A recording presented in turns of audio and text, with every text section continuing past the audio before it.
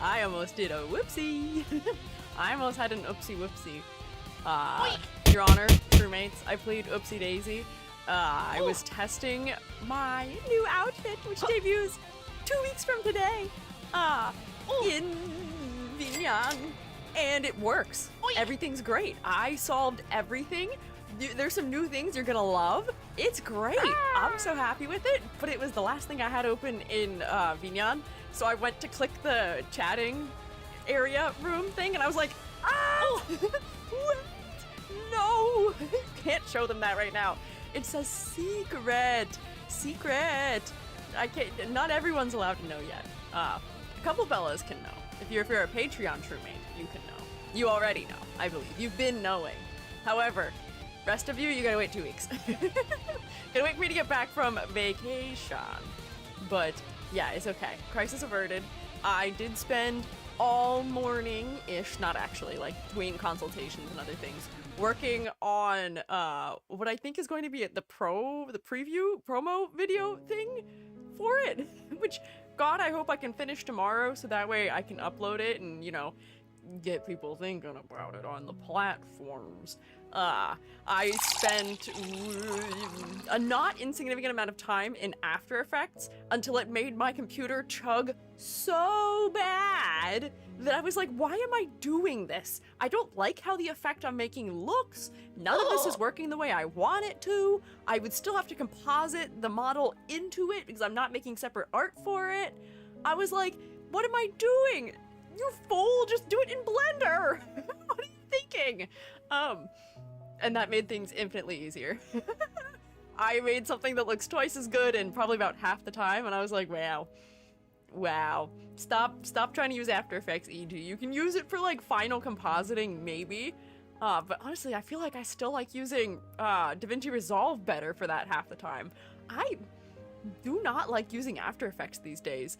I don't remember when it changed, but there used to be a point in time where I could run After Effects on my computer, the one I have right now, without any issues. I had no problem with it. It didn't slow down, it did what I wanted, it listened to me, it ran well on my computer. Back in the day when I made the background you see behind you, which is just a bunch of wobble effects, but and a little bit of like particle effect. But that was like too much to ask of it, essentially. It was like 2 pre-comps and like a little bit of animated like fractal noise, essentially, and it was like no. How dare you? How dare you think that that would be happening? How could you? Crashes all the time now, yeah, and for some reason it just like super duper fills my disk space. I don't know why. It uses up all of my RAM.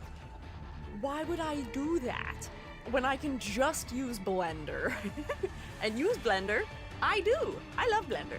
I love Blender so much. I love open source tools that run efficiently and well on my Panooter. It's so good. It's so nice. So yeah, I'm enjoying Blender. It's good. But hi, I didn't tell you who I am. I didn't say anything yet. Hi, I'm Squiiji. Nice to meet you. I'm a freelance artist fungi. I'm also an art educator, and I do 3D model significantly a lot. I did just finish 3D modeling a new model for myself for the summer, which is what we were kind of yapping about a little bit. 5.3 Blender's peak until it isn't. I have not used 5.3. I only just upgraded to 4.5 like a month ago. You will have to carry me kicking and screaming to the latest version, and the only thing that ever gets me to update my version is a plugin releases that I want, and I can't use it. So I think I moved up from 2.8 to 3.4 because I needed, oh, what was it? I don't even remember. Something.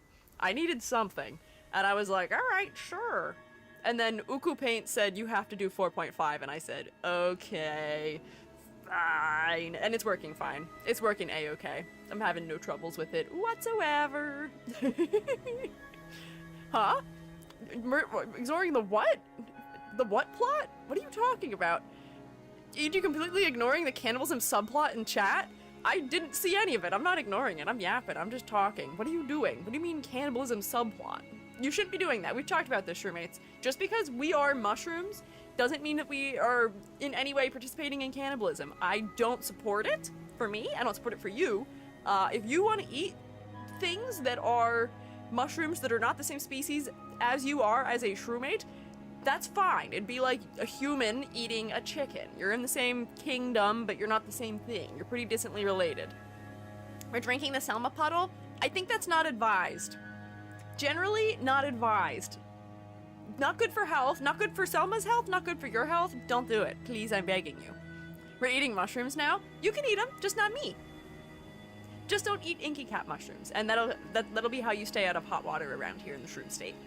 You can have a delicious oyster mushroom or portobello mushroom, because I am as closely related to those things as you are to, like, a fish, essentially. I'm pretty distantly related.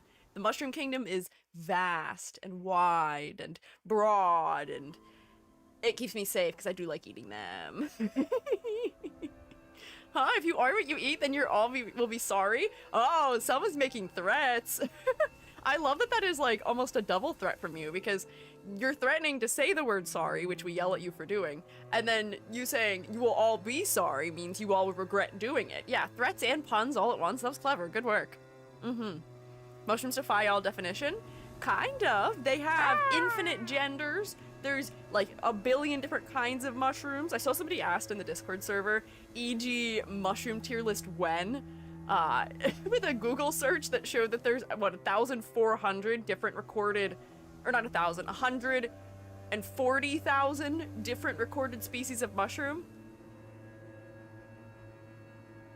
Y'all see how long it takes me to get through like 100 of something, so I think that would happen forever. Forever. I did, however, assign fellas to be mushrooms at one point in time. We could go back to that. Estimates up to 5 million existing. Crazy Dio. Crazy? Cannot fathom that. But I like mushrooms. They're cute little guys. They're shaped very interestingly. They don't really operate the way that we do in any way, shape, or form, and it's cool. Infinite content glitch. Maybe. I already have a couple of those. I don't think I'll ever run out of content. I actually have too much content to get through all of, ever. I have infinite content in VTuber design critiques. I have infinite content in video game character design critiques and video game character tier lists. I have infinite content glitches out of the fact that I can just draw whatever I want whenever I want, maybe. I feel like that is something people maybe struggle with YouTubing, is like, what am I gonna do? I struggle with, good God, when am I gonna do it? I have like so many things queued up that I'm like, all right, we have to wait.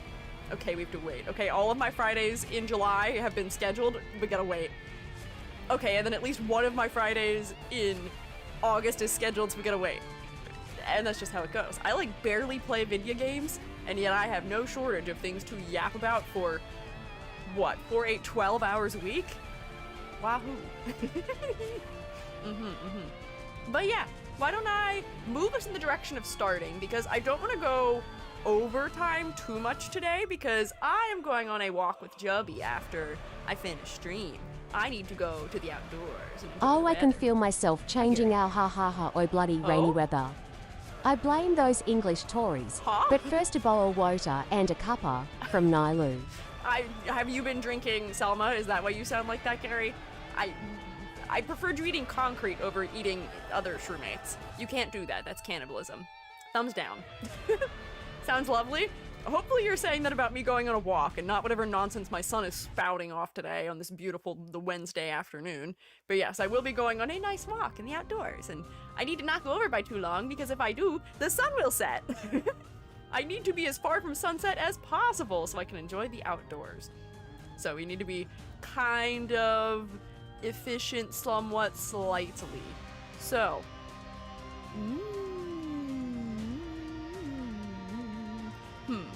let me see. What do I need to do before we start? Today we are finishing our tier list for the egos. People have been pretty chill, thankfully, at this point. I think I've solved the ongoing animosity struggle. I think the introduction of disclaimers to a much greater degree than I had previously has been very effective. I do also think that slow-moding the chat was also pretty effective. To fellas who are watching, I think also people probably watched the first of the tier list parts, and if it was not their cup of tea, they maybe didn't watch the subsequent two and maybe will not be here today then.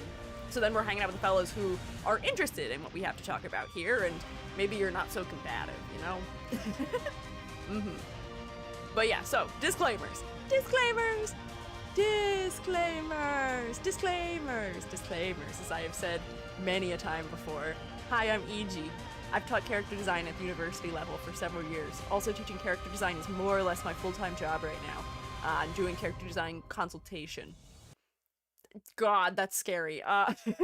The opinions that I share are my opinions. They are my thoughts and feelings about the designs. I make some attempts to be objective and unbiased, but I will not claim that this is entirely unbiased. Gaze deep into my terribly horrifying rotating eyes as I tell you these things. If you disagree with me, you are welcome to do so. Wow! I am just one little guy. One tiny little mushroom, even. So if you do not agree with, oh god, if you don't agree with things I'm saying, that is okay. You are welcome to let me know, as long as you're being polite and kind about it. I don't know what's happening. I've turned into a lollipop. The shroommates got hungry and turned me into a lollipop. I'm gonna ignore it. I'm gonna pretend it's not happening. I guess this is kind of a biblically accurate EG, isn't it, though? Lol, EG! No, and I have a tail now, too! I'm, like, not even tracking anymore. What is happening? Oh, it's just because my head is the only thing that tracks. I'm in T-pose. Hi, I hope you can accept me this way. This is what I truly look like deep down inside. So just know that you're being mean. This is who you're being mean to. Don't worry, they'll cover my terrible, horrible face for a little while longer. Anyways. Oh, Miku, short, yep. Anyways, as I was saying, disclaimer. You don't have to agree with me. You are welcome to disagree with me. If you disagree with me, today our word for letting me know you listen to disclaimers is limes. I've appreciated reading through the comments people have made where they have included the word that lets me know that you listened to the things I said. I've liked reading through them. I have gained some new context for certain designs, which is quite nice. So thank you guys for sharing. I appreciate it. I may not get to respond to everything because I'm kind of slow about it, and I also have a lot of work that I am usually doing. But I do appreciate reading through them when I get a chance to, so thank you. Disclaimers include several things. Oh god, first of which is I'm so sorry. Disclaimer, I'm sorry. Disclaimer, I apologize.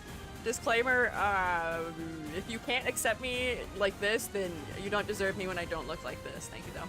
And they keep covering my terrible, horrible face. Okay. Thanks. This song, I feel like, is kind of fitting for how terrifying I am right now. What does my disclaimer list contain? I'm not a hater, first of all. I want to genuinely like and enjoy most designs I ever see. I say this often, both about going to restaurants and eating their food, and about character design. I'm not going into a place to be like, well, that sucked.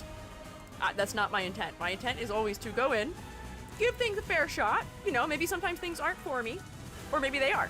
But that is why this is my tier list that you don't have to agree with. You don't have to agree with it. It's my tier list. I'm making it for me. So, yes. Disclaimers. Despite any misgivings I may or may not have about the designs, the game is clearly doing fine without my commentary, so they don't need to listen to me. You don't need to listen to me. But maybe you want to listen to me. Maybe I want to listen to me. I hear some streamers are streamers because they like the sound of their own voice. And you know, sometimes I suspect that maybe not necessarily the case for me, but I don't handle silence very well, so I don't know if that's what's going on, but yes. Might be gaining ego since I'm sane enough to keep talking. This is normal. This is a normal day in the stream state. They love to torture me. They like to poke and prod at me while I'm in my enclosure. They like to dress me up as whatever nonsense I may or may not be. I'm really trying so hard to do disclaimers though, and it's not working because I keep getting so distracted by what I look like and what all is happening. Yeah, so, I have a whole document that has it all written down, so let me recollect my thoughts real quick. So I can remember what it was I was trying to say. What were my disclaimers list? I thought I had a disclaimer list for this that I had prepared. Maybe I don't. We'll talk about when I look at the rubric, maybe. Yeah, let's go look at a rubric as soon as I stop being peculiar, maybe. Okay, this kind of counts. Okay. Come here. Come on a little trip with me. Oh, let me close things before I, again, almost spoil my outfit. I'm really trying really hard to spoil my outfit, apparently. Here we go. Go to this room. Open this thing. Yep. Ding. You're right. There it is. Nice try. So, disclaimer. While I am not going to be completely unbiased or completely objective while I'm doing the pseudo critiques I'm doing today, while I'm reviewing the designs, while I'm tier listifying them, while I'm ranking them, there are some general guidelines I do follow when I am ranking character designs, and generally I do personally enjoy designs more when they're effective in terms of their character design. And I'm not saying good. I'm not saying they're good character designs. I'm saying they're effective character designs. Do they have interesting color palettes that are cohesive and have contrast that works at a distance? Does the color placement support the focal point? Is there a strong color hierarchy present? If those things are true, usually I tend to think more favorably of it. That also makes it more effective. For silhouette, if the silhouette is unique and easily identifiable in and of itself, that usually does favorable things for it. Egos, doing great in this category. Egos have been knocking it out of the park as far as silhouette goes. IDs, not so much. So, egos, fantastic. Also, the egos have also been doing much better as far as palette goes, too. For level of detail, the level of detail should be appropriate for the design. Given the fact that we are mostly looking at, like, the in-game sprites, it's... the level of detail doesn't have to be super duper high. It should be appropriate for the fact that they are little chibis, but the illustrated art can be more detailed. Honestly, they haven't had any problem with this yet as far as I'm concerned, other than maybe a couple outfits feeling under-designed, but I will take that over the general gotcha trend of more detail equals more better, because I don't agree. I disagree. More detail does not equal more better. More detail equals less better. Less effective. For focal point to be effective, the primary focal point of the design should be well executed. The viewer should be drawn to look at the character's face first and foremost, because that is how we as people are able to form a relationship with a character. It's how we may become attached to them or interested in their story, things like that. It's how they emote, it's how they connect to us. Eyes are the window to the soul. Generally, this is working pretty okay for the Limbus Company character designs. And finally, concept. The concept of the design should be clearly, creatively, and thoroughly explored. Key conceptual aspects such as the character's personality, maybe some elements of their backstory, or the literary media that they are drawing inspiration from, the ego, the abnormality that they're drawing inspiration from, the cultural background, maybe species of animal or creature, hobbies, interests, things like that. We should be able to identify about a character, maybe just by looking at them. Hopefully just by looking at them. I'm sure just by looking at me right now, you can visually identify that I'm a goofball. And I'm no longer cooking. I was cooking, but now I'm not any longer. What if the character doesn't have eyes? I don't think we're gonna run into that with Limbus Company. If the character doesn't have eyes, we may be running into an Apple reverse 1999 situation where this criteria is maybe not so effective for them. It is okay if there is a secondary focal point that is visually interesting, if it is something that is relevant to the character's plot or backstory or our understanding of them. So maybe if a character doesn't have eyes, that could be the primary focal point, you know? But yeah, so that's generally my criteria for whether or not a character design is effective. And I will say the egos have done much better on this rubric than the IDs did, just because I think that they're willing to be a little bit more exploratory. They're willing to think more outside of the box. They're willing to exaggerate more and play around more with color. So I've been enjoying it. It's been fun getting to witness those. I didn't realize there were googly eyes in the hair holes. Yeah, I have googly eyes everywhere. I can see you wherever you are. You can't escape me or my eyeballs. I will find you. Anyways, that's kind of a terrifying thing to say. Every time I look away from the stream and look back, you're wearing something different. I'm glad you're enjoying the Twitch streammates deciding to torture me, but I finally returned to normal, and now maybe things are on cooldown, so I can focus and speak. Let's see. Further disclaimers. Was there anything more than that? Oh, there's a couple disclaimers specific to different categories. Yep, okay, now they're gonna torture me again. That's fine. So, general statements. The fact that they were all in uniforms for their IDs isn't really relevant now. We're looking at egos only, but there are uniform variations, even in the military, which is something that people often refer to as being rather dystopic and / or strict. There's uniform variations. They've built that in. That is a built-in part of how organizations tend to work in the real world, and Limbus Company could build that into how their organizations work too, and the way that they handle uniforms. They could. It's possible. Also, I have noted that some of the characters have like accessories or elements that appear across all their IDs. Does that carry over to the egos? Because we didn't actually pay much attention for that previously. I wasn't really looking for Donkey's shoes or anything, or is it Mersault who has a belt that repeats? We weren't really looking too close for those. If that is still occurring, I will keep a better eyeball out for it this time to see if they're like integrating it into design, or if they are instead just sort of plopping it on there.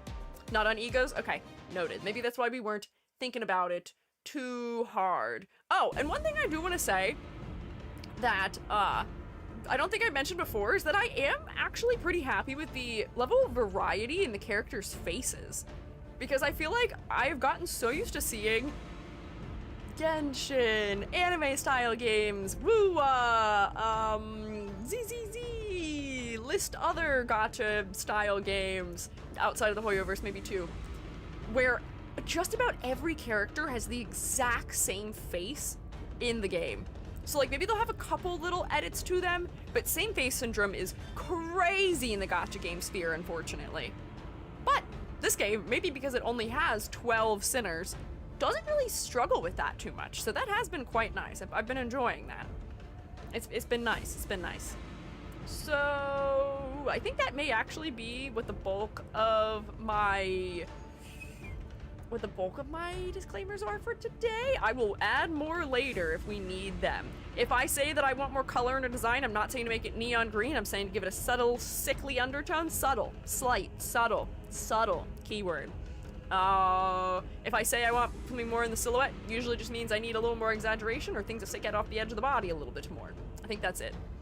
Did we do the no one guying bit yet? We did not! Now it is time! Although apparently, if the comments are anything to go by, people are one guying me without knowing they're one guying me. So, just to put it out there, if you do not know whether or not what you're saying is canon or factually true within the constraints of Limbus Company, either let me know, do a Google and figure out if it is true, or maybe don't say it. I feel like that is the one remaining thing I'm getting yelled at for, but at the same time, like, it's gonna happen. It's gonna happen. It's fine. You're welcome to tell me if something was wrong afterwards in the comments or something, and I will read it. I will learn about it later, but it happens. It happens. Type it for a pin? Yeah, hang on. So, if you are unsure how you spell that? Yep, there we go. About whether what you're saying is canon or factual or not, tell me. Google it to make sure, and slash, or maybe don't say it. Semicolon 3. Because it can't sound that unfriendly if I have a cute little kitty cat face immediately following it, right? There we go. Pinned. Keep that on hand for safety. You can look at the new IDs and ego. Yes, at the end, we're gonna look at the ones that came out last week, I think. Or maybe it was 2 weeks ago. And there may be a couple other ones. Also, we'll look at them at the end, because I don't think the tier list is updated for it, unfortunately. I think the tier list is still... I think the most recent thing it had in it was from early June. I don't think it's updated since June 19th, so we've got a couple fellas I'll have to stick in there at the end. So... let me get all of my windows open that I need. I need this one and I need that one. And I do need this one also. Yeah. Wiki usually has it. Yeah, I think the wiki does have the newer designs. So we'll look at them if they are in here. And I can manually add them to this tier list myself, I believe. Which should work pretty nice. New content sprites are not in the wiki. You'll need to see the video. Ah, I see. Okay. Maybe that will be how we end today. We'll do a little bit of video perusal. But, you ready? Let's get strapped in for our final Limbus day! I'm sure some of you are crying on the inside, and I'm sure there's some people who are cheering. Cheering because they don't have to hear me talk about it anymore, or cheering because I've been bothering them with this because they don't either agree with me, or because they don't agree with how this has been handled, or they're just tired of me, which... remember who you're talking about when you say those things. I'm kidding. I'm incapable of being disturbed. I'm invincible. You can't hurt me in any way that matters. And as they say about fungi, you can't kill me in a way that matters. You really can't hurt me in a way that matters either. I got a thick skin. If you don't like what's going on, that's fine. Just move. Just keep swimming. Yeah, this is who you're being mean to, and you're being mean. Thanks, Hoshi. Let's see. I need to go to this room, I believe. I think. Maybe. Potentially. Oh, maybe. Yeah! Oh my gosh, look, it was set up properly and everything! Ah, no problems! Yay! I'm so happy. Hang on, put that like that, and there we go! And we are off to the races. It's been really fun. I'll miss it. Always good to listen to interpretations. Well, thank you. I'm glad you've been enjoying it. I have been having fun after the first stream. That first stream was kind of rough, and it's calmed down a lot since. So I'm very grateful to the continued Project Moon fans who've been hanging out and who have been chill with me. Thank you. I see you. I appreciate you. But, God, I'm so tall. Gary, you're so in the way right now, too. Are you usually this high up? I guess you are. Or maybe it's just because the neck is higher with this model, so therefore you're just pinned higher up. You're blocking things. Gary, get out of the way. You're Mike Wazowski and everybody. Are you referencing that Tumblr post about the fungus? I am. I know of the old literature. I was big on Tumblr from like 2012 until probably like 2022 when I went to grad school. Then I just kind of wasn't hanging out on there anymore. Actually, after they did some of the resales and some of the weird purges and rule changes, I was like, it ain't the same. Not anymore. No. But why don't I reintroduce our tiers here for everyone. If you were here before, it'll sound familiar, but if not, I'll let you know. So, here's my tier list. Designs that go in the heart category are designs that I personally think maybe stand out above the rest of me for one reason or another.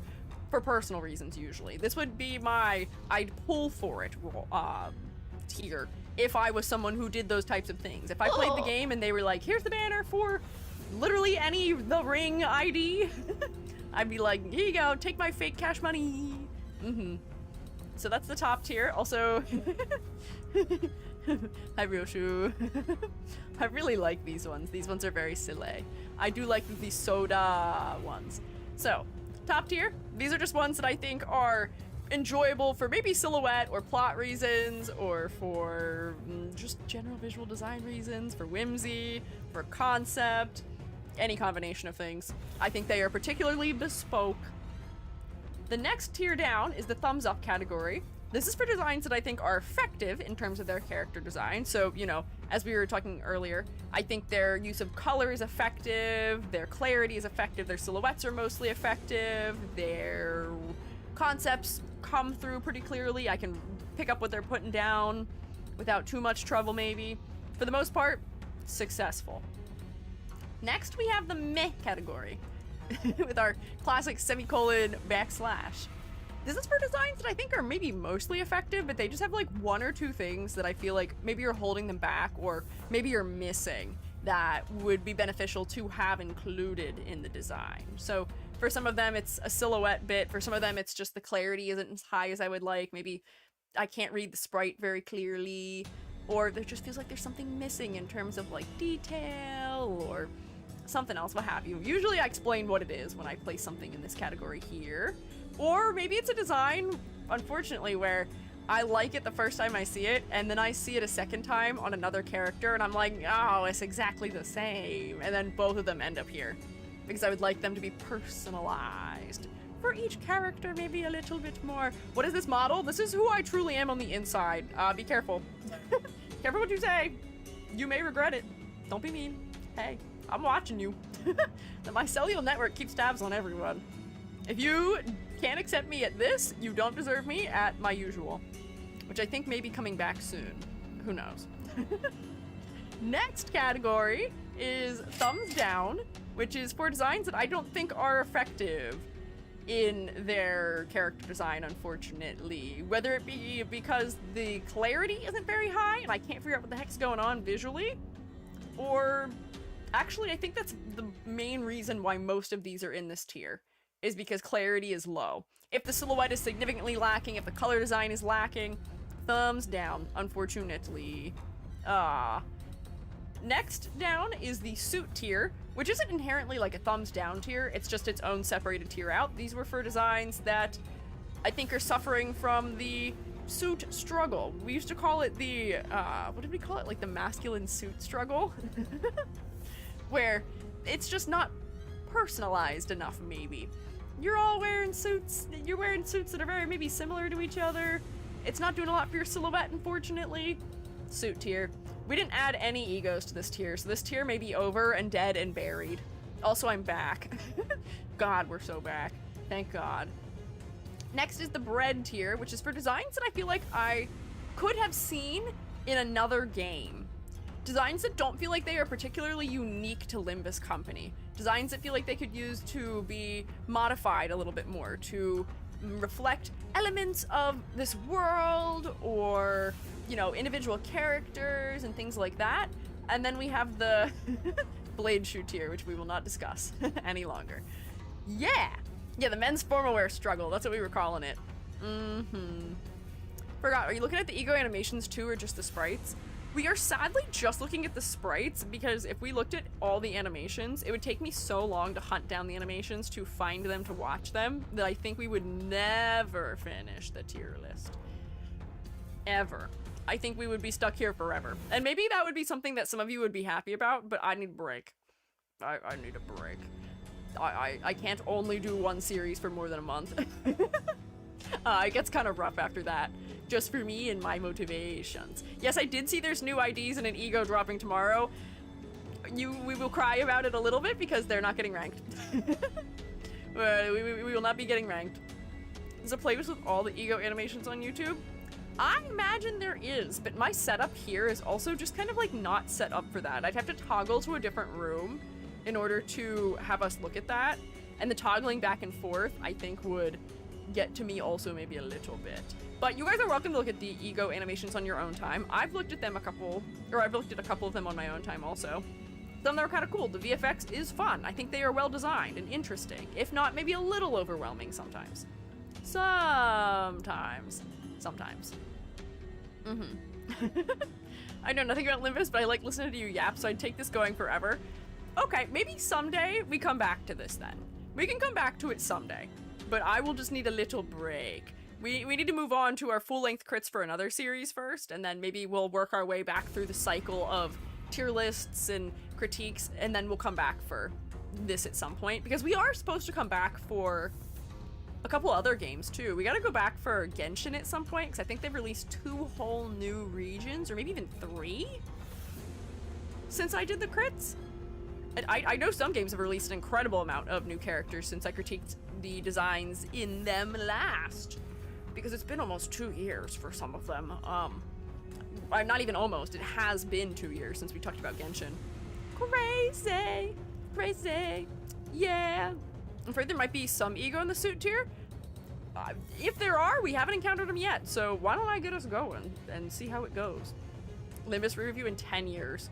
I don't know about that. Genshin's releasing a whole new region next month, so maybe wait a tad. Hey, maybe we'll do it when the new region is released. Maybe that'd be good timing for it, perhaps. But yeah, let's get started. We left off finishing, I believe, Mersault, so now we're on to Honglu. And so we'll start with Honglu's default ego, the base ego, as they may call it. My man is locked up inside with nothing but his, what is this, a guandao? And heaping piles of treasure. He's got something beautiful, some beautiful building maybe in the background. It looks like it's very nice outside, but he is stuck in here. He is trapped. Let me see the sprite. 5, 4, 3, 2, 1. Show me the sprite. That's a temple of Hongyun in the back. Okay. Is that related to his lore, perhaps? Because I believe it if it was. Oh, and I forgot for the base imagery, they don't give me more than one view of the sprite, unfortunately. But you know what? I don't mind this. He's wearing his prisoner's garb as sort of like an outer layer of a robe, which is kind of nice. I always enjoy his green hair accessory for adding a little bit of color interest to his designs. Otherwise, it would be the classic gacha struggle of black, white, color, metal. Black, white, red, gold.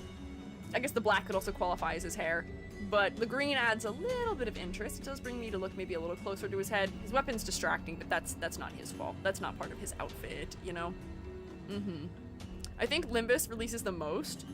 Do they really? It seems like there have been a lot. Just in the time that I've been streaming this game, or in the month that I've been streaming ranking them, we've released how many? We got 2 finger IDs, right? We got at least 1 new ego and at least another new ID, I think also. Every 2 weeks is a new one. That's crazy for a release schedule. If I waited any longer to do this critique, I would have never gotten through it. Probably. One of his eyes is teal too, which always helps even if it's small. That's true, I do remember that. I just think his teal eye is not facing us at the moment. I do think that a lot of the base egos are just kind of okay. Nothing to write home about. This one might be a little bit above average because I like the way that they are modifying his prisoner's garb to relate to the cultural background going on here in cultural fashion, but nothing too crazy. Oh wait, also, I gotta remember my text. Middle click. Click tech. Yeah. Yeah. Immediately open things. There we go. 4 IDs and 1 ego. Yeah, just in the couple weeks I've been doing this. Good God. Hi, Honglu. What's going on here? Roseate Desire. I feel like this looks almost ballet inspired in some capacity, although it is just his base outfit with more ribbons. It's base outfit with ribbons, with bonus ribbons. And a shoe. I'll look at the abnormality it's based on in a second. Oh, this is more interesting the way they have it here. He's got little pink tips to his hair. He's got some gauntlet claws. Interesting. Freaky bandage ego. Uh-oh. Don't know how I feel about that. We are going to be looking at both the, like, what do they call it? Base? Awakening skill version and the corroded version, because both are visually interesting, and sometimes one is stronger than the other, so I will be sort of averaging between them to place them. Oh, my eyeballs got stuck closed. Oopsie. Shade of pink is very Danganronpa. I see what you mean. It's very fuchsia in the undertone. Very fuchsia. Also, I saw somebody ask about doing roll. I did forget to do all of those things, so we'll... Let me rank this one, and then I'll take roll, and I have a prediction for us to do also, if you'd be so inclined. If you'd like to gamba, maybe a little bit. Just a little gamba as a treat, maybe. I enjoy the way they made his hair purple. That adds some color variety here for me. It also helps his hair to stand out from his suit a little bit more. Also, they lightened it a good deal, which is interesting. His claws got a lot bigger. The egos really don't miss when it comes to silhouette. Where is it gonna show me? It's not telling me. Usually it had it somewhere else, but pink shoes is the one it's based on. Is it just a pair of shoes? Is it just a pair of shoes? It might just be a pair of shoes. Oh wait, there's like creatures. Pink shoes and chanties.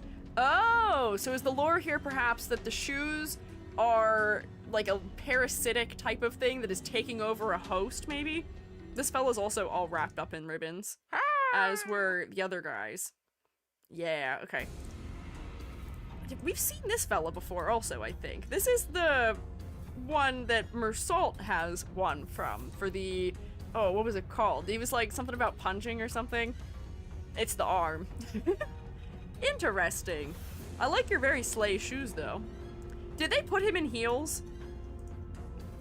Unclear. If they didn't put him in heels, I might be actually a little bit disappointed, unfortunately.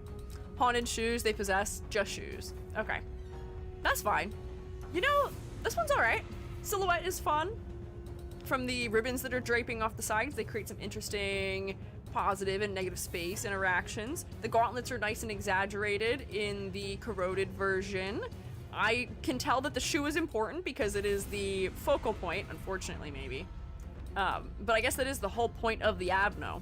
Screw loose! A wallop is the word. Wallop. Screw loose wallop, right? I was like, he's punching. I need another word for punch. The wallop.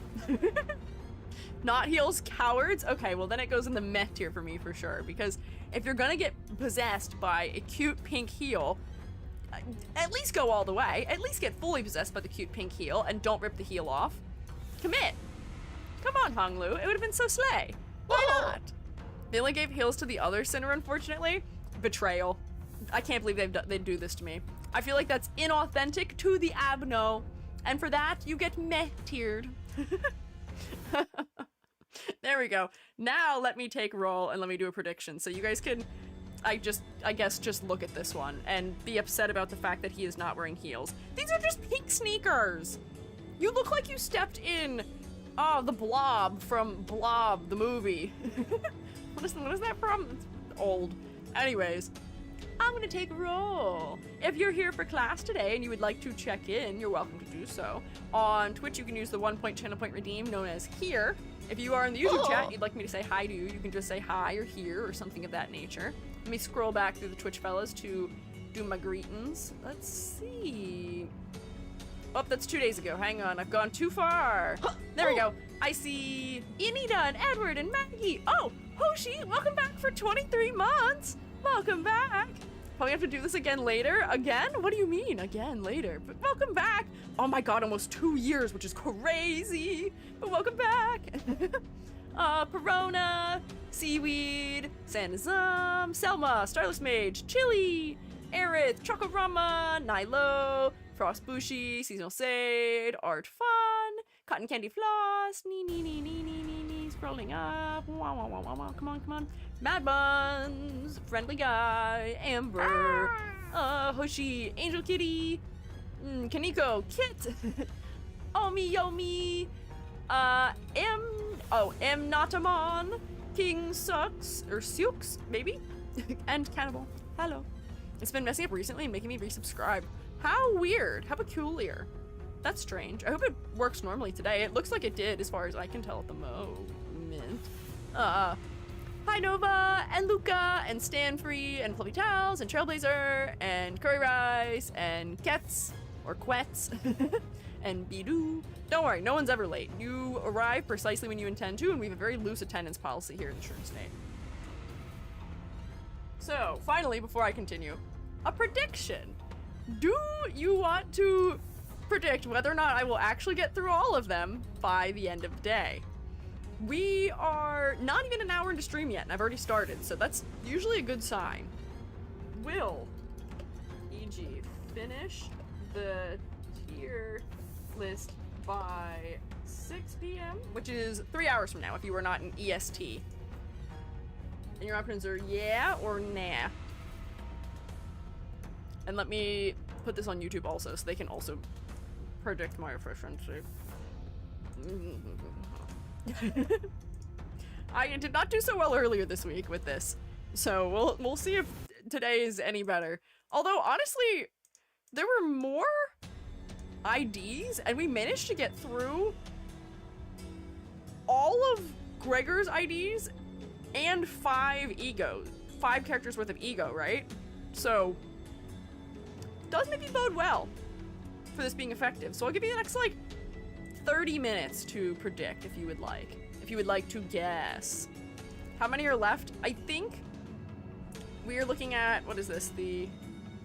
That was the second one for Honglu. We need to do all of Honglu's, Heathcliff, Ishmael, Rodion, Sinclair, Otis, Gregor. We have 7 left. 7 fellows worth, and we have to go through however many they have, but they only have like maybe 9 or 10 compared to the egos in which they had more than 9 or 10. And maybe sometimes significantly more than 9 or 10. Soda! Soda time! By the way, about the pinned message, are we boiling it down to explicitly spoken? Because I remember the thing about whether Queequeg was actually in a relationship with Ishmael back in one of the streams. If it is something that is, like, a read between the lines type of thing in the game, that's fine to tell me. If it is something that we as viewers are meant to discern by looking at the information, that is also okay to say. If it is something where they are alluding to it, that is alright. If it doesn't have to be something they've explicitly stated, if it is something they are clearly maybe alluding to. If this wiki is listing it as trivia, generally that is a good bet that it is something that is intended. Use your best discretion. Use your best discretion. You need to watch Soda Honglu animation, it's one of the best. We'll queue that up for the end of the stream, maybe.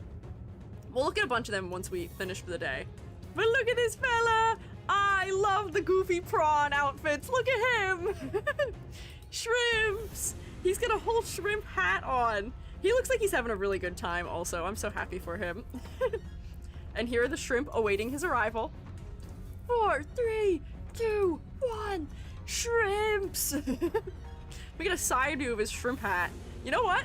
Shrimp hat, great for silhouette. Adds a lot to his silhouette. This fella is so slimy also. One shrimp is crying? Oh my god, why is he crying? Oh my gosh, he is crying! He's got tears in his eyes! Why is that? Why so sad, shrimp? Shroommates, make sure you unshrimp your backs while you're watching me do this. He looks so satisfied with himself. He caught so many shrimp in his bag here. Yeah, it is fun. So there is an interesting assortment of colors going on here. We've got the orange and the purple and the yellow, which is almost a green undertoned yellow. So it's got good color variety. The orange of his hat ends up being pretty focal, even though the boots are maybe a little bit distracting. The orange of the sleeves and the hat do make us look at the upper body pretty quickly. And when his face is on display, the fact that his skin is pretty pale compared to a lot of other dark colors also makes his head pretty focal. As far as concept goes, we really don't have any struggle figuring out what this fella's up to also. He is definitely wearing his waders to be on the boat. He's got his hoodie on to keep warm because it's cold out there at sea. He's got his galoshes on to keep his Beatsy's clean, and he's got his prawn hat. He's been shrimpified. I love these. He can hang out with was it Ryoshu? I think it was Ryoshu was the other one. Yeah! Prawns together forever! It's so shrimple! We love Soda Honglu, despite it being terrible gameplay-wise. I am so heartbroken to hear that. Honestly, sometimes the coolest designs are the least viable ones in-game, and that's always something that breaks my heart when it comes to gacha games, because, you know, I'm a Pokemon player from time to time. My favorite Pokemon are usually kind of unviable, but you better bet I can find a way to beat all of Emerald with an all-skitty team. It's possible. I will do it, even if it's the hard route. And there are games where you can do that more or less. That was one of the things I liked about Arknights, which was that I could just kind of use whoever I wanted, and unless I was trying to do some crazy particular things, it wasn't too bad. It wasn't too hard, you know? So now we have Honglu, who is blue. Why are you blue? Why so sad? He is covered in rock. He's got a big eyeball on his shoulder, and he is being watched. Soda isn't bad, just inconsistent. That's a thing we could just say about Soda maybe in general in life. Yeah, big eyeball. Stone. 3, 2, 1. Ah! He is rock. I fear that this is like 80% one value. And he is still more rock, but this is still kind of like 80% one value.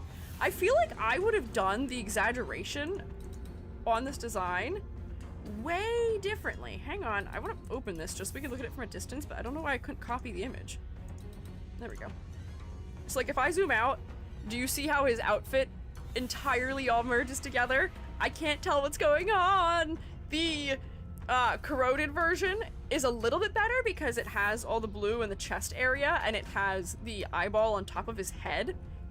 But hang on. Remove all the saturation. The blue is maybe only like 2 steps lighter in terms of value as well. If it was brighter in its value, it would add even more clarity, you know? Let me take a look at the Abno that this is based on, but unfortunately, just for clarity alone, I think it has to go in meh. The silhouette is decent. I can tell there's something fishy happening. He's got webbed fingers and a webbed foot. The dots almost feel like barnacles on his hip. It's just the clarity isn't great. It's a frog. Oh, not an eye, it's frog jelly? Interesting. I almost got excited about this one. This makes it look really cool. And I fear that it's mostly just the lighting effects that are adding to it. Oh, the blubbering toad! The poor toad. Oh my god, wait, I love him. He's one of those, what are they, the little desert toads? The ones that go... when they scream? His eyes are really big and bulging. I feel so bad for this little guy. So I can see why he's got sort of like a gritty texture to his armor, but I still feel like we could have used just a little more clarity, unfortunately. Come here, where are you, Honglu? His name is Gluppo. Is that actually his name? Or is that like a Pablo type of name where it may as well be the canon name, but it's just not official technically? I'm gonna put this here, unfortunately. For clarity reasons, I'm sorry, my blubbering toad, it's okay. I'm sorry, I know you didn't mean it. I know that you're so cute, but I have to do it to ya. Pablo type, I see. I love that you've named it. Oh, lasso, we've got another lasso one. They like these super thorn ones, the Rose Hunter. Yeah. Let's see, how different are you from... Oh, was it... Who was the other one who we looked at Thorn Hunter for? Was it Faust? Perhaps? Faust? Potentially, one of them. Classic steed, question mark. You look like you're a little bit of like, maybe like a Robin Hood type of figure from that particular style of hat, which is interesting. And there's the fellow themselves. No countdown this time. Oh, so you're a little bit more of like maybe like a ranger or an archer. You got like a medieval European style outfit going on. Was that what Faust had too? I feel like I can't remember. I love that you keep your hat for this. Again, I fear that the egos based on this abnormality, unfortunately, are trending a little bit towards low clarity, just because the greens, where are they? Oh, I put that one up higher. Just because the greens end up kind of mixing together, unfortunately. Where did I put Faust? Was that hers? Is that it? That might be it. I'll put this towards the top here. But we just have similar value against similar value all the way through. And I get that in this one, they're trying to merge him with the horse because they're all made of the same material. But I want maybe a little more clarity. The red rose is really nice and focal as the head. I love that this version of the horse has a rose in its mouth also, which is kind of cute. The toad is blubbering about his rank. That's fair and understandable. The bleeding heart being rose petals is fun.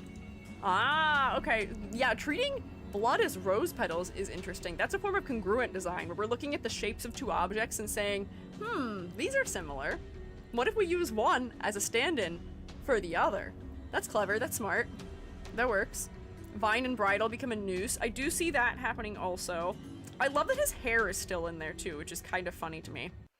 You know what? I feel like this almost has more clarity, at least in the Awakening frame, than Faust's did. So I might go like that. You can be slightly ahead of Faust, perhaps. Not by a lot, but I'll give you a little bit. Just a bit. Just a tad bit. Let's see, was there anything more to it? Oh, I can see it moving. No, I can't. It said moving, and then it didn't move. It lied to me. Terrible, evil liar. He's a what in the crowded version? A what now? Is that a particular type of creature? I've never heard that word before, and something about the way that's spelled makes me worried that if I say it wrong, it's gonna sound like I'm saying something rude. Look at the horse's belly. Yeah, I did see that. Still image of it in movement. I know. For the fact that they have animations in here, I think that's so funny.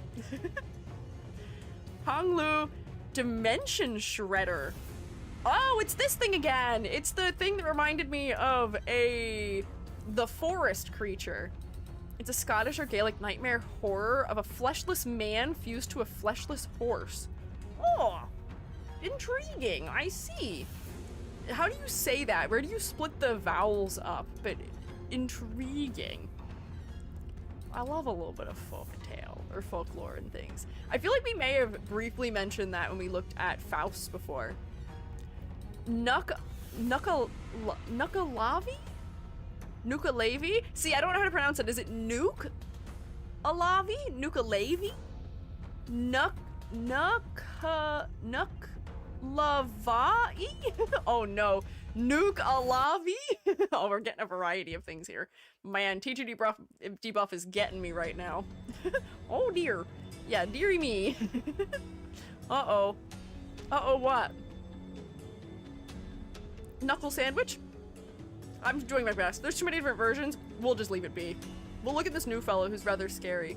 Why'd you say that like Mickey Mouse? I didn't mean to. If you do the Scottish accent, it'll make it easier. I can't. I don't have a Scottish accent within me. I can't do it. I will just never say it. Anyways, look at this cool new abno we have here. It's Hong Lu getting eaten by his jacket. He's being consumed. Oh yeah, he is being consumed. This is an interesting take on the uniform. This looks like it might be a uniform that I've seen before. I see some people already saying that it might be W Corps uniform, perhaps. So just reading this abno is interesting, based on an entirely in-universe phenomenon, if I recall, and not on a real-life thing. Okay. He's turning into flesh. He has a little bit of, like, veins or, like, muscle sinew floating around him for added silhouette. His arm has a mouth in it, which is always a place that I think putting an arm is good. And then here it is taking over the entire upper part of his body. I like the way that they've elongated his torso to a disturbing degree here, because it really makes him feel uncanny. The stance of his legs, all the tendrils, the way they're moving. They're doing a good job selling the horror aspect of this one. I think we rated someone who had this abno pretty highly before also. Wayward Passenger. An abnormality captured that is researched on, okay. Humanoid entity, it's got, that wears the standard uniform for W Corps. It's got a grotesque and disfigured appearance. I see that. Long mouth cavity. Sides of the maw have jagged teeth. Its neck and head lack skin. Arms appear to have ripped from its shoulders, leaving behind tendrils. It has extra arms made out of fiber. Let's see, what particularly did you want me to read about it? Is it trivia? Appearance represents or resembles the disfigured forms that the passengers of warp trains usually take on during a ride. I see. Clothing matches the uniforms worn by W Corps cleanup agents, with the logo present on the front. Its ability to create dimensional rifts ties in with their singularity. Resembles the slasher necromorph from Dead Space. That's a funny note to have. Weapon is related to the weapon of the sinner. Sure. Is there anything more? I've noticed a manifestation of W Corps trauma. Yeah, I imagine they're not having a good time cleaning up after the passengers that go, passengers that go crazy. I tried to combine the word crazy with passenger and got something totally strange as a word. Yusong had it, the corrosion looked very different. Yeah, I think the corrosion was more of like a floaty type of thing. Yeah, the Pez eaters on W Corps trains are not having a good time, and therefore as a result, this thing exists. I think this is a fun silhouette. The purple of the swords adds an interesting element of color to it, which we haven't really been considering the weapons before. But I feel like the weapons in this case are made of the body, as it was describing, so I am considering it in this case. And I really like the proportions of this one, so thumbs up, you pass. Yisong was just all mouth. Yeah, he got nothing but mouth. Chatty, very talkative. Peasant passengers, that's not what I meant! No, do not misunderstand me! I wouldn't call them that! I mean, if you're riding it in this economy, why is that the more affordable means of transportation in this world? This is the highest ranking W Corps related thing, you are right. Good for them, they got a win, finally! Next we have Honglu Effervescent Corrosion. I love the word effervescent. Yet again makes me think of the ye olden Tumblr days. There's something, isn't it? There a meme about Twilight or something where there's a snail? Isn't it like Bella shows Edward a snail and he just goes, effervescent? Is that not what it is? I feel like that's something I recall. Maybe, if only loosely. Yes? Okay, thank God. They will allow me to keep my degree in Tumblrology after this one. So, this Honglu is dressed all in green. His hair appears to be turning into almost like an algae. And his clothing feels like it's patterned like wood, which is interesting. Yeah, okay, that is the general read I'm gonna stick with here. Or maybe straw. I love the way that they've exaggerated the bottom part of his suit jacket to add more to his silhouette. I love his perfectly tied shoes also. Look at those cute little perfect bows. He doesn't have a time for a lot of things, but he does have time to perfectly tie his shoes every time. His hair's got a nice transition, which adds some clarity against the back of his body. I do enjoy the sort of like sickly beige color that his suit is, and it does make his head contrast rather nicely, so his head is the darkest element. Honestly, this is designed pretty decently. Don't like his glaive in this ego. This looks like something that I would get a splinter from. It's something like if Twilight had smartphones, Edward would sub Bella pictures of snails captioned effervescent. Yes, Amber, that is exactly what it is. Thank you. If nobody's got my back about the Tumblrisms,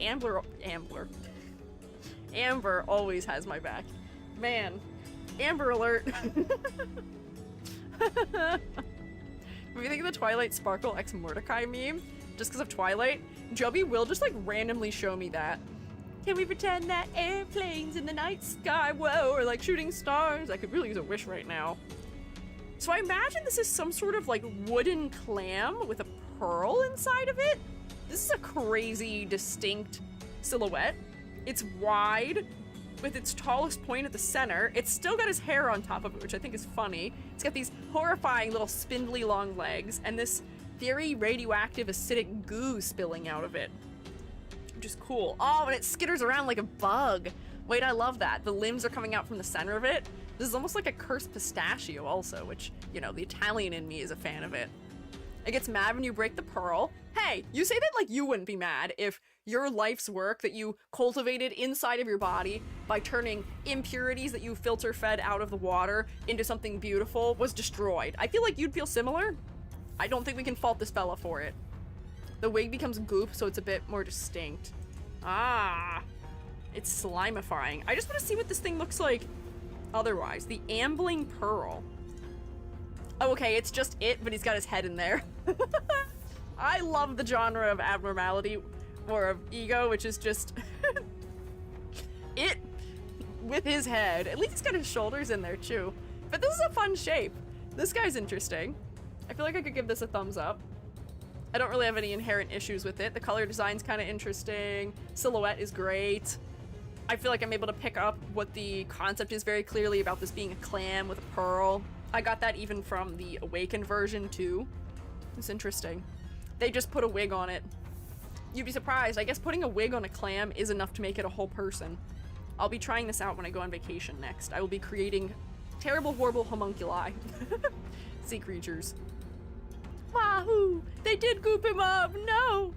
Next is an Arknight's ego. Oh, and I have this on the thumbnail scored like somewhat highly.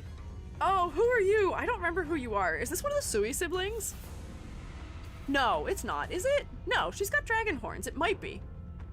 I've seen her before. We did a tier list for Arknights. Arknight's collab I will never have. Yeah, it is limited. Oh, it is? Look at that. Are you proud of me? I know my gacha characters these days. Okay, so this is, I guess, based loosely on this Sui sibling, who I don't remember the name of. Ling, maybe.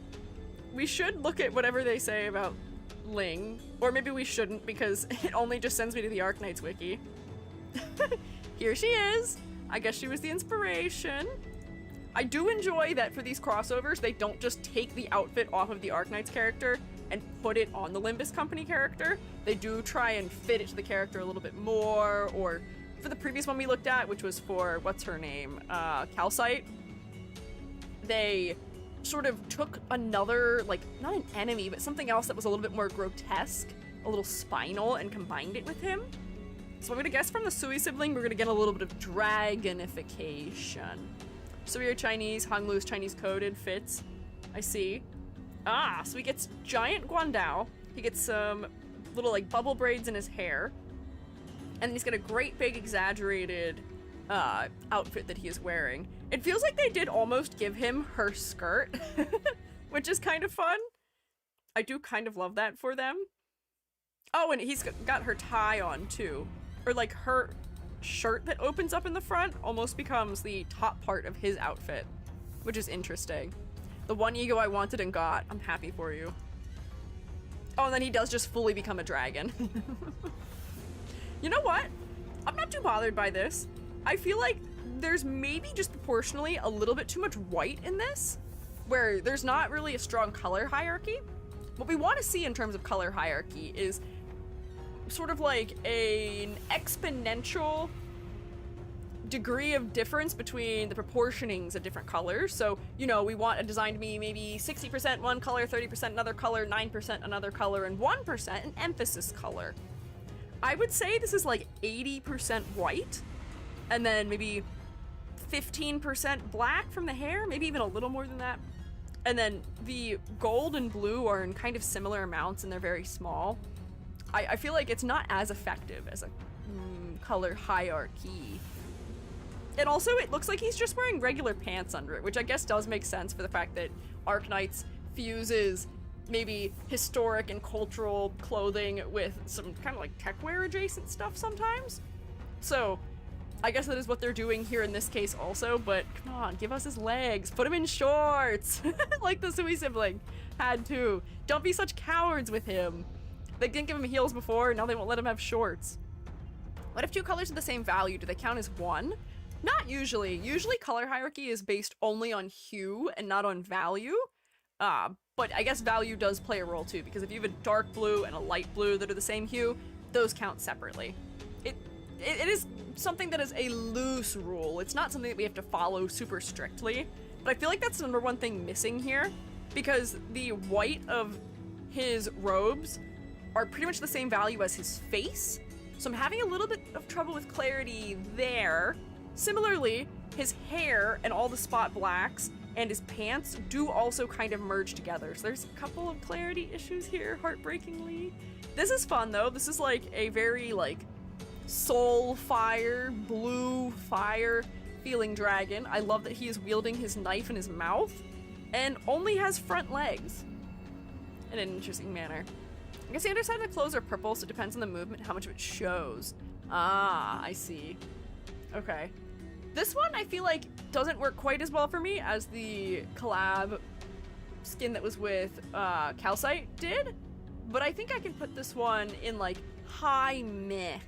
I just want a stronger color hierarchy and I want a little more clarity perhaps, but that's not too bad. Last one, Tears of the Tarnished Blood. Is this his, what do you call it? Not capstone. Is it capstone? No, wait, that's not even a thing for these ones, is it? Hang on, wait, I don't remember how this works.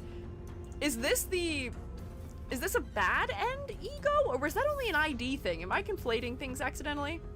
On the wiki, it says enemy on the abnormality, you can see their sprite. Okay, this is his battle pass ego. His what? He got in his own season. What do you mean battle pass? They have a battle pass in this game? Interesting. I will say, just from looking at this as is, I'm having trouble with clarity. This is cool. There's something interesting happening around his body. This looks almost intestinal. But there's a little bit of clarity trouble happening from the red, white, red, white, red, white, red, white, red, white. That's sort of everywhere in a similar capacity. 4, 3, 2, 1. We looked at this one. We looked at this one. We looked at this one on stream a way long time ago. That's why I remember this one. Do they get egos less frequently? Seems like they must, because a year ago I think we looked at this. Season highlight ego, but not as special as the capstone ID. Okay. Ego resonates with his bad end ID. Okay. Stupid ego and the abno associated with it were a nightmare to deal with. I'm sorry to hear that. I love the animation too, but I don't have it. Battle Pass has an ego at the end for the sinner that the canto is about. Ah, okay. So I'm gonna guess that this is drawing from traditional Chinese clothing and the fact that this is sort of taking the role of, I'm not sure what it's called, but like the scarf that is often worn, that's usually somewhat sheer. It's creating a really nice, interesting framing shape for his head in the silhouette that does pull us to look at his face pretty primarily. I do think I'm a little bit overwhelmed by the amount of red and white happening directly against each other though. As I was just saying about color hierarchy, I think this is probably 40% white, 40% red, 10% black, which as a result makes his head really focal, but otherwise it makes it kind of hard for me to parse what I'm looking at here. Like, I think there's a cape. Is this thing behind him, or is it attached to the arm? Like, is this a cape? Maybe it's the back of a sleeve? I'm not sure. These look a little bit like fingers, I think, but where it's overlapping with the edges of his robe, it's getting lost to a pretty decent degree. Let me put this in here just so I can check the... Nope. Wrong. Not you. I don't know why you think you're coming back right now. It is not your turn. Why did I not successfully copy the image? There we go. Layer, new correction layer, use attrition velocity. Bam. Okay, actually the value structure is not bad. I feel like this is actually maybe a little bit easier to look at in grayscale than it was in color. Maybe just because the red ends up somewhat overwhelming. Pibo? I'm not sure how to say that, but yes, that is probably the thing I'm thinking of. They do have a value shift in the red of the halo, that's good. That's true, they do have some less saturated reds, some more saturated reds. We've got his jade bangles, which are only in the smallest percent of the design though, or not bangles, but like rings of some sort. I don't know. I feel like clarity here is not great. Let me look at the corroded form to see if that one is any stronger. Okay, that's just a close-up. They said, we need you to look at his face closer this time. Eye closed. Oh, he's been stabbed. He's been lanced, unfortunately. And his hands almost feel like they've turned into wings. Oh, big old dragon. This is cool. I love the way that they've made the neck feel really disturbing and grotesque from the fact that it's meandering. It almost feels intestinal in a disturbingly wonderful way. The nice long whiskers on the face are interesting. I feel like the silhouette adds a lot of clarity to this version. Yes, his guts are hanging out. The silhouette adds a lot of clarity here because there's less overlap, but I feel like there's still a similar struggle happening, but not as intensely either, because if you notice, a lot of the red elements are clustered together. Red is mostly on the underside here, and then we get a cluster of it here and a cluster inside the wing. His body gets to be mostly an unbroken white texture, and sometimes less is more with things like this, whereas for him, they've added all this pattern work to his clothing that just makes him a little bit overwhelming to look at, unfortunately. So, as a result of that, there's some really cool things happening here, and I will also go look at the abnormality in a second. I feel like I have to put this somewhere in meh, which kind of actually breaks my heart because the silhouette is cool. It's just the clarity isn't great, and the color hierarchy is also maybe not great. Let me look at this fella. Oh, he does just become it. Except it is maybe even a little bit bloodier. I feel like this illustration has more clarity than his sprite had. The way they're using the spot blacks sort of around the back side of it, and then using thinner line art around the head, sort of pushes this back in space from us a little bit. The wings being spindlier makes them read a little bit easier as well. It's interesting. Is there anything in particular about this dragon I should know? Comes from a type of dragon from Chinese mythology of the same name, known as the deity of rain. Most prominent features are a pair of feathered wings not seen in most other Chinese dragons. Okay, similar motif. Why, if it is a dragon that's associated with rain, is it bloody? I wonder. Not sure. He's huge. It has more sprites. The Abno is huge. Okay. So I guess they had to shrink it down for him, maybe? Oh, it flies at you. This is its head at an upward angle. I think this image highlights very clearly my struggle with clarity. I looked at this for a solid, like, 3 seconds and was like, what is happening? What is going on here? I think his neck is... Is it wrapping a... No. Wait. No, yeah, wait, yeah. His neck is curly-cueing behind his wing, but I thought the neck was wrapping around the wing for a second.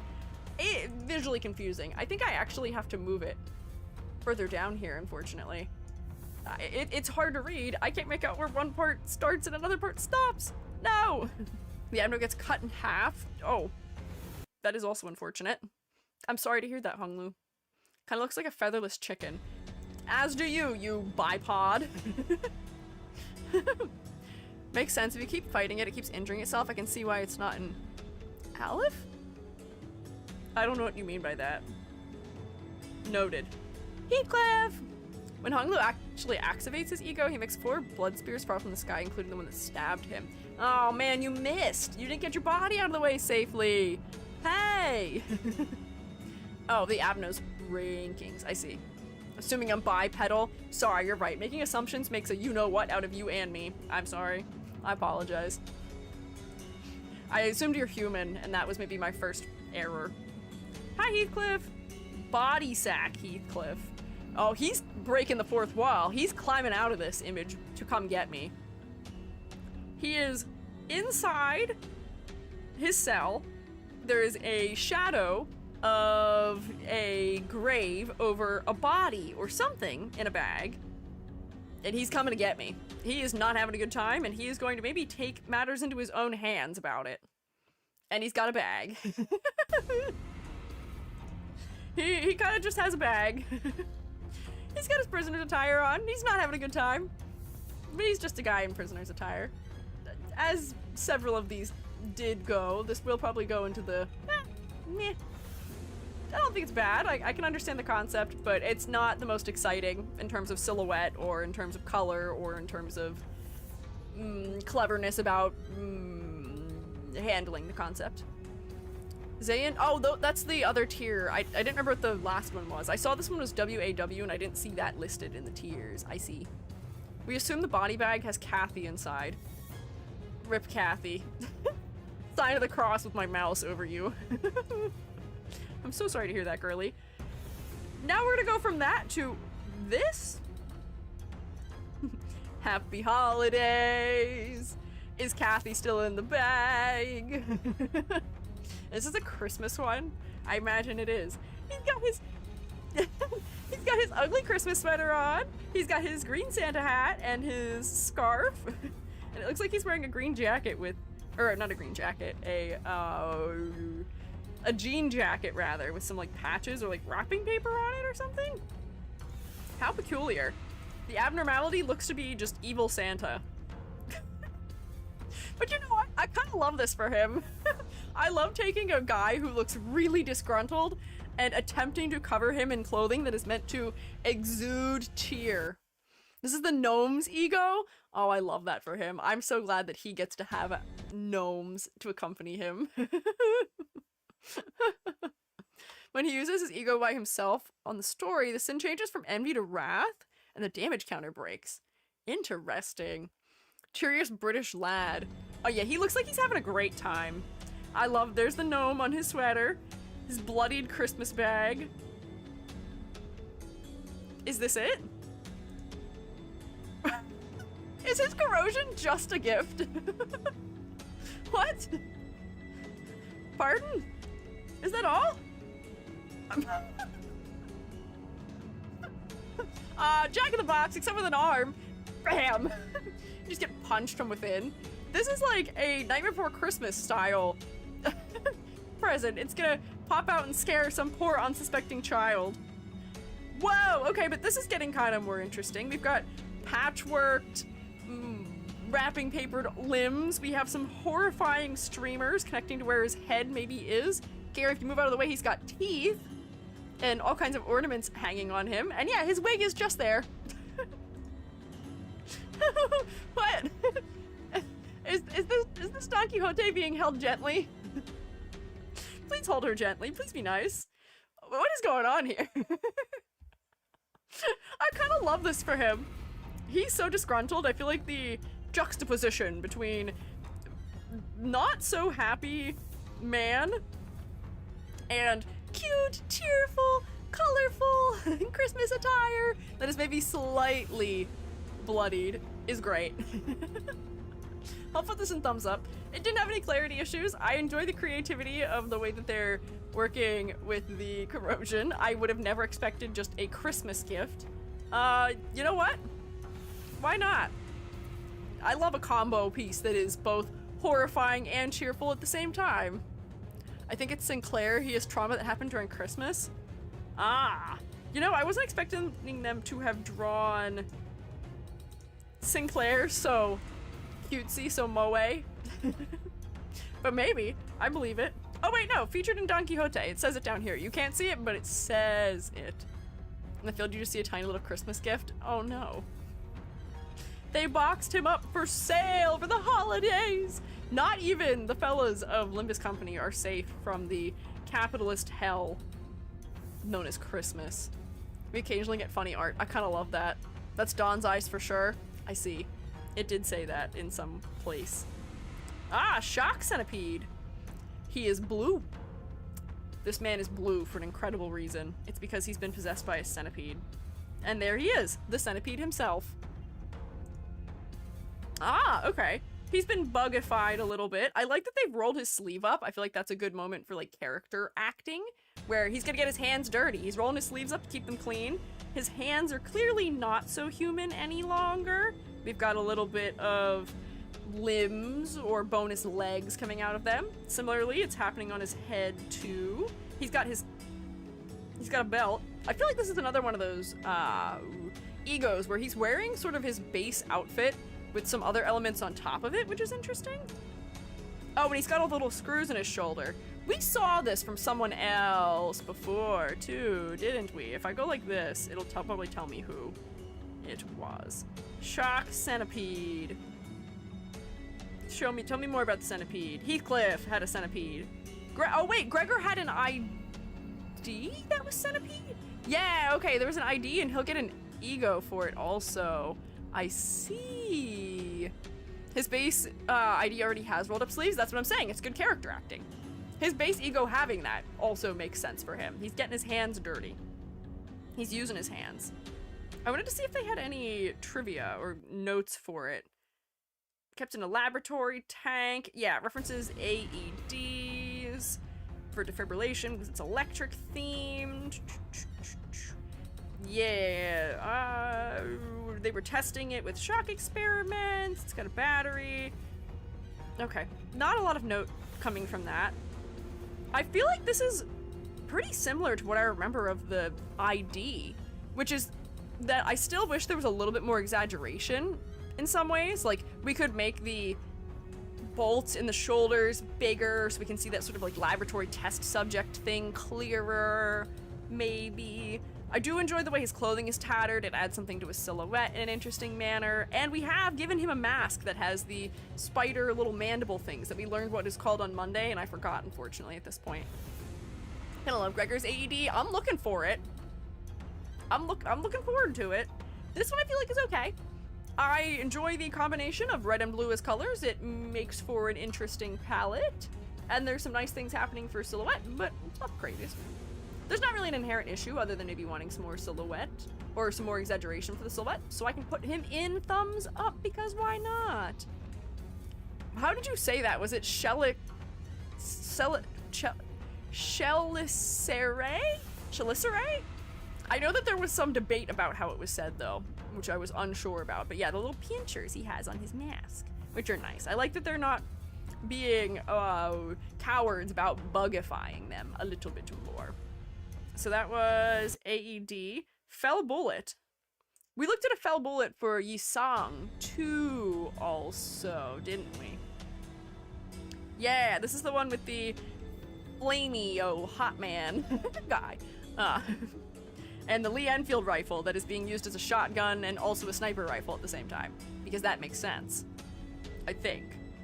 So we've looked at this guy before. He's got fire for a head and he lives on the battlefield as a sniper. 3, 2, 1, go. Ah! So they made his head much closer to the original Abno's by making his face sort of partially taken over by it. He also gets one big scary arm to hold his rifle. I can see the World War I-esque drably colored army fatigues. Makes sense. I can tell this is a fella hanging out in the battlefield. You guys are sad about the lack of team kill, and I am not trying to feel about that or this. What? Is this the Abno?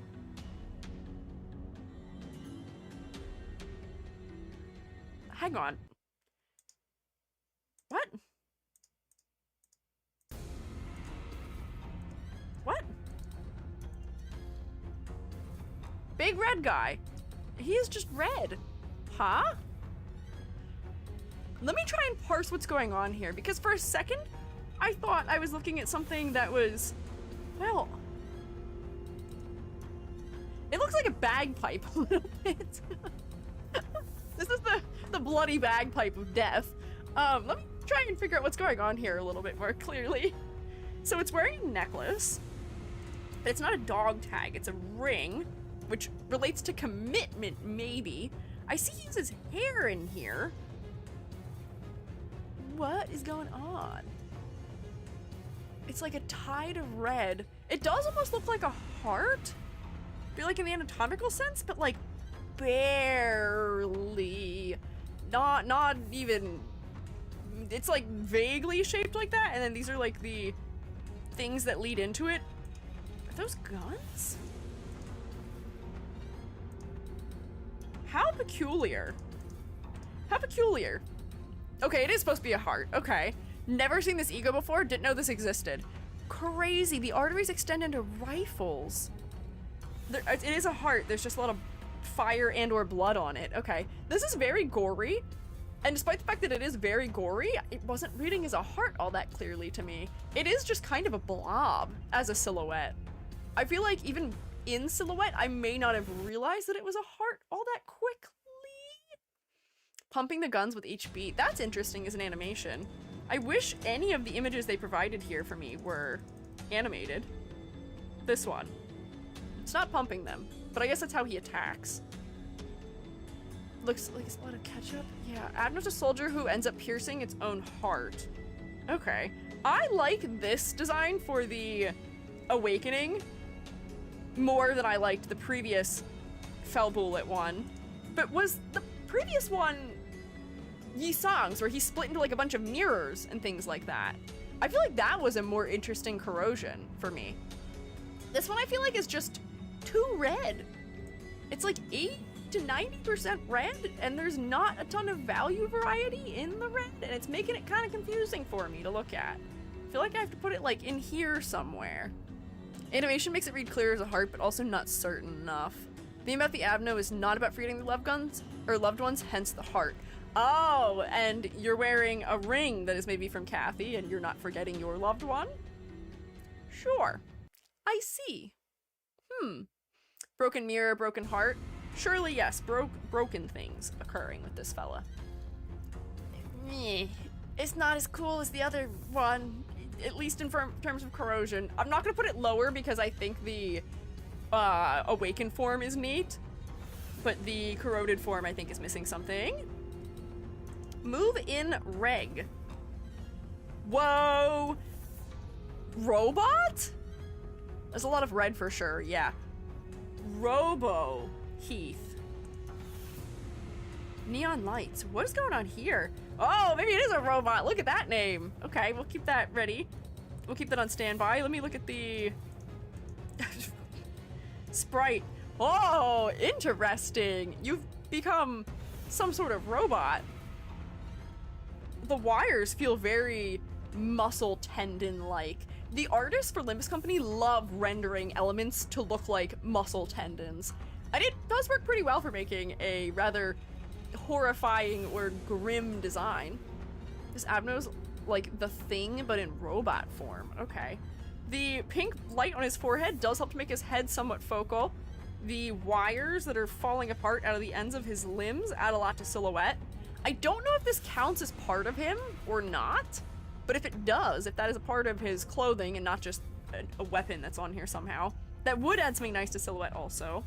The exaggeration for his leg armor is cool. We've got a lot of variety in the edge with some square shapes. His legs are wider at the end than they are around the waist. His head has some nice asymmetry, maybe in his helmet. Ooh, and the claw does take over. The claw is really who we're paying attention to here. That's actually that's a nice moment. I love that in the awakened version here, the claw is just sort of a benign object. It's not something that I'm looking at and thinking this thing is alive, although maybe that would be different in an animation. Here, the animation almost makes this feel like it is what the creature is. Like, this is a neck and this is the head and this just happens to be the body, which is rather interesting. Grabs sinners like a claw machine. This is an Abno you can go a really long time without understanding what it does because it sucks a lot. I'm sorry to hear that. Most corrosions are about the Abno taking over. Ah, yeah. So the claw has taken over. He is merely a vessel for it. Let me see. It. Oh, okay, so it is exactly what he is looking like right now, more or less. Let me see. Oh, except this thing has a lot more of, has a far more snatched waist, notably. And it looks like it has like actual like circuit boards on it, which I'm not sure is the case for him. This is disturbing. Lots of wires happening. That's just a little guy. Interesting. Well done. It's what intended. Yeah, I feel like I can read what they're intending from this one. It is a robot. The claw did take over. The color design is somewhat interesting, and I think it does make his head focal. Do I think it is the coolest one that we've seen? Maybe not, but I don't think there's anything wrong with it. I think it's pretty cool. It works. Why not? Provoke a fight against it by typing a bad word in its terminal. Hey! Town tour robot. Why? They don't show the claw in sprites. The Abno does have a claw that grabs a person in the fight. Oh, okay. I was wondering. I was like, the claw seems really important for it to not be in the explanation of the Abno, but that's cool. Oh no, telepole! Telepole has slightly been the bane of the egos so far because the clarity has not been great for the telepole ones. So here he is. Here's our man in his spiky outfit with his wolf-like ears, and here's the wolf creature in the back itself. Oh, we're in motion. That doesn't really make it easy to see what's happening. But my general critique for the telepole designs has been that the outfit is all one color, more or less. The purple shocks do add some interest as far as color palette goes, and his head does become focal because it's the only thing that has colors that are not gray, other than the VFX. The browns contrast pretty nicely against the cool blacks. We've got a warm, cool contrast. But I fear the actual sprites don't read as clearly. This is the best one yet, though, for telepole, because I can read that these are telephone poles. I can see him in it. I can see the jaw of the mouth, and I can see the body. This is very low quality, though, unfortunately. It's really crunchy. But this, I think, is the best telepole yet. It's here to prove me wrong. We looked at one for, I think it was Faust, and one for Don Quixote, maybe? And both of them were just such like a miasma of dark value where we couldn't figure out where one thing stopped and the next thing started. I think this is working more effectively. I don't need to see his whole body. I get the point. I can infer that his chest is being speared by those poles. The fact that the telephone poles have red on them makes them even clearer as to what they are. It's still maybe not the best. I do think that the fur on the upper chest of the creature maybe is blending into its body just a little bit too much, but this has a cool silhouette. It has better clarity than the other one did for sure. I do find myself mostly looking at the upper part of the design. All of these telephone poles provide interesting sort of like sight lines for me to follow around. It creates some nice eye movement, and his head does end up being the element that I focus on the most. It's framed nicely by negative space, by the fact that his flesh is kind of bright. Not too bad. Not too bad. One of those egos which makes sense when you consider the thematic through line for this character. Getting it. Heath has a big thing of being controlled, but in isolation, it's not the best. I see. I don't think it's too bad, though. I think it's stronger than the other two telepoles we looked at. Ooh, I am going to goof up pronouncing this name, unfortunately, potentially. But this is Yasun Yata Tad Rupam Heathcliff. I see. He's got an interesting flaming red halo of some sort. His body has been converted to stone, which is cracking like magma. And he's wearing almost like Buddhist style beads? Based on Buddha and Karma. Yeah, I can see that. Oh, he gets an entire thing to sit on? And a bloody halo. Interesting. It's about the other ego. Telepole's fine. Said I missed the Faust one. That's okay. I'm catching up. Buddha himself. Oh yeah, there's a name for this, and I can't think of what it is, but this particular staff I've seen before in Buddhist depictions.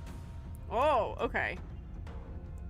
So, here's a question about grading this, because this is not a part of his body. This is just like a stand he is on for some reason. It's almost like they've turned him into a statue. I'm thinking about the Buddhist practice of meditating, or like the fellas who meditated and then were sort of entombed while meditating to sort of achieve the end of their lifetime, which is interesting. He's sitting on a crown. Okay. It feels like a pedestal to me. And I was thinking about the fact that he's turning into stone. I don't know. The bloody halo is interesting. I fear the clarity in this isn't very high, unfortunately. The gray and the blue are very similar in their value, so they end up blending together a good bit for me. Like, I can't tell where the arms are overlapping. I think he has another arm in front here, but it's just not super clear to read. The crown sits on a head which contains a brain. Oh wait, okay, I see. Is this a brain? That might be a brain. Let me look at the Abno. My form empties. I'm sure it does. Let's see.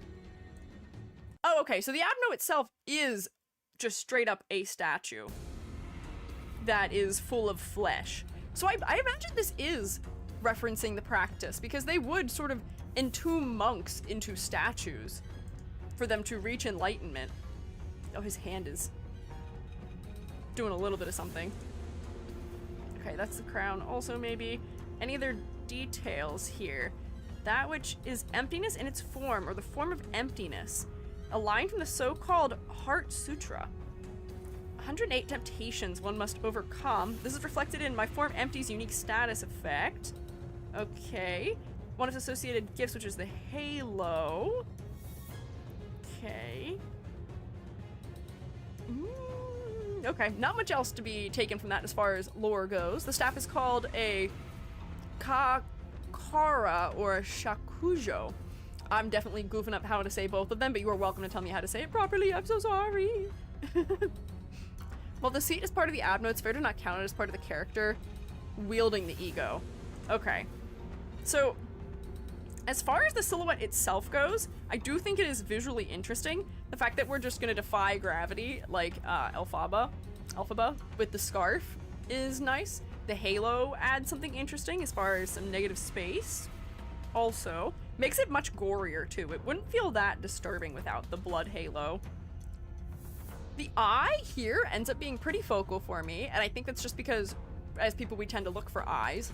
The scarf itself, I think, is the most emphasized element because it's pure white right here around the mouth area, and it is the brightest element in the whole design. It's also where most of the movement is occurring. This guy is stronger than an entire Chinese dragon. Happens to the best of us. The best of us, including the entire Chinese dragons. The fact that they're repurposing some of that, like, sinewy body part internals as hair is rather interesting also for the silhouette. I just have some issues with clarity in the body. I think the rendering could allow for a clear understanding. So I'll put you in meh. I think there's a neat concept going on here, and I am picking up what you're putting down with the Buddhist references. But I need more clarity, please. This Admiral's the strongest we have in lore. It's a pushover in the game. RIP. That's so sad. That's difficult. What the heck? I don't know why this is a lust ego and not sloth. I don't really know enough about the ego to know why it would be one thing or the other, but interesting. About those who push their karma onto others as an easy way to achieve nirvana, which doesn't really work.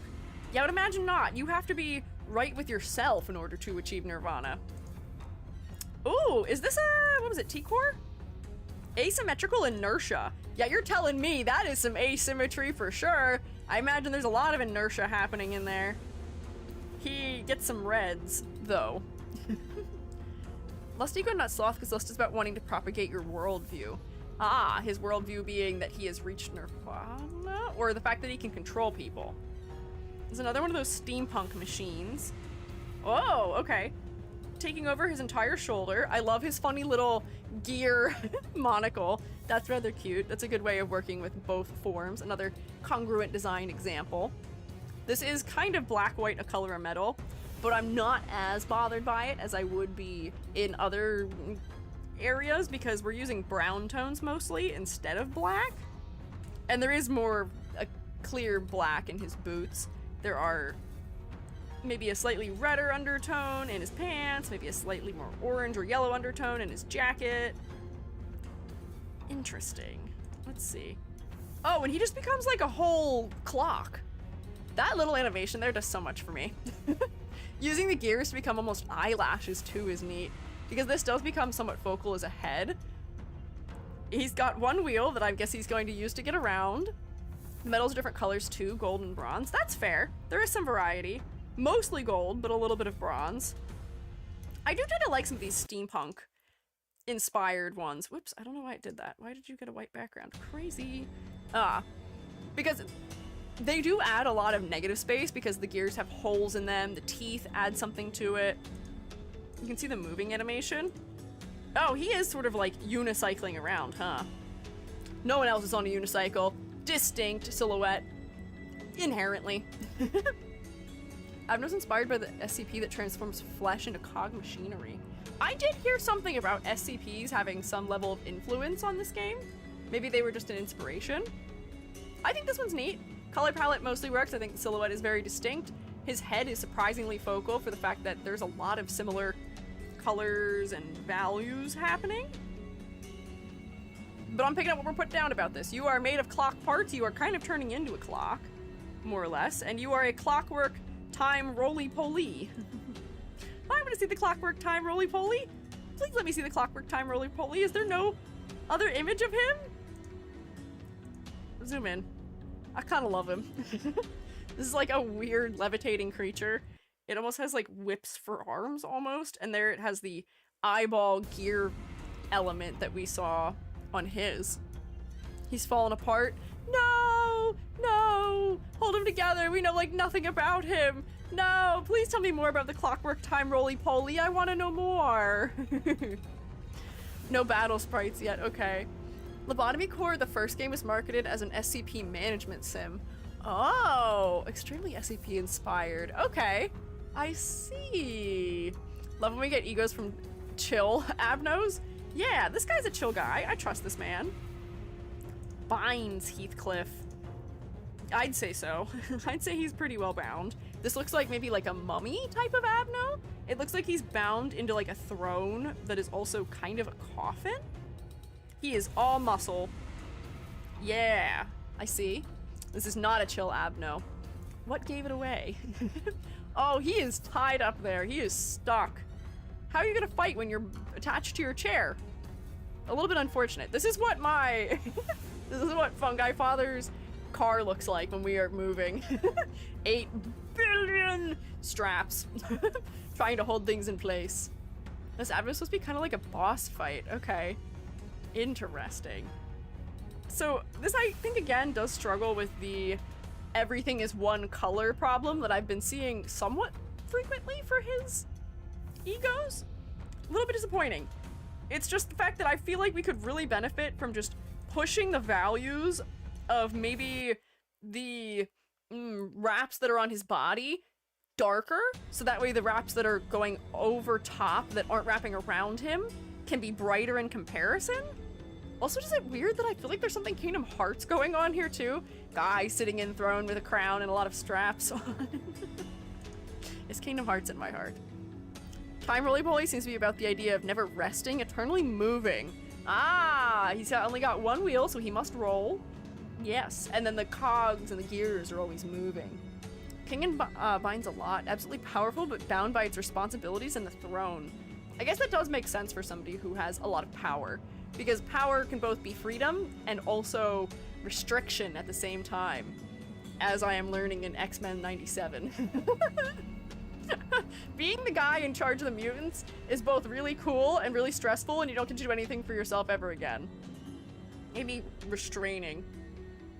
Okay, he's like rocking in the chair a little bit. Unfortunately, clarity very low.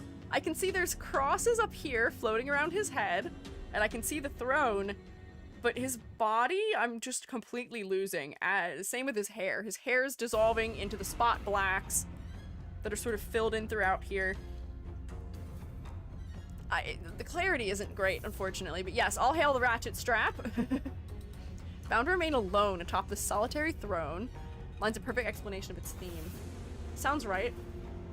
Silhouette, interesting. Concept, interesting. I'm picking up what they're putting down. Clarity, not great. It's kind of a blob of red, and I think I have to put it maybe here, unfortunately, as a result of the blob of red allegations. Let me look at the guy. See, and this is why I think sometimes less is more. This guy reads more clearly, even just in the illustration, because there's less individual pieces wrapping around him. They've been a little bit more minimal with it, so that way we can see his silhouette against the throne. And they chose a throne for Heathcliff that's made out of stone, or made out of something that's just very similar to the red they chose, or the orange they chose for the straps, and to his skin color, and to his hair color. This has a lot of clarity that he's missing, unfortunately. Close that. Let's see. Is there anything else we could come to know about it? Maybe not. But yeah, great clarity. No issue with clarity on that one. But unfortunately, yeah, Heathcliff needed to be restrained more. But they could have just used fewer, larger restraints to do it. Yeah, there's only a couple of the binds on the Abno. Meanwhile, he has a billion little teeny tiny ones. I like the way they're using the thinner ones to sort of like splay out his silhouette wider. But on his actual body, I think we could have gone with a less is more approach and had him be totally wrapped, so that way the spot black in the back of his throne would have been a clearer silhouette for him. Yeah. Adno gets up to walk down some stairs and from the tax gets restrained by the chair again. I see. Okay. Yeah, aura fool. Oh, and wait, that was all of Heathcliff. Okay. Next, we've got Ishmael! Ishmael! I am a fan of most of Ishmael's designs, just as a basic statement, because I think her hair works wonderfully to make her head focal. Also, this is a very different first ego compared to the others. She is locked up inside, but it seems like her cell is wooden, which I guess contextually makes sense for the time period that Moby Dick is set within. She's also drowning. There's water coming in the bottom of her cell. And she's got her harpoon. She's ready to fight something. I don't know what. Maybe a whale. Maybe something else. There's some wood floating around in here. She's going through it. She's drowning. She's struggling to keep her head above water. 5, 4, 3, 2, 1. Oh, and she's wearing... Wait, I kind of love that. She's almost wearing her... whatchamacallit? Her prisoner's attire. The way that sailors wear that, like, little, like... I don't know what it's called, the like square-backed collar that they wear over their shoulder? Yeah, and she's got it tied in the front. I think that's kind of clever for hers. That's inspired. I enjoy that. Conceptually, I'm getting the fact that she is a sailor from this, despite the fact that she is still kind of wearing a suit under it. Well, I guess this is a sailor suit. Did the others get unique outfits underneath their prisoner garb? Because I feel like they didn't. Sailor uniform Ishi. Yeah, I like this for her. She's got her braided rope as her headband and her ribbons. She's still a little cutesy. She's got her harpoon attached to her waist as a nice asymmetrical belt. I think this will be the first thumbs up base ego. Because why not? I think this sells her character pretty well. I know what I'm getting into when I look at her based on this. And it's not just telling me that she is a prisoner. We're getting prisoner and sailor from her collar. Ho ho ho! Whoa! E.g., you're gonna review Yisang's new ego. He gets a minigun. I'm so happy for him that he gets a minigun. We will maybe look at the new ones at the end. Yeah. Telling that the base egos are supposed to be somewhat static, and Ishmael is still fighting for her life. Ah! So we've got character acting going on in here too as a result. 100-footed death maggot. Delicious. Oh, she's having a very centipede-y time. Her arms are so long. This is disturbing, but in an interesting and fresh way. She feels rather depressed from the fact that all of the elements are sort of cascading downwards. Her hair is real messy. And she is also full of centipedes. Oh, and I guess this is the creature, who is also full of centipedes and talismans, maybe. 4, 3, 2, 1. Oh, she's some sort of ghost creature. The pose makes me think of, oh, what are they called? Is it Jiangxi? The hopping zombie fellas? She does feel kind of ghost-like, though. Was this a centipede made out of books, or is that another one? I'm not really seeing books here, but I am seeing something that's talisman-like. Her head is very focal from her hair being nice and bright and orange, and there's an interesting color palette present, too. The black in the design has a blue undertone. We've got some golds and some reds also. It's visually interesting. It works. Yeah, the hopping zombie fellas. No, another one?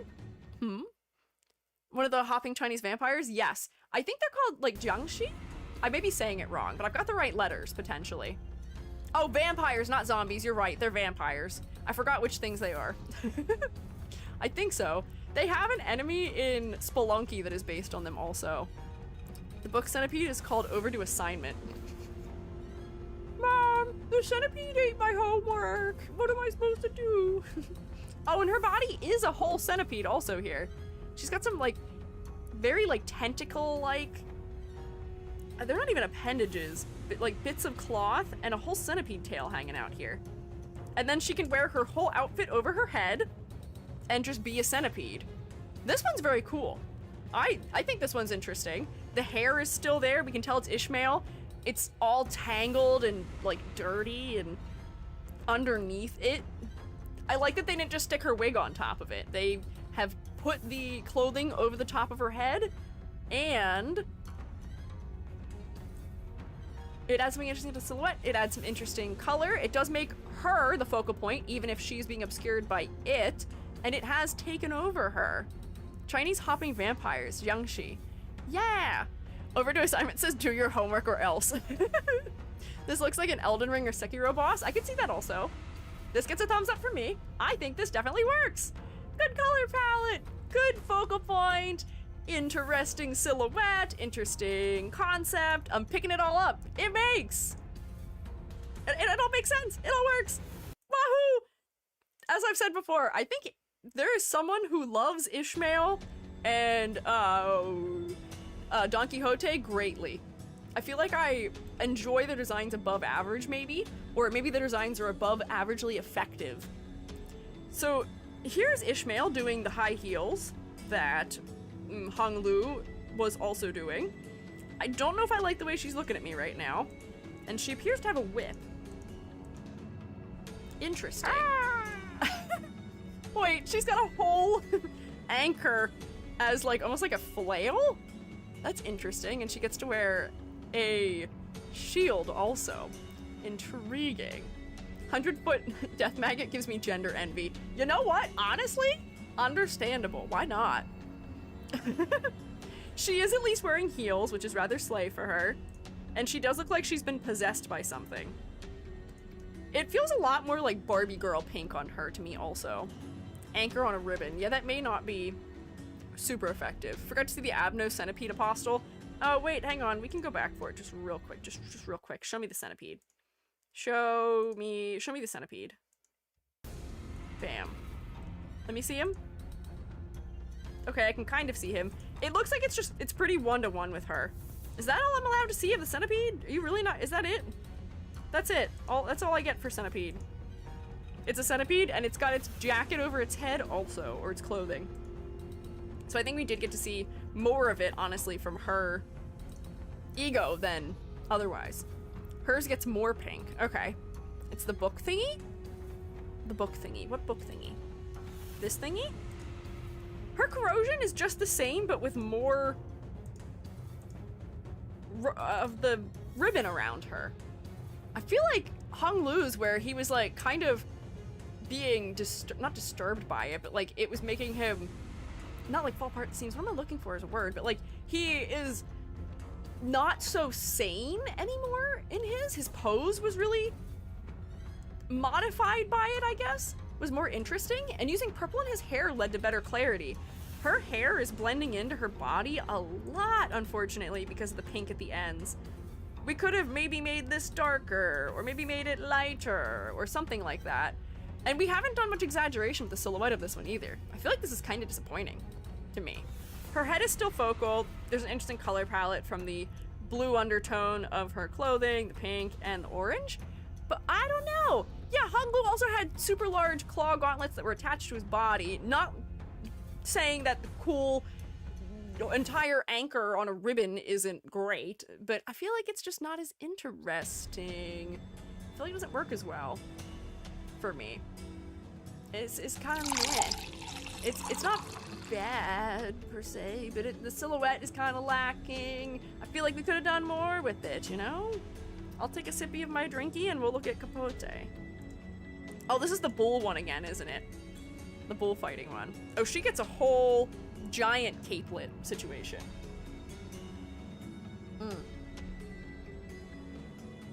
Sadly, they released a ton of Limbus unique Abnos at the game's release, and we slowly get fights introduced of them, like 3 or 4 a season.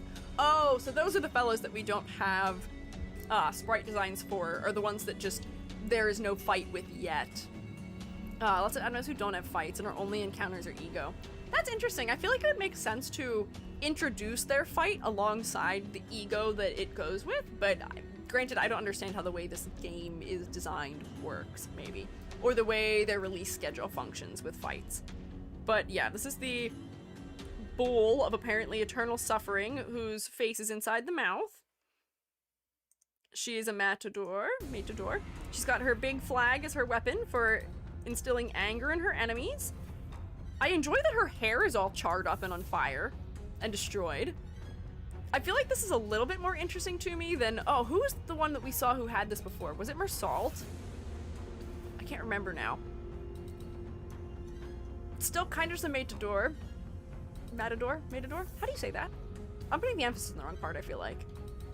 It's more interesting for me because her hair is burned up, but the color palette is a little bit more samey because her hair is already orange. I can at least see her hair under it. The bull helmet does add something nice to the silhouette, and I can see the idea of flame and char pretty clearly. Let me look at the bull again so I can just recall. It is just a bull. Although, didn't his have something going on with his head being in the mouth of it or something? Have I just not seen that yet? Is that the... No. Was that something else? Finished the same as Mr. Salt, but the hair makes it better. Yeah, I would say that this maybe is a hair better than his. Where was his even? Like, I feel like it's not bad. It could definitely go in the meh category. There's decent clarity. The head is pretty focal because it's very neon in its color design. I can understand the concept pretty clearly. It's just not maybe my absolute favorite design. I feel like it really needs like maybe another level of something going on to shine, or maybe a contrasting color, undertone, or something. Body comes out of the pool to attack. She flips the enemy's sprite in the corrosion attack. It looks so goofy. She said, hey! Hey, I flip you horizontally in my art program. Look the other way, please. Don't bother me. I've noticed those look at the fronts months after the ego, like with Dragon Honglu. Interesting. Mersalt wraps the cape around his fist.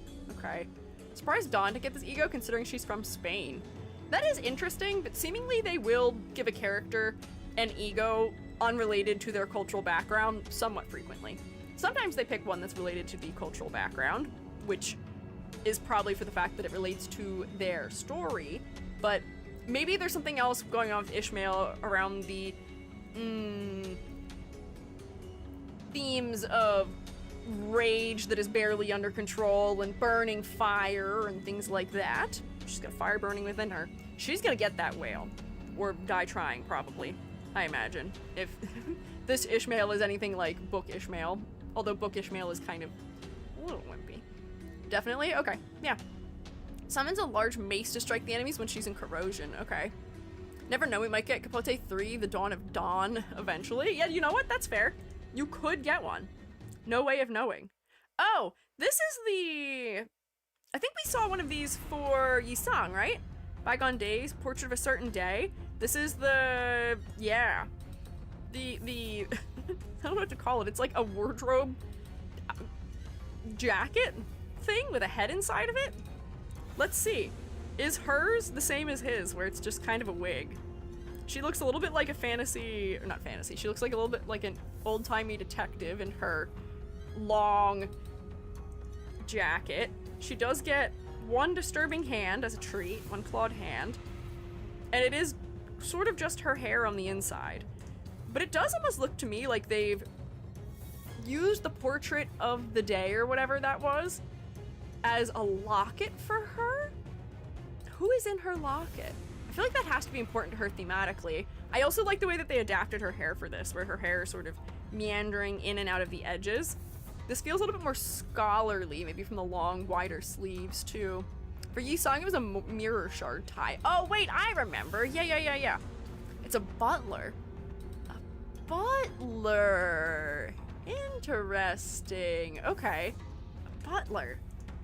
I feel like a butler would have a slightly better fitting attire on. Like, this feels very loose and baggy on her.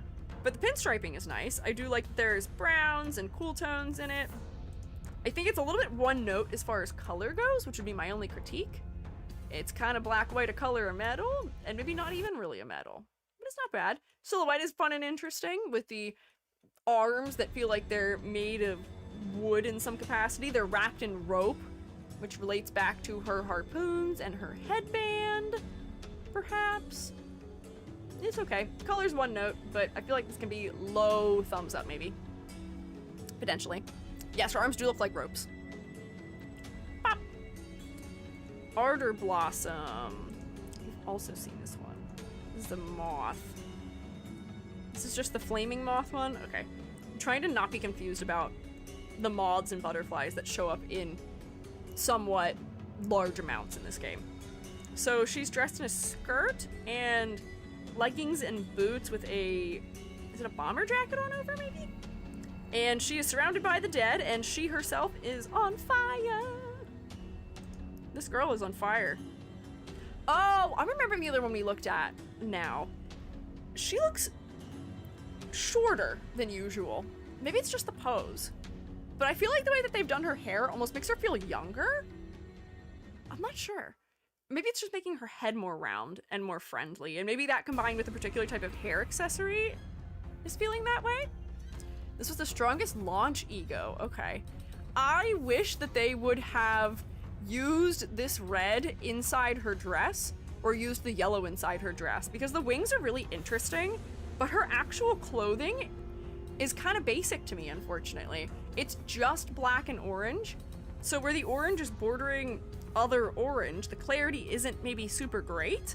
Similarly against her back, we could have maybe used red for the stripes on her dress, or maybe this yellow for the stripes on her dress, just to give a little more variety to it. But I don't mind the brown tones. I do enjoy the way they're using spot blacks here to silhouette her head.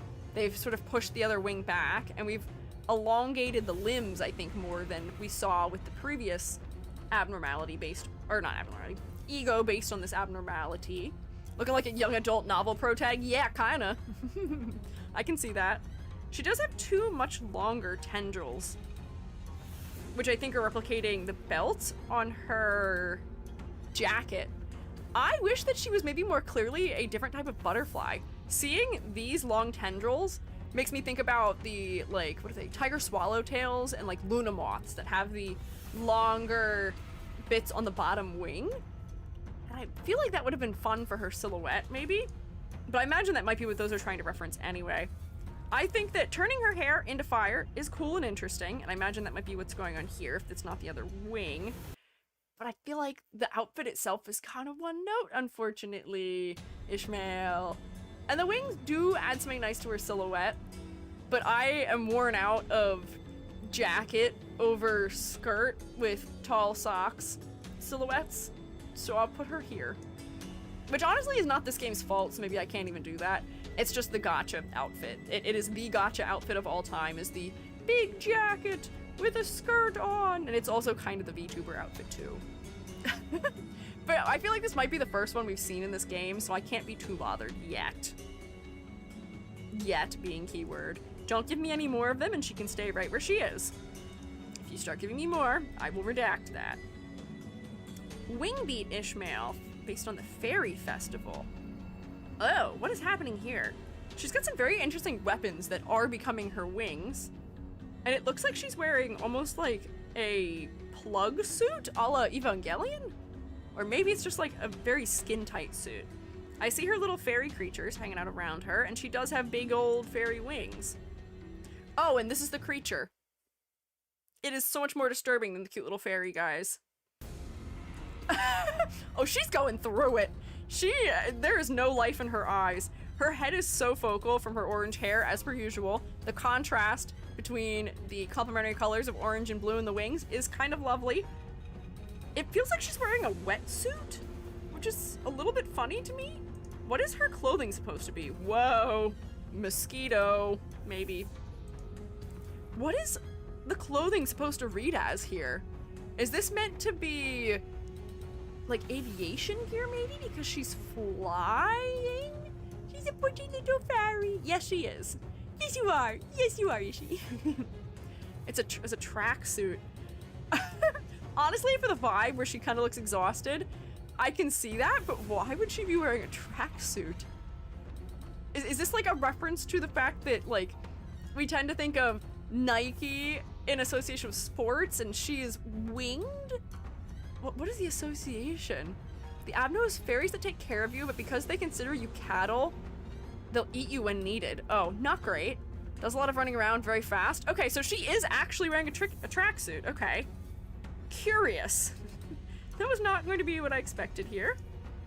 And here's the Abno, which is just sort of a big, disturbing, almost mosquito. She's got one long spike at the backside. I love that they made her hair so, like, I don't want to say like beast-like, but it's like cascading over her back and standing up, like it's not just growing from her head, it's growing off of her back also. It's transitioning into green tones too in an interesting way. Carnivorous cannibalistic fairies. The fairies only heal people to keep their meat fresh. Oh. So untrustworthy fairies, maybe. Three-limbed. But you gotta admit, the fairies are kind of cute, though. With their really long hair. They're a little cute, at least. Ishmael's not having fun, and I don't think she'd agree with me. Does it normally look like this? It just looks like a bunch of little guys. Oh, and they have extra arms. Could we have given Ishmael bonus arms? Oh, and the head is quite disturbing when it is not hers. Oh, they modeled her hair to resemble, it's like rabbit ears a little bit. That's interesting. Cute until they're hungry. You know what? Sure. Squiiji, may I have your name? No, I will not fall for your fae and fairy tricks. Squiiji is not my name. It is a pen name. You'll never know. You'll never trap me in your fairy circles. I'm smarter than that. You know, this one's kind of neat. I do like the silhouette here, and the character acting from her pose does a lot for me. She looks exhausted and kind of bewildered, and maybe just a little bit disturbed, and like she's not at all entirely home, unfortunately. Unfortunately for her, maybe fortunately for the design. And the contrast between that and her cutesy, rounded, friendly, colorful wings is kind of great. Her weapons being a much sharper variation of a wing that creates a wing silhouette on her also. Clever. I can thumbs up this, because sure, why not? There's a little bit of clarity trouble maybe between her sleeves and the rest of the tracksuit, but it's not so bad. The important parts of the design are probably her hair, her wings, and the weapons. The tracksuit is just kind of falling backwards. But you're a mushroom. Mushrooms and fairies are friends. That's true. I will help them to trick their subjects by growing in a cute little circle on the ground so that a wandering stranger may go, what perhaps is this interesting thing? And then step into it only to be trapped forever. I'll be complicit in that maybe, but they can't take me with them too. We've worked out a symbiotic relationship. If I grow them a circle that they can use for their fairy bidding, they'll let me be. And it's kind of nice. It works out pretty well for me. Where are we here? Christmas Nightmare! Oh, Ishi, you get to have Christmas too? Oh, and you get to have Christmas in the Eldritch Nightmare tentacle fashion. Great. Lovely. Incredible. I love that you're wearing like almost like a maid's cap or like a sleep cap. You've got your big exaggerated knit overcoat or overlayer on. You got your slippies on. This Ishmael was woken up to go unwrap her presents. Subtle like tree pattern on here with some fish bones. Is interesting pattern work. And I see this disturbing thing behind her, and I have to imagine this is going to be related at some point. Yeah, monster under the bed. Her cookies and her milk out for Santa Claus. Oh, interesting. Okay. I love that I can tell that she is going for Snork Me Memes very soon. She is so comfy and cozy in her nightgown and her slippers and her shawl with its fur trim and her bonnet to protect her hair maybe a little bit. It's cute. And then we have weird candy cane-like tentacles relating back to her nautical theming. And they're all peppermint-y, which adds something nice to the silhouette. Her head is focal because it is a color we aren't really seeing elsewhere. We see greens and reds everywhere else, but no orange except for on her head. Honestly, works pretty well. And I love the exaggeration here. Now she just gets to levitate in the air because she's just going to use her tentacles to support her weight.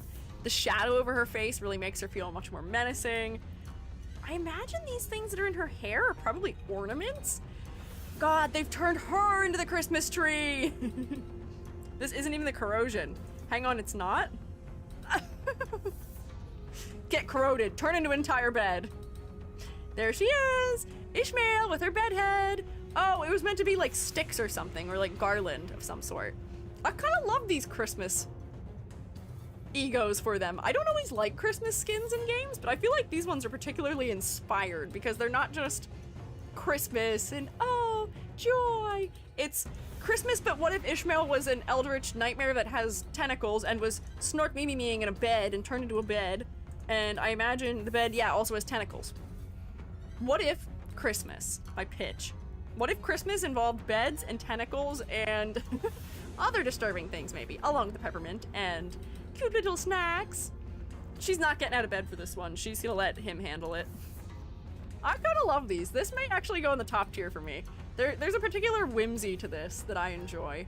And the layering of her clothing is fun. I like that they're not taking it too seriously. It's still kind of horrifying for the shapes they're using for the tentacles and things like that, but this is fun. To be fair, her hair's so big she could be the Christmas tree, and it kind of is. Pretty sure this was inspired by Nightmare Before Christmas. I imagine both the Christmas ones probably were. This reminds me of the way that they do handle like the tentacles and also some like stockings in that. I think Oogie Boogie has some tentacle-like things that are kind of weird and curly, QE and spiral E, which is interesting. In the animation, the lights flicker, revealing the tentacles and slamming with them when the prey is distracted. Oh, so this creature is using light to distract its enemies. Literally called Christmas Nightmare. I see, so it is on the nose about the reference, maybe. Based on Krampus and Monster Under the Bed concepts, changes its form based on your fears. Man, I guess you, the player, are afraid of octopus. Honestly, me too. I don't have the greatest understanding of them, and they seem to do whatever they want sometimes. Tidal Elegy Ishmael. Oh, this is the Arknights one. I also have this in the thumbnail, I think. Interesting. Oh, girl, what's your name? I know what your name is. Give me a second. I know who she is. She's the orca whale. Oh, no. What is her name? Skatey. No. I forgot what her name is. Interesting. Okay. She's got her shark hat on. Ishmael does not get to have a shark hat, unfortunately. An orca whale hat. It's not a shark. She's an orca whale. Sorry. 5, 4, 3, 2, 1. Man, this is a fun silhouette, though. She's got really big, long ribbons on her head. She has some sort of VFX that's turning into the tail of the whale. You can't see it. It's behind the note. I can't tell if it's part of her weapon or not, though. I love pigtails for her because they split her silhouette so we can see her legs a little better. Her undersides of her cape are just entirely made out of water. And the pink adds some nice color to this also. We've got blues and purples and pinks. The color design is so fun. Clarity of the umbrella is so low, though. I imagine this is the weapon, and I can't tell what's going on with it at all. It is blending into her clothing, but we're not grading the weapon. We're not grading the weapon. The artist did go kind of ham on this, yes. Oh, okay. And we get like horrifying Ishmael is kind of an orca, but also kind of some other furry nightmare creature also thing happening here. She's got a tail. She has claws. We've got the sea foam breaking around the area where the feet, I guess, are going into the water. We've got the pattern of a brain on top of its head. It has horns. Oh, wait, it does not have horns. This is an anchor that's mounted inside of its head. Honestly, this one's really cool. I like that it feels like they almost kind of magical girlified her with her cutesy hair ribbons and her capelet and her bow tie. But she is still monstrous and sort of horrifying. Second orca in the mouth? Oh, there is a second orca in the mouth. There's an, it's like eels where they have the second set of jaws. There's a littler guy inside the bigger guy who is going to eat you also still. This is kind of an evil magical girl, huh? The hair is turning into water flames. Yeah, the materiality of this is really interesting, where it almost feels like water spray when waves crash, maybe more than it does actually water, but that's still a good thing. Like the alien? Yeah, it is kind of alien-like too, having a littler mouth inside. Oh, and he run! I'm gonna get ya! I'm gonna get ya! I'm gonna come get ya! Oh, and it is very much whale-shaped when we don't look at the feet on it also. Interesting. Notice the difference in pose here. When it's arced up like this, it feels active and dangerous. But when it's arced down like this, so we're getting this nice smooth curve of the underbelly, we're getting almost an S curve through the body, it feels so much friendlier, right? Anchor and the tail is a cool design too. Yeah, we've got the spokes of it maybe. Yeah, this is cool. This might be my favorite of the collabs so far. Oh, we do get an animation. Nice. Thanks. We get another animation. Oh, it goes swimmy. It's swimming. Oh, and I get more background images. Nice. Honestly, this is pretty decent. I might put this pretty high up in the thumbs up category. There's way more clarity here when she's not holding her weapon also. I think the weapon is actively taking away from her, unfortunately. But the design itself has cool silhouette. I enjoy the layering, the color design. It's kind of great. There's one more collab ego. Okay. We'll see then if it holds up against Ishmael, who is gonna come up, like up in here somewhere. Up in here, up in here. And Blind Obsession, which I think, looked at previously. I think I looked at this a year ago on stream. She's a little captain. Her hair is getting algaeified. Just a little bit. The last collab ego will probably be the last ego. Oh, okay. Oh, so all the way at the end. Gregor. Are all of these one character with the Ishmaels? What do you mean one character with the Ishmaels? Ishmael is all one character, but there's a couple different abnormalities. This is the Dream Devouring Silt Current, which looks like a whale with a mouth that runs down the entire length of its body, and it has like fluorescent light tubes in it. Yeah, it's the glow stick whale. So let's see her with the glow stick whale. She gets her giant, ridiculous, menacing anchor. I do like the variety of color undertone in this, where we're not just using one teal, we're using some greens also. And her hair really provides the extra note that this needs. It's almost a complementary color palette between the orange and the blue here. I do wish there was maybe a little better clarity between her maybe like naval admiral jacket and her pants, but I feel like I get a very clear idea of what her concept is. She looks like a naval captain of some sort who is not having a great time. Her hair is maybe full of algae, and maybe this is a water line from her being submerged for too long. And she is dressed in all her regalia, but it's very dark. It's not all there. Anchor with teeth is pretty inspired. I will say, the weapon design in this game is sort of fantastic. The anchor is a tail, and then we have teeth inside of it. Bespoke. Incredible. But we're not grading based on the weapon, unfortunately. And here's the abnormality. Or not the abnormality, here's the corrosion. Fish. She is the whale, and she's gonna come get you. I think that she works with this abnormality better than whoever we saw before. The rope binding her hair to the top of it is interesting. We've got a variety of colors. It's not just all blue because of her hair. The spotting in the webbing of the fins almost feels koi fish-like. It has an anchor as a tongue. It's cool. I think this one is rather sick. The silhouette is doing great because of the rope creating some negative space and the glow stick sticking out of the top of it. It's cool. We found the fish. Oh, Ryoshu is the other. I feel like this just makes the most sense for her because whales are integral to Moby Dick. So there's already elements in her design that relate to it. Love how the, what was that? Mouth doesn't go all the way but has openings. Yeah, well, the rope is binding it shut almost. Or maybe it does have multiple openings, but it feels like the rope is restraining the mouth from opening along the entire length. But they've repurposed her headband as almost like a belt around the whole top of the head too. This one's neat for her. This is definitely a thumbs up. Interesting silhouette, interesting color palette. I can pick up what they're putting down as far as the concept goes. And the concept relates back to her concept in an effective manner. Good work. Wahoo! Mixed between an orca and a sperm whale. Orca for danger and sperm whale for plot relevance to Moby Dick, maybe. Feels like the rope is holding her together. Yeah. The tongue being an anchor is also a nice little subtle detail too. This does reward viewing for a longer amount of time. Also the glow sticks or the LED light tubes being cracked a little bit. It almost feels like she is what's taking over this one. She is fighting the abnormality for control or the ego for control, and the orange bits of her, what's like sort of leaking in. She's maybe winning. She hasn't won yet, but she's getting there maybe. Ishmael! Ishmael did above average. Ishmael got a lot of thumbs ups. And also a heart. Fishmail does well. We like Fishmail here. Rhodia! What is Cast, Rhodian? Ah.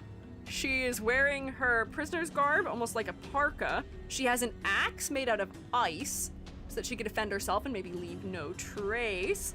She is in a very corporate outdoor prison and looks like she's the only survivor, and she's got a lot of little clay sculptures on the floor all around her.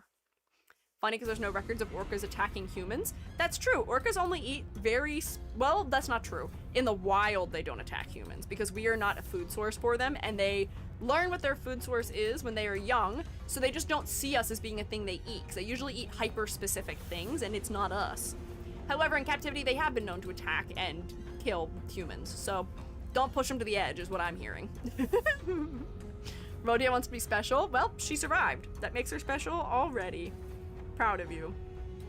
I like that her prisoner's attire is becoming a parka. It's keeping her warm. The texture from the collar adds some interest, as does the pinstriping of her pants. I feel like it's still maybe not the most exciting in terms of silhouette or color design, so I'll put it in the high meh area. But you didn't expect me talking about whale rights today, although maybe that is something that is just inherent to the fact that one of the characters involved in this game is related to a tale about slaying whales, unfortunately. One orca attacked 2 people, but only that orca is known to do that. In captivity or out of captivity? What do you mean? Mary Poppins. Into the Sunset, Rodian. The Sunset Wayfarer. This looks like a much more chill ego than some of the others we've seen. She's got her sun parasol, and she's got her butterfly ribbons on, which is cute. 4, 3, 2, 1. Ah, you know, sunset. She's got a very sunny palette on. This looks so optimistic compared to everything else we've seen. One of the only, or few Abnos that is not known to have ever hurt anyone. She looks so pleasant. She looks like she's just going for a walk out in the garden. She's got her little butterflies as the ribbons in her clothing. She's got her little boots on to go outside. The gradient is somewhat interesting. Her bob haircut is maybe placing this in a particular time period for me, and also allowing her silhouette to read a little bit more clearly. And I like the tassels at the bottom edge of her dress. It adds some interest to a otherwise grounded piece of clothing. She's got butterflies all over her umbrella also. Oh, and the butterflies have taken over. Her arms have become little like golden tendrils. The butterflies are all over her head. I feel like my main complaint for this one would be the fact that here the clarity isn't so great. Here I'm not having much trouble. The orange and the yellow is distinctly different enough that I can read one against the other in a way that doesn't bug me. Bug. But here, the hand is using the same oranges and yellows as the body is. Everything is within that same exact color palette, except for the hair. So this may negatively impact the overall grade, unfortunately. This Abno's about, well, just a sweet little guy who just wants to make sure you're happy. I love him! Also, this is becoming almost like a poncho, too, with little tassels on it. I like that the tassels are individually animated here. Oh, she's taking a little stroll with her umbrella. What a pleasant fella. I wouldn't mind turning into a sunset wayfarer. I'm happy for her that she gets to have some fun. Look at the whimsy! Look how cute that pose is. She's just having a good time out in the garden. No one can stop her. Non-fightable abnormality, and he's just a little guy hanging out with the butterflies. He's like a translucent golden fella with thread-like limbs. And he's not fightable, so it wouldn't make sense for him to have a fightable sprite anyway. I like this one.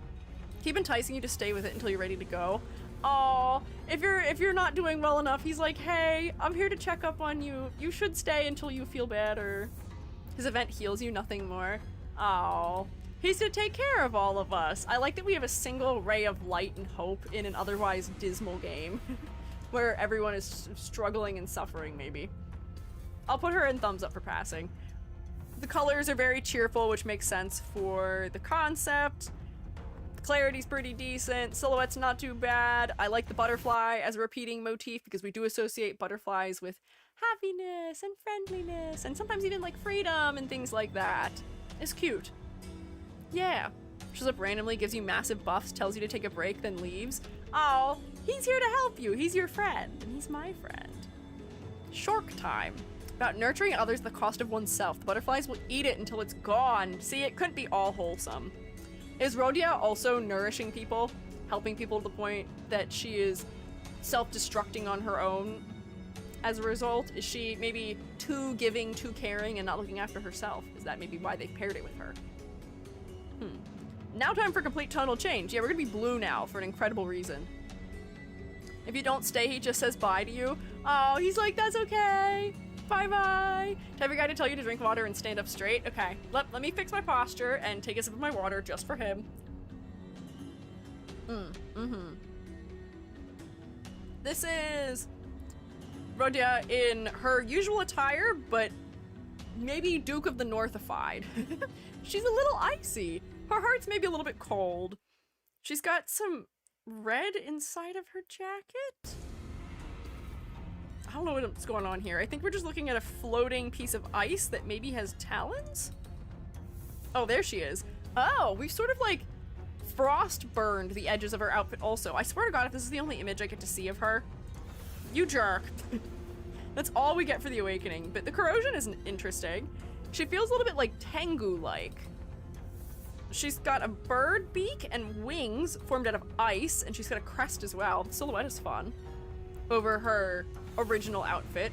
The fact that you almost have like blue, or not blue, like frost burned, I guess, the edges of her outfit is cool too. It's modifying the base outfit. Oh, Baba Yaga, I see.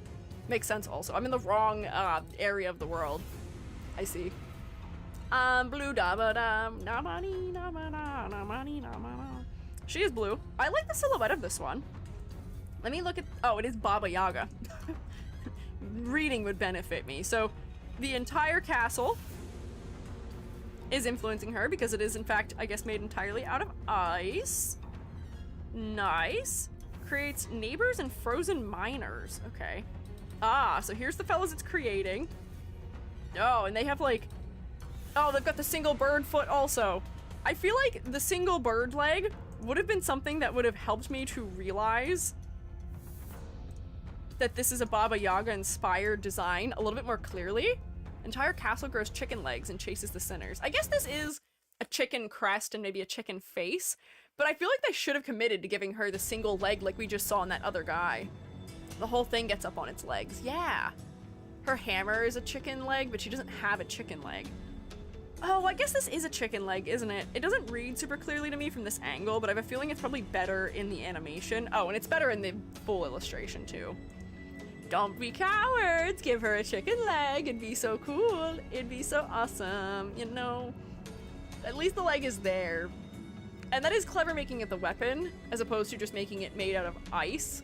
Because I feel like that would be the traditional solution, but yes, it's fine. It's not enough of a complaint. I feel like there's enough happening in the silhouette from the wings and the crest and the mask that I'm not actually too worried. It looks like she also has tail feathers back here too. The brown is a nice color contrast to the ice. It helps to make the ice feel even icier because it's warmer in tone, so it gets greater hue contrast in.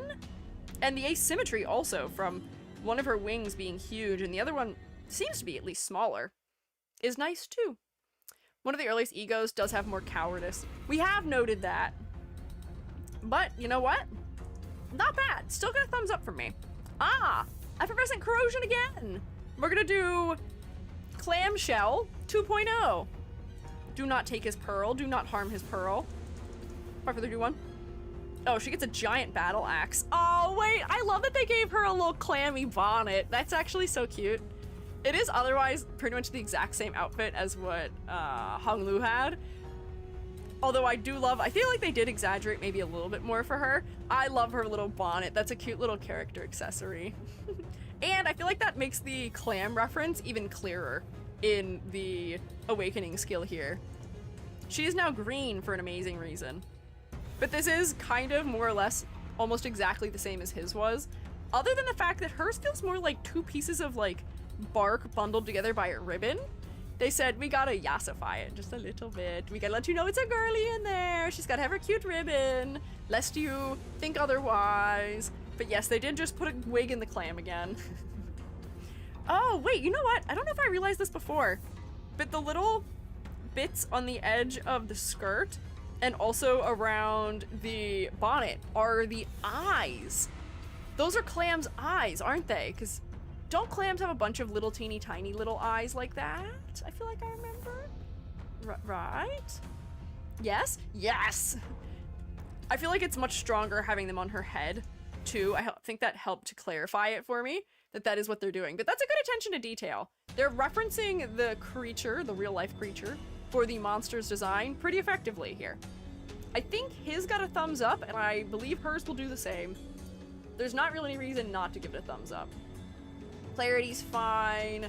Where's his? It's really green. There it is. You guys can hang out together. Despite the fact that they're very similar, they do at least have some distinct differences between them. Oh, you're right. It kind of is just a giant bonnet for hers. It doesn't really have the bottom lip as clearly as his did. His was much more clam-shaped.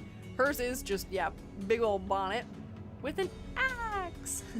You never expect your hats to be wearing weapons, do you? Fourth match, Flame. Oh, we saw, I think it was a Yisang ego of this also. This is about the little girl, right? Ah, this girl is on fire. This is Katniss Everdeen. This is just straight up Katniss Everdeen. Long brown hair, a dress that's turning into fire. This is Katniss Everdeen. Oh, she's got a big axe to swing. And she does completely turn into fire. Oh, wait. Was this the one where we had seen, was it Yisang who, like, had, like, his flesh burned off and we could see his bones? I feel like this is an interesting way of doing it, where she is fully dark, but her entire hair and her skirt all turns to fire. It's maybe just a little bit one note, but I do enjoy the way they're rendering the textures. And there's a nice clear contrast between the Awakening and the corroded version, too. This one feels more bleak and dismal. This fire is so hot that it's white. And this one, she's only just starting to catch on fire. I imagine the front part of her dress right here is probably pretty focal if we're looking at her not from the side, because it's got a lot of contrast around it. But I imagine there's some reason why the heart is important here. I feel like this is more interesting than Yisang's may have been. Her silhouette is very interesting. Her shoes are on fire. The fire creates some nice positive and negative space out here. I don't know if the focal point of her head is working super effectively, but I don't know if I have really any other complaints other than that. Silhouette's kind of fine. Maybe a hair accessory or a head accessory might be nice. I lost her. That's okay. She's gonna go in here anyway. I feel like she just needs like one more thing to really captivate me, because it's kind of one note. She is just kind of on fire, and that's more or less it. Always has her heart tattoo. Oh, so this is the stand-in for her heart tattoo. That's interesting. Still an ongoing fire in her art. Ryoshu and Yisang's fire stopped. Oh, okay. Heart is her symbol. Ah. See, I thought that we didn't have those coming back in the egos, but it seems like maybe they are in some of them. Because, you know, Honglu's eye was in all of them. I mean, they're not going to take his eye out. So for her, I guess the fire gets to be carried through the design. Also, yeah, thematically, what does it mean that Ryoshu and Yisang's fire has gone out and yet she is still burning? Has she not given up? Is that what that means? Or is she still going through the pits of hell, maybe? There's definitely a positive and negative spin that could be put on this conceptually. Pursuance. We saw a Mersault one also for this. She's still struggling. Ah. Sometimes they have them, sometimes they adapt with the design, sometimes they're just covered up by the creature. Fair. Oh, you're right, because Ishmael had her rope in a lot of them also, too. I forget that the rope was hers. Alright. Yeah, you've got your little Greco-Roman laurels around your head, you've got your passages inscribed on your clothing, you've got your armor on your legs, and you have a scythe that's made out of an entire commandment, maybe. I feel like they could have pulled a little bit more of the robot-like elements from this, although this may just be a statue and it may not be as robot-like as I'm thinking. So she's got her wings that are semi-transparent, which is nice for silhouette. I fear that the green in her hair being down here is making her eyeless focal though. Why do they do this? Why don't they ever frame the face with the green or something? Like, you could put the green just in like this bit of lock here and this bit of lock here, and suddenly I'm looking at her head as opposed to looking at her waist. Her waist is also where all the contrast is, as far, or not contrast, all the detail is. She's got all these belt elements and keychains and chains hanging around here. Looks very paladin here. It is a little bit paladin-y. Oh, this is cool. This is, I feel very different than what Mersault's was, if I'm remembering correctly. She's doing the, oh, what is it? Is it the seraphim that cover their feet or something? Or like aren't allowed to walk on the ground and then cover their mouths and cover different parts of their face? This is very biblical with its questionable number of eyes and the fact that the whole body is sort of enshrouded by the wings, which are kind of just fabric, but they still read as wings anyway, and they have the commandments written on them too. All these little blue tablets hanging as well. Interesting. I fear that all the other eyes are very focal before her eye is. I feel like I may want to suggest inverting that if she is more important, but I guess the point of the corrosion is that the abnormality is taking over and winning, and it does definitely feel like the wings have won. The wings have taken over, and the wings are visually more important from the fact that they are larger, they've got higher moments of contrast in the eyes, and they're also transparent, so they have the craziest thing going on in the silhouette right now. This app knows about following commandments without actually understanding them. Oh, wait, that was my complaint about Mersault, was that I wanted his eyes to be covered because he's blindly following. So the fact that her eyes are covered, that we're covering her whole body, I think does make sense for that. Ophanim E. Yeah, biblically accurate. Huh, okay. So I think this is more effective than his was as a result, at least for thematic reasons. I think there may be a little bit of clarity trouble from the way the wings are overlapping. We probably could have used the spot blacks a little bit more effectively, but I feel like that's not enough for me to take this out of the thumbs up area. I'll pick up what you're putting down. I got you. I see. Hexnail is next. Oh, these are the poor hurting teddy bears. These are the teddy bears that maybe were tortured, or maybe, but at least were put back together. There are the teddy bears that weren't tortured and were just abandoned and forgotten, but I think these are the ones that were tortured, unfortunately. There she is! Is she the one torturing it? It seems like she might be. Oh, yep, it's got a lot of thread inside of it that is very bloody. You know what? I think I looked at this one. You know what? I did. We looked at this one when I did the critiques of a handful of egos a year ago, and I'm actually so disappointed she's not purple. I've been catfished by this image here because I feel like the purple adds such like a childlike whimsy or joy to this. Because she looks like she's having fun. She's in these giant oversized clothes. She's got her lollipop on her. She is the bear.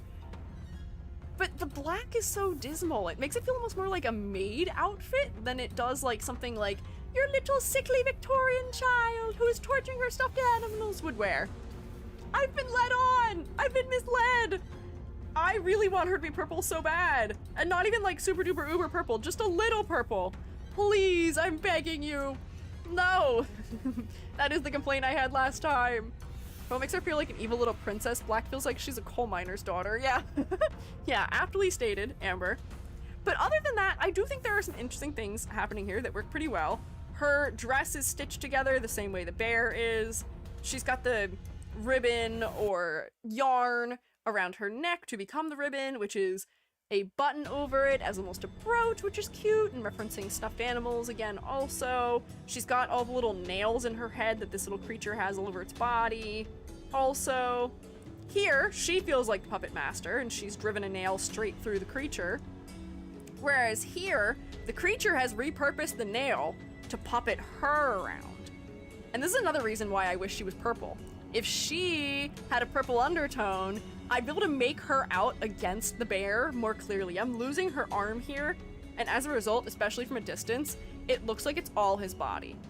And she is, granted, the extension of his body, but it just doesn't read as clearly. I do like that for the corrosion, they've got all the stuffing coming out of the seams. That adds an element of stuffed animal body horror. The thread feels a little bit ickier and grosser. The ruffles, which were before so cutesy and pristine and perfect, are now all like shredded up and destroyed. I love her little bear boots also. I feel like this one is so close to being incredible. I have to put it in meh as a result. I want purple so bad, because also without it, the color palette is just a little bit lackluster for me also. It's a cool blue and red and white. Her hair does at least make her head focal because it's brown, and we don't have all that much of colors that are maybe an orangey undertone elsewhere. But come on, the purple would have made the color palette so interesting too. It would have made so much sense for the concept. The purple's in the animation. At least there's purple there. Because in the animation, she gets a purple spotlight when she attacks. Okay. That's fine. Oh, look, she can still have fun while she's being puppeted. Oh, I didn't even realize there's 2 nails it's holding. One for each arm. This won't show me it, probably. Oh! She's like kind of having a good time. Maybe somewhat. Want to defend her, but I can't. You're just right. Well, thanks. I'm glad you think so. You are allowed to disagree with me, but fun that you don't, maybe. Kind of meant to be the lower body and the legs of it, but it'd be really nice if she was purple. Just a little purple. Maybe just give me a tiny little bit of purple, please. I'm begging you, just a little purple. The red shoes. Sanguine Desire, Rodion. Oh, she has become spider-like almost. She's got 8 legs sticking out of her back. Her hair almost looks like the thorax of a spider too. She's got some ribs happening in a real spidery way. And this looks like another shoe abnormality, but this one has teeth. 4, 3, 2, 1. Oh, yeah, she's not doing so great. Feels a little bit less spidery here. It's more bone and blood. These are maybe ribs that have been flattened out into wings. She's got an eyeball in the center of her chest. She's got more ribs in here too. Maybe it is meant to be spider and bone, a la those goofy Halloween accessories, which are the anatomically disturbing bone spiders. Do you know what creature doesn't have a bone? Things with exoskeletons. Spiders. They just don't. They do not. Cinderella reference. Cinderella. Is it because she lost her shoes? Interesting. Bat skeletons where the ears have bones. Oh yeah, I love those too. Maybe these are meant to be the bones of like a bat wing or some sort of other anatomically confusing creature that does not need to be based in reality in any way. So, looking at this, her head is focal because this design is like 80% red. I have a color hierarchy complaint here. It's a kind of one note as far as color design goes, and as a result, the clarity is not great. The blood is too similar in color and value to the reds used for her entire outfit. So all the white highlights that are in here become such high contrast moments that it just ends up being hard to look at. It's a little bit eye fatiguing. I only look at her face because it's overwhelming to look elsewhere, which, you know, works well for her focal point. Maybe not so well for the actual outfit. Not Cinderella, it's from another story. I think it's also called Red Shoes? Girl gets shoes cursed to dance by the devil or something like that. Based on Cinderella's sisters rather than herself. The red shoes amplify their victims' desires and obsessions based on the red shoes in a fairy tale. Okay. I see. This is interesting. So my guess about things being skeletal was maybe correct. We've got an eyeball on top of her head. This is rather an interesting angle. Full side view. Her skirt has become almost like a mouth. There's the shoe. You can't see it. I can. Shoe. It's important. And it's got her wig on it. It's kind of the red Abno, to be fair. I guess that is fair. And you're right, she did become the axe. The spine is like the handle of the axe. The axe is now her face. Skin is dark, implying that it lost all its blood. Oh, disturbing. And then she is just down to bone. There's nothing left of her but her bony kneecap. And she does have a sleeve still somehow, but there's nothing in there. No hand. At least not that I can see. And she can hop around on her one shoe with her eyeball on top of her head. Let me look at the red shoe thing. Oh, yep, just a pair of shoes. That is simply a pair of shoes based on the fairy tale, the red shoes. So, what you told me already, essentially. Ah. That's a long synopsis. As an executioner and asked him to chop off her feet. The shoes continue to dance, even with her feet inside of them. Huh. The shoes keep dancing after her? Disturbing. Are you sure those are red shoes? I think signs are pointing to shoes being red, perhaps.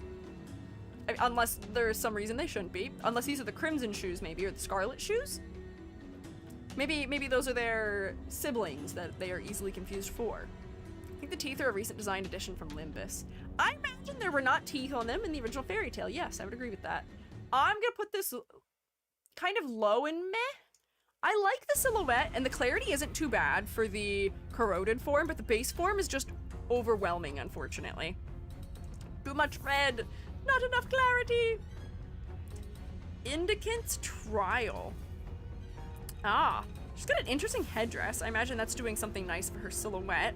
She's got chains patterned onto her clothing, and she has geese. I see. What's up with the goose? Or ducks, maybe. Are her sleeves maybe meant to be wing-like? Interesting. Also, it looks like she has eyes in her headdress. We'll look at it closer in a second, but here's the fella. There you are up there. Lots of hands.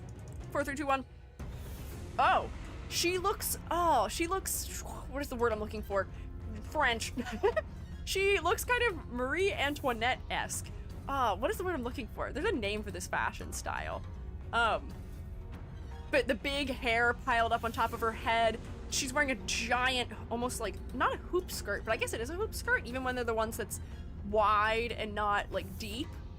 She's wider than she is thick.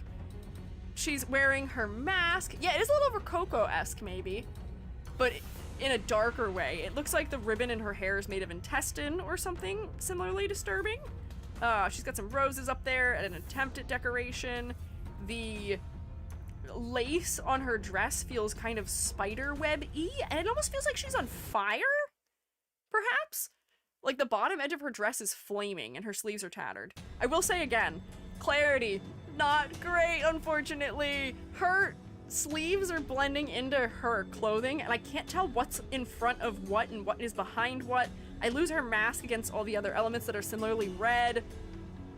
It's not great for clarity, but I love the silhouette and I love the fashion inspiration, and I love that it's coming through very clearly to us. This is meant to represent witch trials, weighing the witch against ducks. Oh. Interesting. Okay, I guess the chains are related to the fact that she's probably bound. And she's got her fork and knife. Is she eating the ducks, or is she having her cake and eating it too? She's a burning duchess. Monty Python reference, does she weigh the same as a duck? That's because that's a witchcraft reference that Monty Python is making. Although, was it chickens and ducks, and not ducks in reality? Interesting. If she weighs as much as a duck, she must be made of wood, and therefore she must be a witch. So is that why she's wearing chains and all types of heavy fabric to make her heavier than duck? Therefore, human. Combination of witch trials and the reign of terror. Okay. So she is meant to be a reference to Marie Antoinette, maybe then, if we're doing that time period. Oh, and she is burning. She's got feathers on chains that almost turn into hands down here. She is just a burning lump of person, and then her head has been almost attached to a pyre. She is the... What do you... I guess it is a pyre that somebody would be burned upon for being determined to be a witch, I guess. Dress became a cape. Yeah, I guess so. Huh. Okay. Yeah, she is the stake that they are being burned at. She is the stake. It almost looks like her head is like made of a pitchfork that her hair is supported by. Love the idea that both ducks and wood floats, they both must weigh the same. Yeah, what is heavier? A pound of feathers or a pound of steel? Sure, mates, tell me. Wait, what weighs more? There's one you have to see the animation I recommend, Soda Honglu, but if there's a second animation I recommend, it's this one. Okay, we have an hour left, and I think we have 2 more sinners after her, right? We have Otis and Gregor, right? Unless I've missed someone else. But we'll see how much time we have. I think I'm doing decent as far as pacing, though, so far. This one, I love what it's doing conceptually. I think it's very interesting. However, the clarity is maybe a little lacking. There's just too much texture everywhere. This is one of the very few designs that I think is suffering from over detailing, unfortunately. Oh, Sinclair also! Uh-oh, maybe I'm not doing so well with my pacing right now. Oog. Well, at least we're on Sinclair now. Branch of knowledge. I may be yapping too much. I may have to focus a little bit better. Whoops. 3 in an hour. I'll do my best. Hi, skincare. Your axe is taking on a life of its own, and you are under the shade of this tree. There's people in weird masks who are maybe making decisions outside about your fate.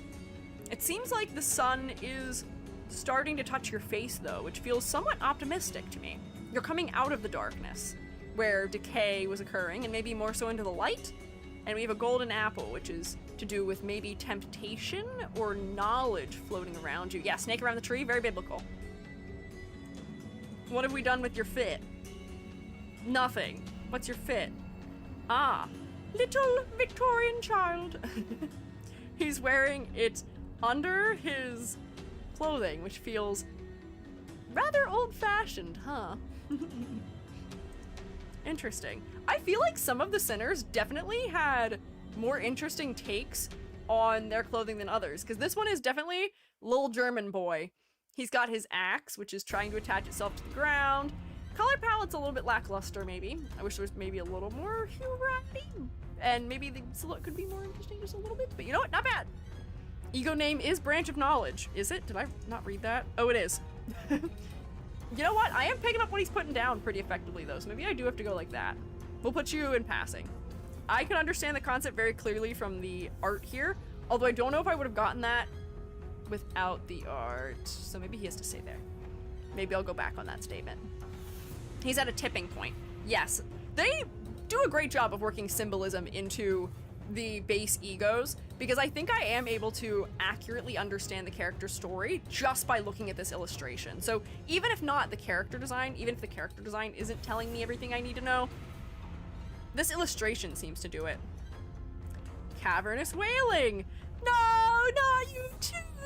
Not you also! Not you also being the sad little crying frog guy! It looks like he's sitting inside the frog's mouth. Again, clarity not great. And you also don't have the asymmetry that, was it Honglu? That Honglu had. Honglu had one big eyeball on one side and not the other.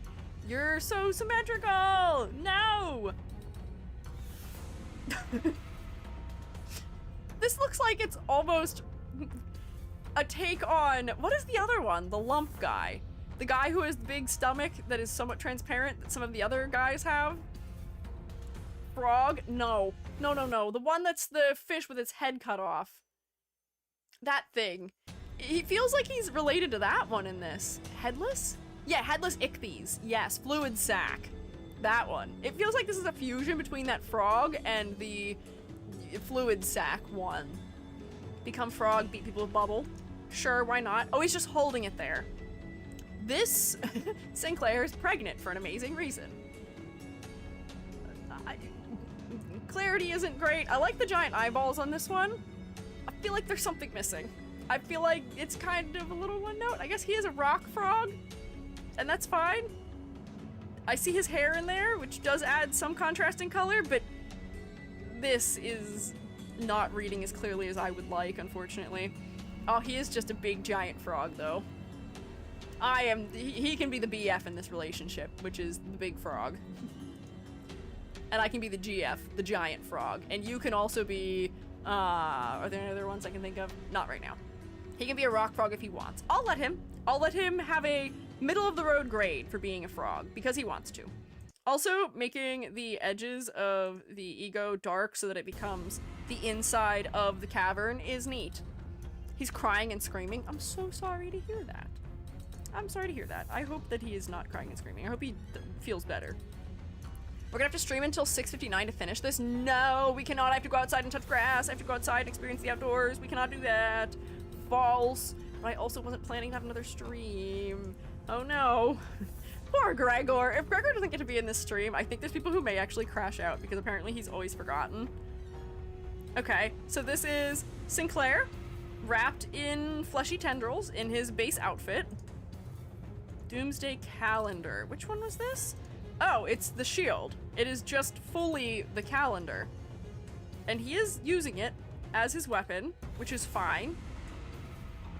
But I feel like the outfit is maybe just slightly elevated from suit. I feel like they're not doing as much with the silhouette on this one as they could, given the fact that it's really tendrily.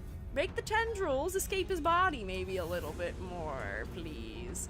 I feel like this almost has to go in here as the only one so far. Is that all? We just get a little more gold and we get a little more red, but it's not pushing out into the silhouette. This is just suit with veins.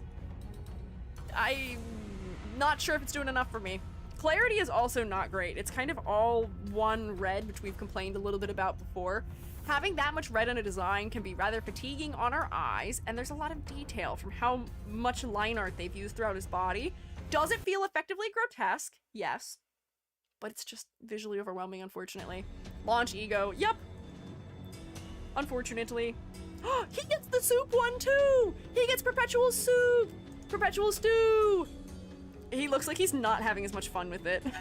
Claire had. They look like twins dressed to be like in the exact same outfit who are really hating it.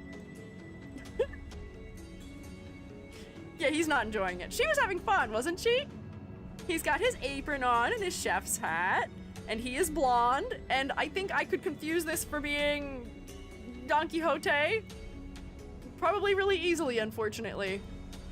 This is an ego that lets you hit your allies for healing. Nice. He doesn't seem very happy to be doing it, though. Gets this because he wants to share dinner with his family. Honestly, wholesome and heartwarming. He doesn't seem like he's having an easy time with it. Oh, this has less drip than Don Quixote's had. I feel like hers was cooler and much more chicken-like. This one, I feel like can't decide what it wants to be. And again, the clarity of the gauntlet with the body is not great. They gave him a big ponytail so we could tell it's him, though, at least. Hers had a much cooler silhouette. This one's a little bit more of a blob, unfortunately. At least they didn't animate the single droplet to sway back and forth because it was a little uncanny for hers. I feel like this is very meh compared to hers, unfortunately. Does family kick the bucket, or they were in the bucket in a sense? Ah, so he's going to use the healing and restorative abilities of soup to bring them back from the bucket, maybe. I hear that works. This one has no neck. No neck, no drip. A little bit of drip, but not enough drip. It's not as interesting. I feel like I'm glad I saw hers first out of this pairing, perhaps. Corrosion looks like a low-level enemy in Bloodborne. Maybe a little bit. And it looks like that because I think hers had a greater variety of color undertones. It had more exaggeration in its silhouette. And by that I mean there's just more contrast. She had narrow points and wide points. There was more goo happening in a disturbing way. And I feel like the chicken-like elements were more preserved in that one also. Unfortunately. Oh, another hex nail. We just saw a hex nail. It's his turn for a hex nail now. He gets to join, what is it, Faust and Rhodia. Oh, and his is much more similar to, I think, Faust that we saw before. We've got all the yarn as innards. We've got his big, giant, fluffy arms and his little ears, and he's got his hood. And he is being stabbed in the chest. He is heartbroken. He's got his eyes all sewn up so he can't look anymore. And he is just falling apart. I think Faust's was very effective for having a knot that was tied to look like a heart. And Rodian's was really cool for the fact that she was in it and it was in it too separately. So theirs felt very distinctly different. I feel like this one isn't as interesting as Faust was either, unfortunately. Yeah, least interesting Hexnail, unfortunately. There's not as clever of elements occurring here. He has been stabbed through the heart, and he does have a bib on. This one feels a little bit more like childish, maybe? I think he's also crying blood. Is he? I can't see it. Oh, he is. There's some blood under there. But I feel like this one's not as exciting as theirs were. Again, Sinclair, I feel like you're the forgotten little brother of Don Quixote sometimes. It's not like terrible, but it's kind of meh. And the color palette is also kind of meh. This is just gray and red and white. I would like another color in the palette still. Rodeo was redeemed by the posing and other elements going on from the color palette. His is not, and Faust, I think, just had some clever things going on conceptually that I'm not sure this one also has. Trauma Teddy, in my opinion, his is most boring because Faust has unironically had miscarriages, symbolism, and Rodeo's is just amazing visual storytelling. I agree. He's just a little guy, which is maybe what this is alluding to. He's just a little guy and he's suffering. He's got a big old cute eye that's been covered over, but I don't know if it's enough for me. I would like something more, maybe. Lantern. Oh, they made him a cute little fairy. Look at him. He's got his roots down underneath his cape. He's got some flowers growing on top of it. He's got some little wings. He's got his pinstriped socks on. I kind of love this for whimsy. He's got a very butterfly wing-like silhouette going on too. All the roots growing out from under the jacket. I kind of love this. It's like deceptively cutesy. This is a lore. The top half looks kind of friendly and sort of round and colorful. But then we've got these sort of slightly disturbing roots that are taking over his legs and coming out from under that you definitely don't need to worry about. He also kind of looks like he's wearing pajamas under it. But I do like this. Oh, it feels like they've patterned this to be rather moth-like now too. I love the textile design here. The pattern work is interesting. We've also grown the roots into moth-like antennas. This one's clever. I really like this one. And then he gets these like almost like Groot-esque root feet that he seemingly is taller while standing on. This one's fun. I like the whimsy in this one. Turns out I like whimsy, apparently. That seems to be what causes things to go in the heart category. But if this wasn't in the heart category, for my own personal taste reasons, this would definitely be in the thumbs up category.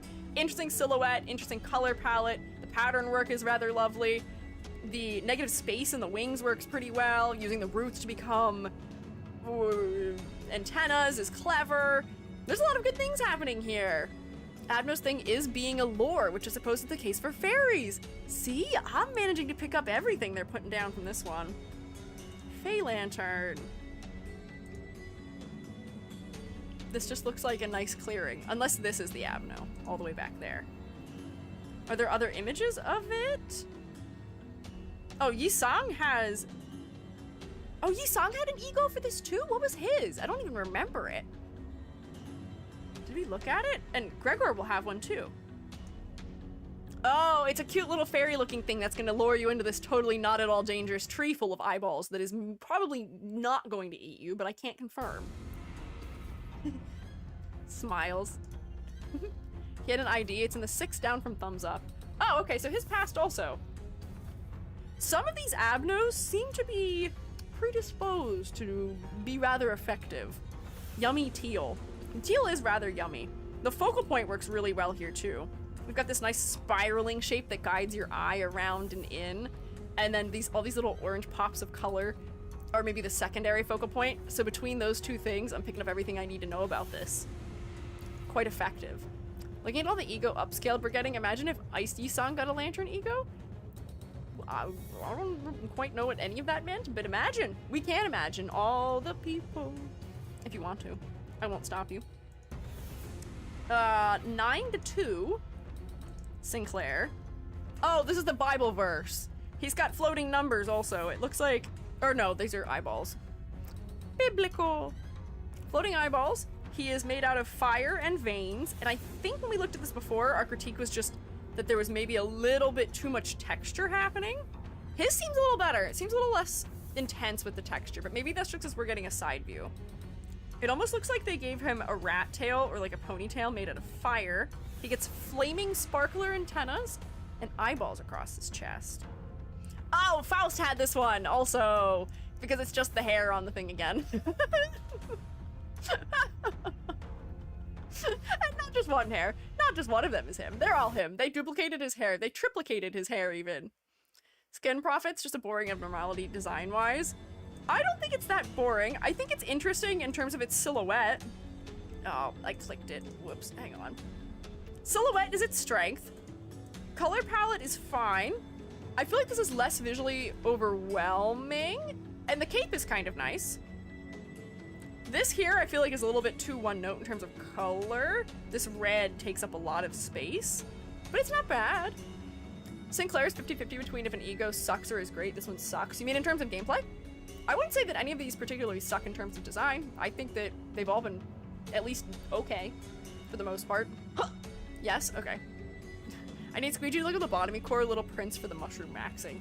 I love mushrooms. They have mushrooms there, but not here. How could they do this to me specifically? They knew I would review this game someday in the future. And they knew. And they didn't put mushrooms in it just to smite me. Here, you can hang out together. It's okay. Silhouette is interesting. The idea of just putting the hair on top of the eyeballs is fun. The eyeballs do sort of create an area for my eye to move around as the focus. To smite you? Yes. To smite me for saying things about their game. Like critiquing the character design in it. To get revenge on me for saying things about the characters in their game. Yes. She's cozy maxing? Who is? Her? Him? Sinclair? What are you talking about? We get Little Prince Mushroom at some point. People liked it quite a bit. Okay, good. Good. I will return to Limbus if and when they give me Mushroom. Otherwise, I'm going on strike. Unless they give me this one thing that I particularly want, I will not interact ever again. What is going on here? Is this goth rock? Is this goth rock? Is this black metal? Sinclair? He's got a cravat on and he has a clock that turned into a guitar almost? Yeah, little German boy is rocking out. I like all the, like, what do you call them? It's not like the speed effect, but kind of around the edge, but it feels like wavelengths when you look at music. The sound wavelength, you know? It's an adder that makes music by shredding people. And you definitely mean shred it. Nope. I was gonna say, you definitely mean music by shredding on the guitar, right? That's what you mean by shredding? But this is a meat grinder erupting with blood. Whoa. He is going through it. Is this one of those like pizza cutter type weapons that's kind of like a chainsaw? This is very Bloodborne, I feel like. I love the way they've drawn his hair here though. It's so messy and mangled. And it is a little Bloodborne-y in the aesthetic too. It feels a little historic, olden timesy. This German boy is gonna get you with his horrifying guitar saw. This is the most interesting part of the design though. I feel like his actual outfit was not that interesting. This is disturbing in a fun and new way. I think this whole design is about the weapon. I think he is meant to be an accessory to the weapon, if I had to make an educated guess. He's dressed all in dark colors, so that way this stands out in front of him. And he almost feels a little bit vampire-esque from the high collar of his cloak and his eyes. The tattering also. Is that what's going on? Yeah, say what you will, eyes are very focal, head is very focal. Same way people are sacrificing themselves for the art, he is just secondary to the instrument. Ah, okay. Chainsaw banjo. Banjo? Banjo. Singing machine. Quit looking at me with them big old eyes. That's him. Is that it? Is that all I get to know about it? Its only depiction is in his ego. Darn it, I guess it is just a banjo. What can you do? Choose his own guitar. I don't know what that could possibly mean. As if, you mean he's biting it, or he chewed it to construct it? Lobotomy core up? No, but it's just a meat grinder. Okay. In his corrosion, he has little notes in his eyes? Wait, I didn't see that. Oh my gosh, he does. They're so little. I wish they were bigger so that we could see them more clearly, because I imagine in the game, there's no way you would ever be able to tell that that's what's going on there. Do you see them? They're like microscopic, but they are there. They're so little.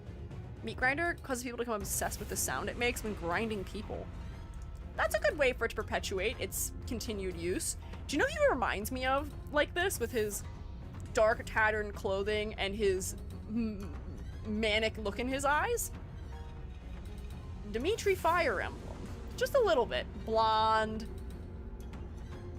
dark outfit, maybe lost his mind just a little bit, having a lot of blood happening. I feel like the clarity here is not so great, because we're grading the outfit. This is the problem. I feel like this entire thing serves to exist only to support the weapon. I feel like his outfit in the designer's mind here wasn't important. His outfit is entirely one value, more or less. There's two values. There's the spot black and then the gray they've used. And then there's like a blue and a purple as hues, but the clarity is -10. I can't make out anything that's going on with his body at all, unfortunately. But I feel like the intent of the design is just for the weapon to be what's important. And his head, and that's kind of it. I don't know. Not counting the weapon in the design that it revolves around is extremely evil. That's why I'm torn about it, because the weapon is what's important, but the weapon is not the character design. I don't know what to do with this one. I feel like I'm struggling with this one a little bit about what to do about it. I'll put it in meh, because conceptually it's kind of fun. I'm understanding what they're trying to convey to me about musical elements and some danger. I can see that the weapon is what's most important. I don't know. I'm a little torn. I don't know. Yeah, Gary, you can say that. Go ahead. Yeah, Gary, go ahead. 얘 데이보스룩 나이크점은 화이트 보이즈요. That's not what they said at all, Gary. Nice try, though. They both look like little German boys. Yes. Gary, what was that? What did Gary just try and tell me? Gary, one of our stream rules is that you can only speak English, and you're breaking it. I don't even know what language that was. Was that Japanese? Potentially?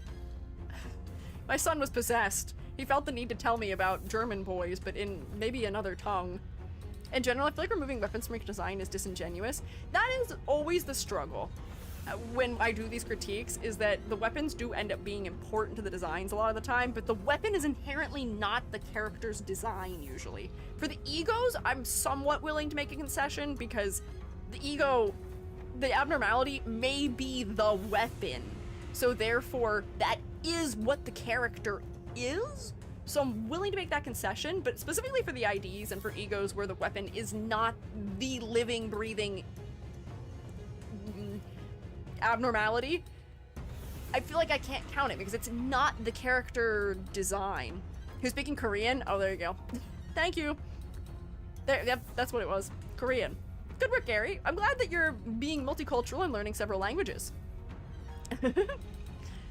But I feel like I can't put this higher than meh as a result. His head is focal, the weapon is very neat. If we were grading this on weapon design, it would score very differently maybe. But that's not what we're grading. Weapon design is not necessarily my forte, and it's also not the point, unfortunately. Finally, Tears of the Tarnished Blood. Sinclair. Oh, you get an icky dragon neck creature also, just like Honglu. Let's see, do you have better clarity? You do! Wait, this one has so much better clarity than Honglu's because we don't have texture everywhere. The red is kept in specific areas. It's grouped together. We've got a clear red shape around here. We've got red in the center of the body, which isn't too overwhelming. Then we have red coming from like the spines, or I don't know what to call them, not spines, but like spikes that are around the body. There's a little bit of a low clarity thing happening where the sleeve is overlapping the clothing, but I feel like this reads much more clearly than the other one did. His one red eye is somewhat focal, although I do fear that the focal point is not entirely his head. His hair being gold, and the only thing that is gold, does help in that capacity though. And the silhouette of this ego, or the silhouette of this abnormality's egos, kind of just slaps in general. Game just calls them pins, okay. Since Honglu's trying to be more similar to the Abno, they stuffed more detail in his outfit. That's fair, but I feel like it's doing a disservice to the design, unfortunately. because it just makes it harder to tell what's going on. This just has much better clarity. This is a fun shape. This is just the awakening. We're splaying the pins out to create wings and an even greater halo effect. And here's our dragon creature, which still has decent clarity from the fact that the red is still clumped in different places. And now we're making the individual feathers of the wings out of those pins, which is interesting. I love that this dragon has a little bit of gold hair. So you can tell it's Sinclair also. Its ribs are hands. Oh, they are! Thank you for pointing that out. That's slightly disturbing. Interesting. Hand rib cage. Oh, I've lost the head. Oh, it's being covered by all the hands. Little bit of a low clarity issue there, maybe. I feel like this is more effective than Hong Lu's was. I know that he is going for a look that usually is exuding higher status also. The fact that he had more pattern work in his textiles is alluding to the fact that he was maybe wealthier, perhaps? But I feel like this is just stronger in terms of clarity because sometimes less is more. And there's a little bit of pattern work, which is kind of all I need. I won't put it higher in thumbs up though because I think the clarity is still lacking a little bit, but very interesting shape. I like that they've customized it between the two of them where they've changed the wings and the rib cage and the chest a good bit. This one has antlers or horns, which I don't think Hong Lu's did, or if it did, I feel like they looked somewhat different. I may be just entirely wrong, but I feel like it's somewhat different. Rib arms disturb me so bad. Yeah, anytime we're seeing a human body part in a place we don't expect it to be, it does tend to be quite disturbing. Also, I've picked up the pace really effectively, and I think I will get done in time. I think there's hope for us yet. Otis! Hi, Otis. Unfortunately, somehow, Otis, you are the sinner that I forget exists the most, despite the fact that I did just forget about Sinclair and remembered you. But that's because I remembered you intentionally, because I knew I might accidentally forget you. If I remember correctly, the corrosion swallows the enemies and gets stabbed by his own spears in the stomach. Ew, that's definitely an interesting way to digest your food. Sure. The Odyssey had a purpose. Sure. So here is Otis. In a jail cell, maybe. But honestly, it doesn't feel like she's the prisoner here. It feels like she is the one imprisoning others, because there's other bodies in here. She's still dressed rather professionally, and she seems like she's hiding the fact that she is the jail keeper in this sense, or that she is, or not jail keeper, she's hiding that she too is a prisoner. Or maybe she's just trying to triumph over the other prisoners. The shadow is a medical symbol. Oh, you're right, it is. I see it. There's a lot going on in this one. There is a medical symbol here. What is going on with that? I definitely dissected this before. Medical symbol. Everyone's dying. Plague be upon ye, maybe. I don't know. War crime go brr. That could also be what it is, unfortunately. Sinclair was once deleted, and he's only 24 bytes. No! This is a joke update. Once rolled out wrong. Oh, no! Staff is not a medical symbol. They're thinking of a different staff. Is this a caduceus versus, what's the other one called? Situation? Where they are often confused. The number of snakes is relevant to them, potentially. We've talked about this before. That is often confused. 4, 3, 2, 1. You've got your weapon. You've got your big old trench coat on. You do feel military adjacent as usual. And you have hidden your prisoner's attire underneath. It's just your collar. I like the little bit of texture and pattern that it adds somewhat subtly to your design. In Limbus, they associate a lot of Greek myths with medicine. The Arpies are nurses. Snake means metis. 2 snakes is rebirth. Oh, okay. Series of abnormalities that are based on hospitals and Greek normality? I see. Now she's the monster. She is the monster sleeping under your bed, Ishmael. Okay, yeah, I think not much to write home about, but I do think that there is an attempt at keeping this from being one note, and the fact that she does feel military and prisoner. And I did see that her sword is also a gun. Every time I see sword guns, I think of Leon Final Fantasy, and then I also think of Genesis Final Fantasy. I love me a good sword gun. Practicality? Questionable at best, maybe. It's just like you've taken the bayonet and made it more important, essentially. But they are cool. They do go very hard in terms of designs. Odysseus is canonically related to Hermes by blood. Ah, so that's why we have wings, I see. I'll go for scissors. How about you? Is this another? Oh no, this is the other bear, maybe. This is another creature. Will you play? How about you? This fella's quite bloodied. If this is another purple that they're leading me on about, I will be betrayed. This is a new ego. Is this on here? It is, okay. Came out this season. Okay, so they do have this one. Wow, look how short this is. I'm doing great. I'm doing a good job here. Say it with me, everyone. Penelope's favorite ego? Who's Penelope? What do you mean Penelope's favorite? This is a little girl Abno. Okay. Oh yeah, I see a lot of scribbling. Me, I'm important.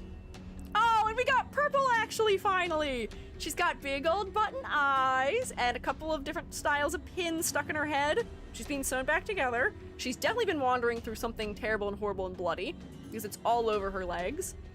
The dark elements around her head are doing a good job of framing her face here. Her hair being dark is similarly effective that way. Yeah, she does indeed go for scissors. I see that. Those are scissors. Oh, and she's not having as much fun anymore. I feel like her face could benefit from her eyes being a little bit brighter in color. I can see that she's a button over her eye here that she didn't have before, but barely. Barely. Penelope, Odysseus' wife. Oh, okay, we don't know her in Limbus. Okay. Her bangs are definitely done by herself. You're right. She used her scissors. She's resourceful like that. This is a little bit scary looking. I wish there was better clarity in the button on her face, but I think I can pick up what they're putting down in terms of concept pretty clearly. Don't know much about this Abno. She asked to play rock, paper, scissors in her event. Okay. This is newer, so people don't know as much about her. I feel like that might make sense. Yeah, she's a little girl with blood on the bottom edge of her nightgown who holds a stuffy. Wait, what does it say? Oh, when it's fought. Appearance, ghostly little girl with purple hair. Creepy smile. Okay. Associated with guilt. Here's the little toy it has.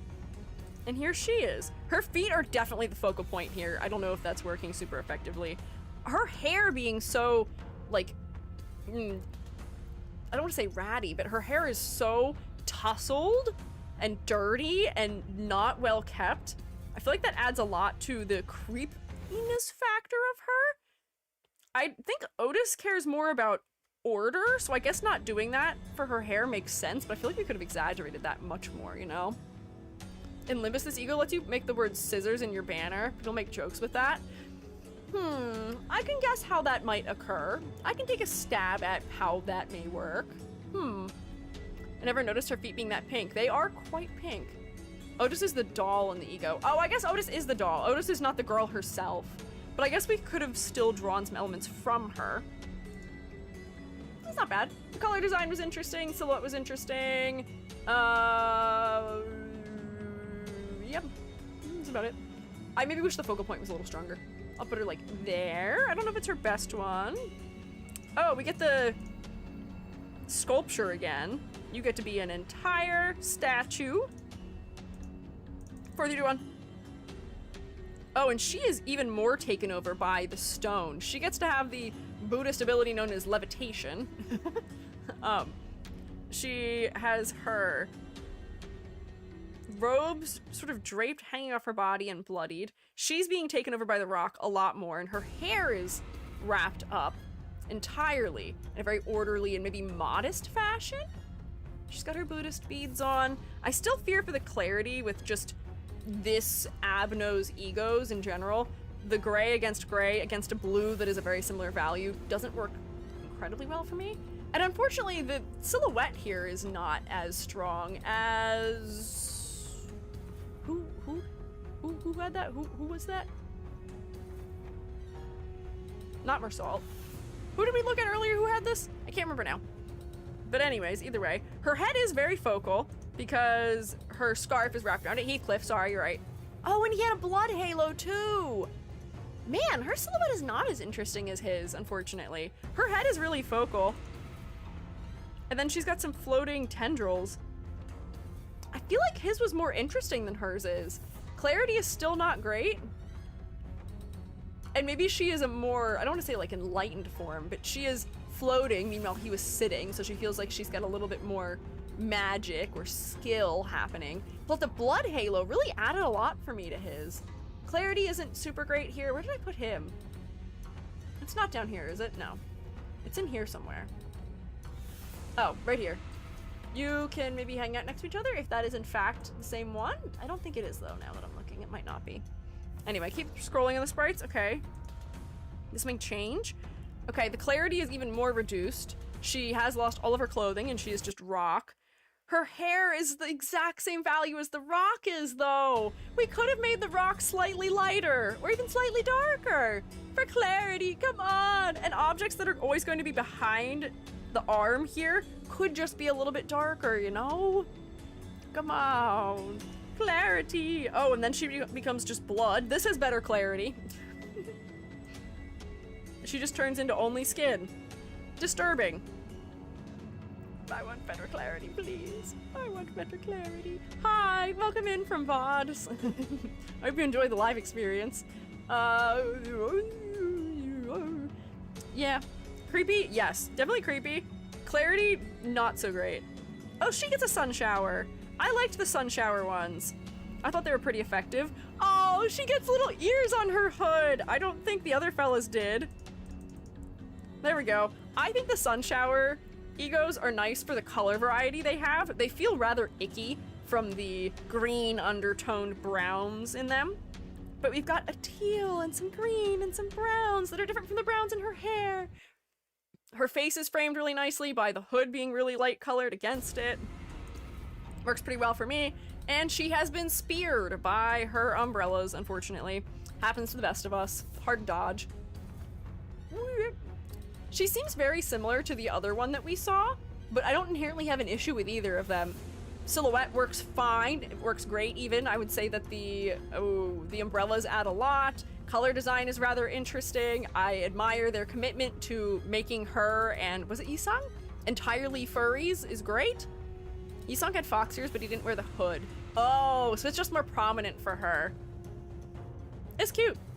What it could mean for Otis is that she has a that she is melancholic about the past / missing her partner. Oh, she's been away at sea for too long. Poor girlie. It's rough out there. It's rough being away from home for too long. But yeah, I feel like we've gone over most of what's going on with this one when we looked at Isang's. It's not that different, but I still think both of them are mostly effective. Ebony stem. Oh, more roots. They really like plants and fire and bugs, which I guess are things that are ripe for creepiness factor, but it's interesting how often they're recurring. Although this feels like it's distinctly different from the others. It's a lot more root-like and less branch-like, less vine-like maybe.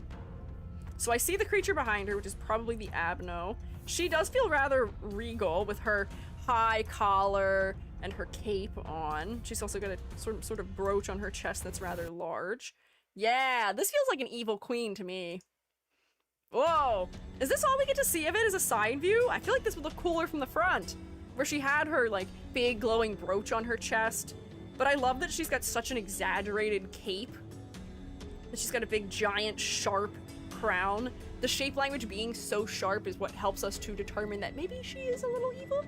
Sharp shapes tend to be dangerous shapes, you know? You see more in the animation. Ah.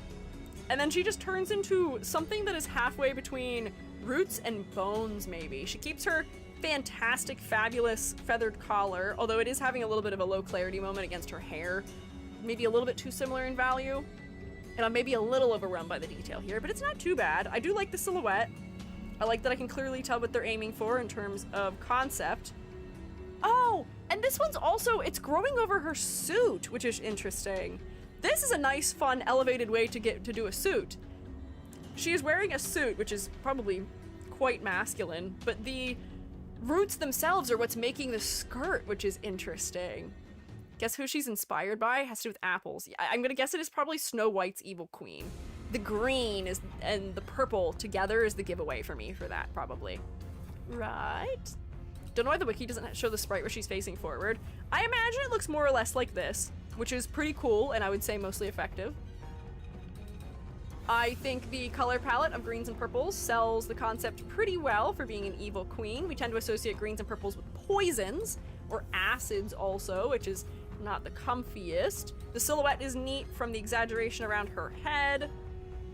The roots and bones reading as being sort of combined is interesting. And I do actually like the fact that there's a suit on under this one. It feels very gender to me. We're going for both masculine in attire and sharp shapes, but then we're also creating sort of an organic, more feminine silhouette. It's an interesting combo here.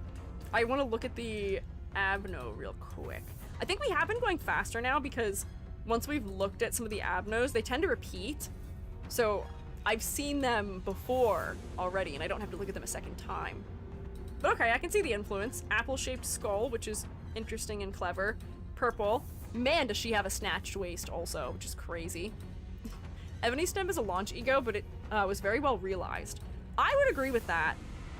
I think this is particularly well done. I think that they built on top of the suit in an interesting, effective manner. They added enough layers to its concept that I'm not feeling like it's holding it back, and the silhouette is working quite well for itself. The fact that the suit is all black also helps with the clarity of the cape and the roots that are all over her. Or the stems, maybe, rather, that are all over her. Works for me. Oh my gosh, she's a holiday skin? I didn't know this one, or holiday ego. Oh, she's also Krampus. She's also Krampus. She's got almost the exact same outfit as, was it Heathcliff had? Except she gets a fuzzy collar instead of a giant scarf. Again, this feels like somebody who is meant to be very serious, who is wearing such silly, whimsical clothing. She's here against her will, and she is not going to be very happy about it.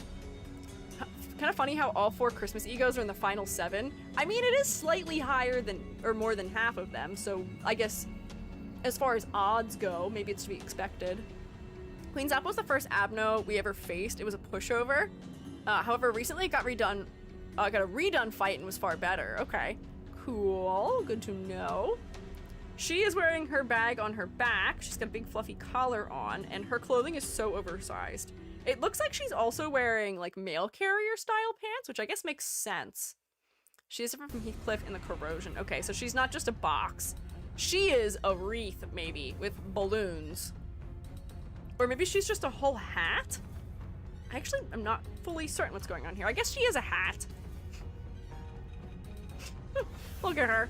I love characters who are too angry to be festive, but still are. Yeah, she's not having it, but she's not going to ruin the day for anyone else. She's gonna wear her outfit, and she's gonna put up with it. It'll be fine. Her corrosion is just being balloons. You know what? Good for her. Oh, wait, this is interesting. They're using the ribbon almost like legs, it looks like, when she's running, which would be cool if that was how she was animated. She's like a whole Christmas decoration. Yeah, she feels like a wreath, but also a hat and also balloons, and she's got ornaments hanging from her. I feel like Ishmael definitely had the best Christmas outfit, but there's something about how goofy these are that I can't help but love. And the combination of her being a character that is maybe a little stricter with it is just great. It's a good combo. Otis is always the most serious one in the room. She is the one who is making sure the presents are delivered. The others might be slacking off, but she sure as hell is not. Silhouette is kind of funny. Her head is framed somewhat well, but I don't actually think her head is that focal. I may actually have to move her down to here. Though I really tend to look here and here and here for focal points, which is kind of all around her head. Her head is the least interesting part of it, which I guess is because it took over. Here, her head is focal. The brown tones are a nice neutral for my eye to rest on when there's all these other, much more saturated colors happening throughout. It's okay. I feel like it's not as inspired as the others. Don't worry, Gregor also gets Christmas Nightmare. Yes. Nice. Gregor, I think, has 2 that I'm looking forward to now, perhaps. Santa in Project Moon is a mix of Rudolph and Santa. They called Sandolph and another name, Rudolta? Interesting. Okay. Why combine them? Oh, she gets a Dimension Shredder too. Nice. Hi, Jubby. What's up? Important question Important question. about our trip.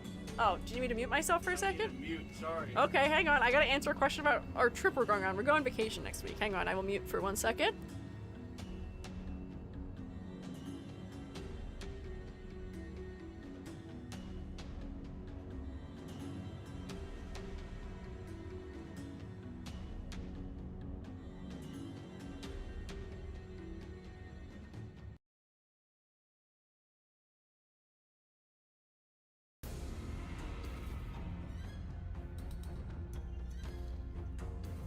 There we go. Did I fix it?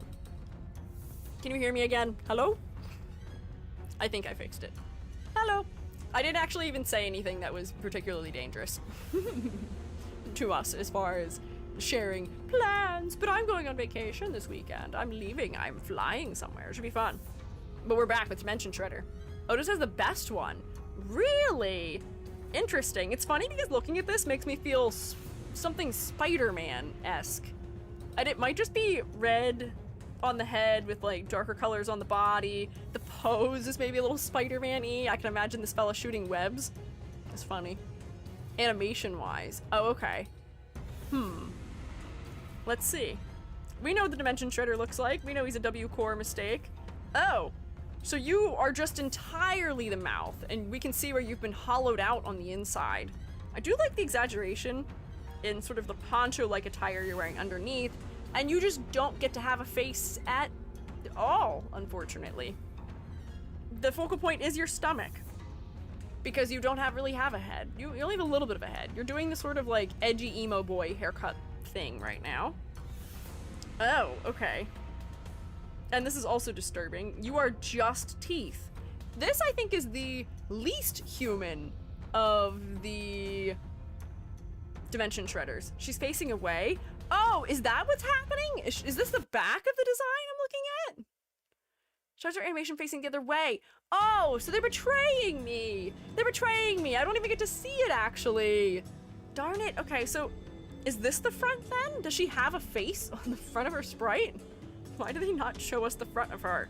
This wiki is betraying me just a little bit. Hope EG gets enough time to see a Mid-Spring Night's Dream 3. We'll see if we have time. That's the corrosion sprite. Yes, this is the corrosion sprite, I know. But does this... Is this the front of it? Animation's sick, but not that important to see. Okay. I see. Wiki just shows the first image. Okay. Interesting. Whoa, arms across the body pose. I guess these weapons are somewhat attached to the body. They're made out of the same material as the body, but I don't know if I can fully count them. I feel like this is cool, but again, it's kind of just all red compared to the other ones. I feel like the other ones had a little bit more contrast because they had a larger area of them that was black. The red was less overwhelming. If I see a design that is 90% one color, it can't go any higher than meh usually for me. Even though there is good color variety, there's kind of okay clarity. I'll put it high and meh. I can understand that this is a creature with teeth and that it is mostly just blood and guts. I think this is rather cool. The color design works a little bit better for me here, but I don't know if it works as well originally. Well, that roach could probably be random. It could also be Pablo. Is there a cockroach in here somewhere? Is there Pablo hiding with the other ones? Has Pablo betrayed his friend? I feel like it wouldn't be worth it here. Magic Bullet Otis. I think we looked at this one maybe. This is another one of those battlefield fellas who have sniper rifles, but this is the magic equivalent, right? Where this one has dark smoke for a head, and this is just a different sniper variation. Yeah. Starts her awakening animation by shredding through the dimension. That's pretty cool. That's good. Has an ID too. Oh, maybe that's the other reason why this feels familiar. She also has an ID based on this. Oh, this is interesting. We get this frame, which is cool. She's looking right at me. I feel a little bit scared. I can see that she is wearing something that is meant to be somewhat professional in a military sense. She's got a cape on. But this is like kind of classic gotcha character outfit color design. Black. We don't even really get white, but we've got a color and a metal. Her head is focal because it's the only warm undertone thing here. Even the yellow is somewhat cool in undertone. I just feel like this is missing some pizzazz. This had some pizzazz. That's some pizzazz for sure. But is that it? That's all. None of the corrosions can go in the bread category because the fact that they are so monstrous makes them something that I feel like I would only see in this game. But I feel like this is so lackluster compared to all the others. It's not like bad, but it's just not as exciting. Outfits the form from the base game. Okay. 7 different variations based on which bullet is being used. The final bullet kills Otis as well. Okay, wait, let's see. Can I see the other variations? No. I don't see any other variations, unfortunately. It's just meh. The silhouette could be more exaggerated and interesting. We could have done more that's monstrous with her design, that relates it to her thematically. There could be more interesting color design. I feel like this is just missing something, unfortunately. And also, I'm going to have a hard time getting through all of Gregor in 10 minutes, but we'll get close. Ah, binds! Our low clarity friend! Again. Magic Bullet misses a lot. Just with this, she summons big magical circles. Devil proposed a childish contract. The last bullet would puncture the head of his beloved. The moment he heard that, he sought and shot all the people he loved. Oh. Interesting. Huh. One of the ID's egos that killed himself in the burn team. Okay. So just animations. So she is bound again. She has an interesting thing happening, which is that there's almost a face in her lower body. There's a jaw and an eyeball and like a nose. And her legs seem to vanish. It seems like she is bound to like a cross or something, maybe? Okay, we know what that looks like. Oh, and you're kind of exactly the same, although I think yours may have just like a smidge more clarity. It's kind of exactly the same and has all the exact same faults as Heathcliff's did. There's just too many. You don't need to look like a father trying to take his kids on vacation. You don't have to. You don't have to look like his car. Too many straps. They're good for silhouette out here, but in here, consolidate. We don't need quite as many of them. Because here, especially, I can't tell where you are. Maybe a little bit? But it's just all one color, unfortunately. Decent silhouette, but I feel like that's really all this has going for it. I can see the concept angle. Clarity is too low to go anywhere else, unfortunately. Oh, it's a sword. I see. So this is the hilt of the sword. Where's the sword? Is the sword not in? Oh wait, the sword is in it. Case in point, unfortunately. I was like, where is the sword? Oh, it's here. It's just the same color as everything else, unfortunately. And it's Gregor time. Gregor is not getting left behind. Gregor is not getting left behind. Unfortunately, for Otis, she had a lot of overlap with the abnormalities of others, and some of the ones that weren't as strong, unfortunately. Although she did have a couple strong ones. Gregor, finally! He's here with us today! I may just not finish exactly on time. I will not leave him behind, not today. Hi, Gregor. Suddenly one day, his arm is all bound up in his prisoner attire, trying to hide that it has transformed into bug limbs. And there are some shadows and people reaching for him, or maybe trying to escape him. No more has been written on the wall, and it looks like there's a battlefield happening outside. He's wearing some sort of like practical, like not coveralls, but almost something you would wear in like a blue-collar job also, which is interesting. Maybe that is prisoner's attire also. Oh wait, I kind of love that his giant encased arm is wearing all kinds of little badges. It reminds me of Don Quixote having all of her little pins and badges. G-Corps war uniform. Oh, he wears that in one of his IDs also. Fought in the same war as Otis, that's what the background is, okay. Bandaged arm has very important symbols on it that relate to the last game, okay. Bioengineered war veteran. I think they're working with the prisoner attire creatively for this one. I keep trying to scroll down real crazy because I'm used to there being more, but there's not. He has interesting little emblems on it that feel like distinct character accessories. His clothing does make him feel like he is just sort of any grunt, but I guess that is how you are in war, in general. You are kind of just a nameless grunt when you are a soldier sometimes, unfortunately. But, you know, I guess makes sense. It's fine. We have no idea why he has those symbols, no? They're from Library of Runia. Yes, they are from that, but why does he have them? Why would he have them? Check the next slide. Whoa! Mutant arm. He can't keep that under control. Whoa! Getting crazier. He has bug and robot and earth and slime and fire. I do love the exaggeration here too. Interesting. Theories, but it's hard to tell. Still don't know entirely. Badges were some foreshadowing for a crazy recent reveal. Oh, okay, so maybe we can't tell you if it was a crazy recent reveal. Interesting.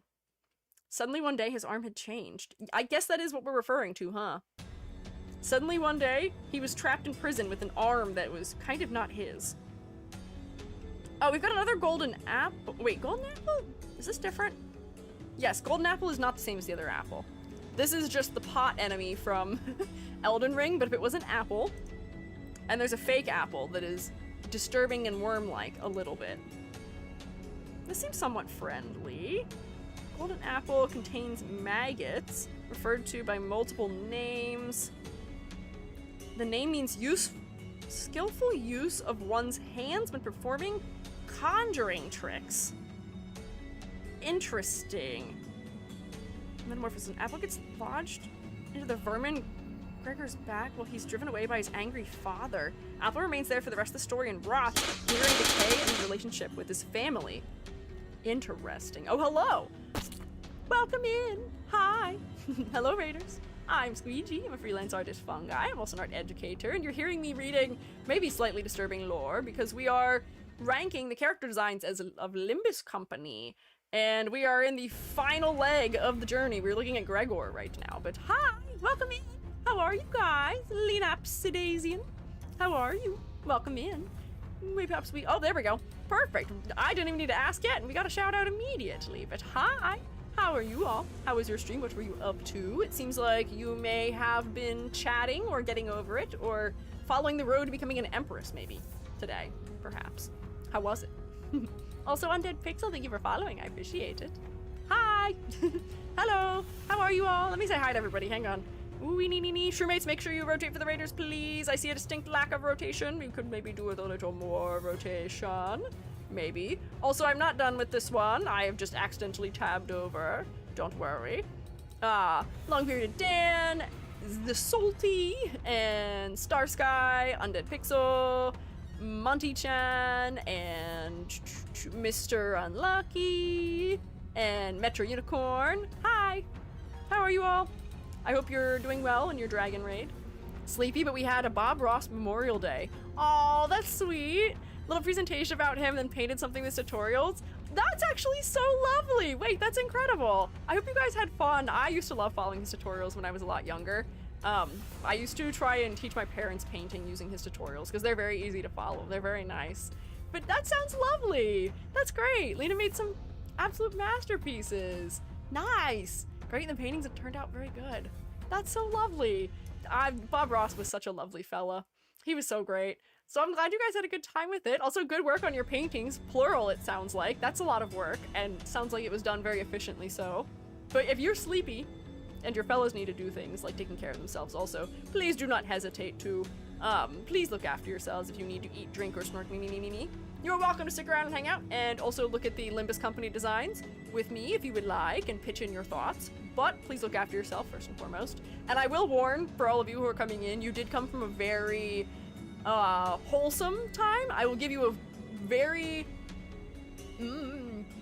strong gore warning for the imagery that we have been looking at. Just because this game is very blood and guts-y. So if that is something that disturbs you maybe a little bit, be careful. Tread lightly. They're not always super disturbing, but some of them have like weird things going on that feel rather innards adjacent, and there's blood. So just be aware.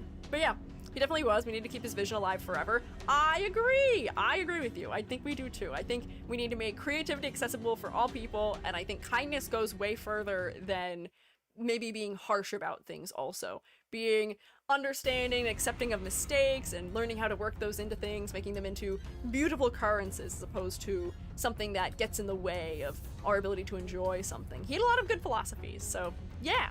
I'll get a snack and lurk a bit. Thank you so much. Yeah, of course. Thank you for stopping by.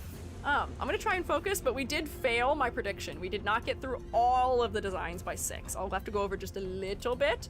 But man, I was kind of close. We're on this one. I feel like in the grand scheme of things, the fact that I was only off by 1, 2, 3, 4, 5, 6. You can do the math. 5 means that I did pretty well pacing myself, all things considered, you know? You know? Legard Main's Awakening is very weak, but I like the corrosion a lot design-wise. Okay. I was taking a look-see at this gold apple, and relating it back to the concept behind this fellow. We were looking at a character called Gregor, who is both the main character of Metamorphosis, kind of, by Kafka, and also one of the characters in this game, and he is influenced by the book in the game. The evil number, said after the number before it, which was not an evil number inherently. No number is inherently evil, just maybe in combination they can be evil. Or what they stand for could maybe be evil.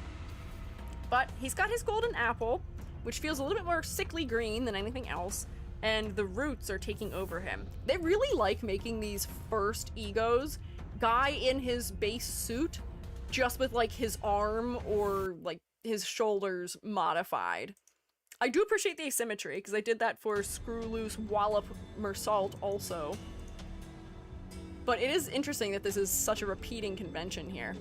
Also, a war veteran experimented on by his mom. Yes, in this game, not in Metamorphosis by Kafka. That does not happen in that one. Not entirely, no. We're still gonna watch the trailer for the new IDs and Ego today. Oh, I don't think I'll be able to. I think I'm gonna go over too much, unfortunately. I tried so hard to make sure we got done efficiently for it, but maybe we're quick. I really need to go on a walk, though. I want to go into the outdoors and enjoy the outdoors. We'll try and be quick. We'll see. We'll decide when I get to the end. But I feel like this is... Whoa, never mind. Hang on. I feel like this is not as strong as some of the other first egos we've seen. It is all right. The color design here is making the entire focal point the apple, which I guess makes sense. That is the abnormality itself that the whole ego is based on, but it's distracting. It makes him less important here. I can accept it if it were the more important element here when the corrosion has fully taken over, but when he's still awakening, I feel like it's too much that it's down here. We could have balanced this out with some other gold somewhere else in the design, maybe. I do appreciate the asymmetry, though. The silhouette is not as great as some of the others, either. Really, the only interesting moment of his silhouette is maybe some of the leaves, the branches in his hair also, and the weapon is decent, but I guess it is technically a weapon. Here, he has eaten the apple, and I guess is covered in maggots, maybe. He is decaying, which conceptually is interesting. I feel like clarity-wise, I'm having a hard time understanding what I'm looking at. The green of the vines, I guess they are, is the exact same value as his pants and kind of as his shirt. So it's kind of just getting lost together for me a little bit. And the focal point is still not his head, it is still the apple, which I guess makes sense. It is the abnormality. There's more to the corrosion? Okay, we'll keep going. If there is, I don't get to see it, unfortunately. Keep going. That is all. That's all they've given me. Cries. That's all. What am I missing? Is there something particular I'm missing that would sway me to score this differently, maybe? I think this is meh. It's got something interesting going on thematically. I like the apple element. The use of maggots is an uncommon angle for an apple, maybe, also, but it does make sense. In the animation, it gets a giant maggot arm. Okay. Disturbing. Thematically interesting, but also disturbing. Unfortunately, we can't see it. I imagine it'd be handled similarly to this, nope, this thing, which also looks to be made out of maggots. Yes, I believe this thing is entirely made out of maggots. So I guess we'll all be spared from having to witness that. Lantern! I liked these ones. The lantern ones were good. The lantern ones were interesting. His whole arm is becoming the tree branch here now. He looks like Link, Legend of Zelda. He's got his blue tunic on and his light-colored pants underneath and his knee-high boots. And he's got a cape on. Is he wearing an eye patch? He might be. Oh, so he is much more directly the abnormality we looked at earlier, which had these branches that were arcing around and then had the fairy lore. I feel like this isn't as clever as Sinclair's. It's interesting, sure. The color design is somewhat fun. We've got blues and greens distributed somewhat nicely. His face is a nice, somewhat bright element framed by dark things, so it does make his head sort of a secondary focal point, but the fairy that is luring us in is more interesting for us to look at, because it is trying to lure us in, maybe. How many arms can we give Gregor? The answer is yes. Well, what if he had no arms, actually? What if he was just a tree? What if he was just only the tree? Sinclair was referencing the fairy more than the actual Abno, but I kind of love that for him. I feel like that was an interesting take on it. This, I feel like, is maybe a more, I don't want to say traditional take, but it is just directly referencing the Abno. He did become the tree. The color design was fine, the silhouette is also kind of fine, but I feel like it's not as exciting as some of the others. We'll put it at the bottom of thumbs up, maybe. And I feel like that's fair. Where are the eyeballs? Where are all the eyeballs? Why did they not stick some of those eyeballs inside his cape? I feel like that would have done a lot for me in reference to the abnormality. Or just in here somewhere. That orange would have added another color undertone, which would have been fun. Oh, are they in the animation? Okay, thank goodness. That's good. Okay, so he does deserve to be in thumbs up then, if the orange is present. It's unfortunate that these screenshots don't include it, because I feel like that is important as a reference. For the corrosion, okay. It's below him, okay. But still then, I feel like they could be inside his jacket, and that would add something interesting. Bam. AED, we've got another AED one. We've got another lightning or electric centipede. Let's see how similar he is to Heathcliff's. Oh, bug arm! Wait, I love that! I feel like he has a unique angle for most of his designs because they can just do whatever they want with his arm. They can go crazy with it. They said, what if his bug arm was an entire bug? Thematically, we skip bygone days. Whoops, did I? Oh, you're right. We'll go back for it. We'll stay here for a second, then we'll go back. Gregor gets all the arms. This is so good for his silhouette. It adds interesting asymmetry. And again, this is definitely a secondary focal point, which makes sense. This is a separate living creature, technically, in some capacity, maybe. His head is focal because it's got some of the lighter, brighter elements in the design. I can tell that he is somewhat scientist adjacent with his lab coat that he is wearing. And he's got some of the screws around his neck also. Also, the fact that some of these fellows are turning into like robots almost under the lab coats is interesting, but I guess that's a reference to the electrical elements, maybe, perhaps? Here we can see him just standing here, and when he gets corroded, he gets to have two as a treat! What if he gets a second one? I love that this one's on fire. This is kind of fun. I think this is doing good things for silhouette. I fear the clarity on this side of his body isn't great. It's a lot of straight, flat black against slight blue highlights that don't read all that clearly against each other. But again, for another one of those outfits that feels like his base clothing being worn under something that jazzes it up, it's not too bad. I think the arms are particularly inspired for silhouette, so we'll put him in thumbs up. And the red adds some interest to the color palette that otherwise I think we would have been sad without. You grabbed bygone days? Oh no! Where did I put it? Oh, it's right here. Hang on. And this is why, e.g., you shouldn't just skip ahead. You should go back when the shroommates let you know you missed one. You should not be stubborn. Whoops! Thank you for paying attention. I like that he has multiple eyes. Did Heathcliff's also have multiple eyes? I feel like he also had multiple eyes. Although he had, like, spidery pinchers on his mouth. Gregor doesn't get pinchers, because his pinchers are down here. Oh, another congruent design moment that's interesting. The centipede's pinchers having, like, a little piece of light, or not lightning, bit of electricity jumping it, almost feels like a taser in an interesting way.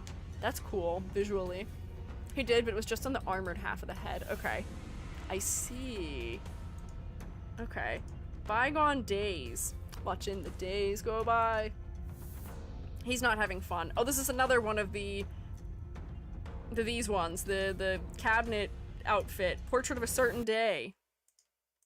He gets a pinstripe suit, which is what I hoped and prayed for when we were looking at the base egos. This is, again, nothing to write home about, unfortunately.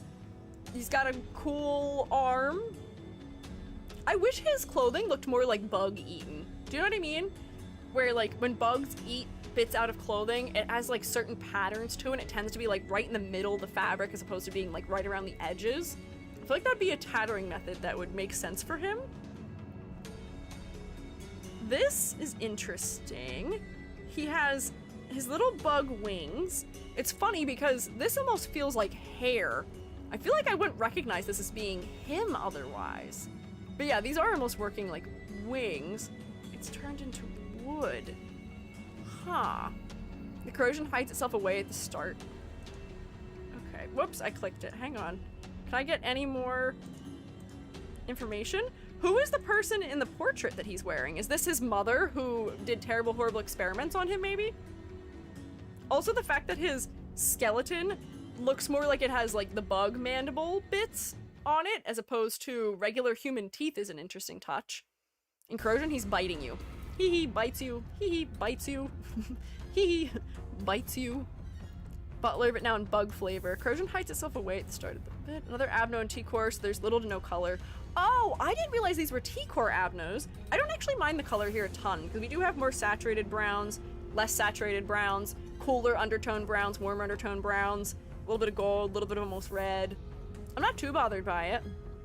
Face is obscured, but yeah, it's probably her. Mother or sister. Okay. I feel like these ones have real strong silhouettes, but I feel like they just miss a little pizzazz.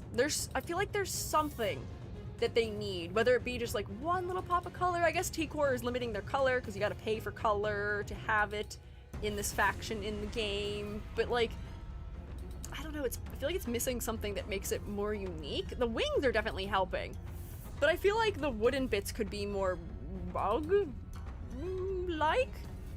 Like the limbs that bugs have, where they're all like segmented-y, where you can see the exoskeleton on top of them or something. Or like if the sides of it, which almost look like wood, had like bug holes in it, like termites had damaged it. I feel like there's creative ways that this could be made more interesting.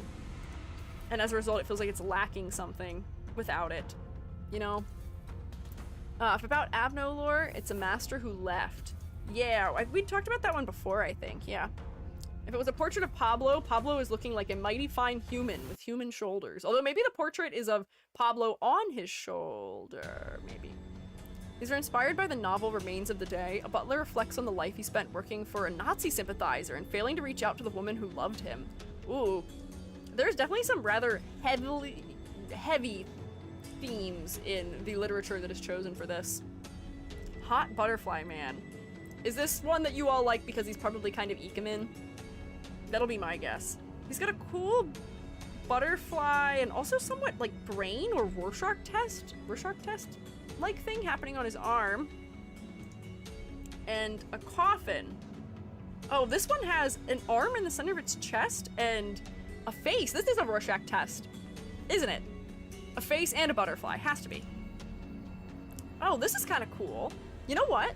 The use of flat black and white here is interesting. This feels rather gothic in its colors as a result. Funeral of Dead Butterflies. Black and white guns while on the bench take me back to good old Helsing. It does feel a little bit Helsing-like, doesn't it? Yeah, the texture of the coat is nice. Yeah, it does feel graphic novel-y. The fact that it's kind of two-tone. It's a little duochrome. We have one tiny pop of color in his collar. I am not a huge fan of the fact that we can't tell where his vest starts and ends with his pants and his shoes, unfortunately. It could be clearer, but I think his hairstyle makes sense. It makes him look a little bit more dapper. He's got his little monocle on so he can see with his glasses chain, which feels rather important also. Oh, it feels a little Black Butlery too, huh? It's a little butlery. Oh, Hoshi, welcome back again for the Prime sub. That is weird how it's not working properly. That's so weird that it's making you do it again. Oh, okay, and they committed to making him truly the abnormality in this one. He gets his whole butterfly Rorschach test head. He gets the center chest arm, which is very focal compared to his other arms. which look like they're holding a coffin behind his back. I think that more sprites in this game would benefit from white line art, the way this is benefiting. This has much more clarity as a result of the white line art. What if we just had that white line art along the edge of his vest in here? What if? The answer is the clarity would be greater. We'd be able to see it a little bit more easily. Abno has 5 arms. Really? Similar one for Yusang comes out in like 5 hours. Uh-oh. Looks funny. Man, I'm gonna miss out. I'm kind of heartbroken. Okay, so he does have at least 3 arms. Oh, wait. Unknown quantity of arms. These are arms. These are arms, but are those the same arms? I can't tell, necessarily. Might be. Might be the same arms. I don't know. Maybe 5 arms. Maybe 3 to 5 arms. An odd number of arms, nevertheless. Does actually have 5. Okay, confirmation. Something about the styling of this one I feel like is very distinct. So for creativity, I feel like this definitely deserves a thumbs up. There is some clarity issue in it, so I won't put it that high up. But the really like stark monochrome or like almost like duochrome use of black and white feels very tonally distinct compared to other things we've seen in this game, and also just designs I've seen for characters in all games, period, also, which is fun. So what do you mean by milked? What do you mean by milked? What do you mean by that? I don't know what that means. Abno is basically about remembering those who have died. In some folklore, butterflies are associated with souls. Ah, so he's carrying the souls with him and protecting them with his big old guns in his coffin, maybe. And he's becoming one of them, also. Funeral of Dead Butterflies is incredibly well beloved. I think it's probably because they made him kind of eke him in for it. I imagine that's probably why. Oh, he gets to be Christmas. He gets to have scary things under the bed also. I like that he is almost dressed like he is the present. What is going on here? Is he wearing a poncho? I can't tell. And there's the bed with some creature underneath. Oh, look at him in his Snork Mimi cap. He's so sleepy. He's got a big old blanket over his shoulders. He's got his big old Christmas bow and the fluffies. I kind of love these ones. The fashion is so fun. He's got his nightgown on, and he is hiding under his blanket at least 3, if not more, horrifying bug arms. Perfect. The perfect thing to destroy your foes with. And then here's the bed. He's got his little Rudolph plushie on top, his little bed head sticking out at the bottom. And then the texture that was on his... Oh, it is just a blanket. He is just wearing the blanket from the bed, which is cute. Okay, the bed has lifted up. It is now levitating. And it has horrible, sometimes hairy, sometimes not bug things going on underneath again. Yeah. And then it's gone, I guess?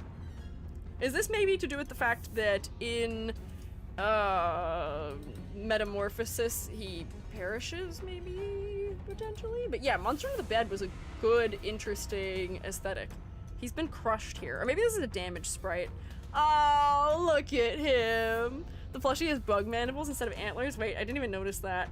Oh, it does! That's such a nice little detail, too. I love these Christmas ones. They're so whimsical.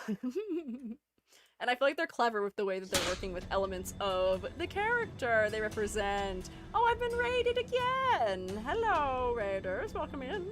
Shroommates, could you rotate for the raiders, pretty please? Hi, Peanut Bun. Welcome in. How are you?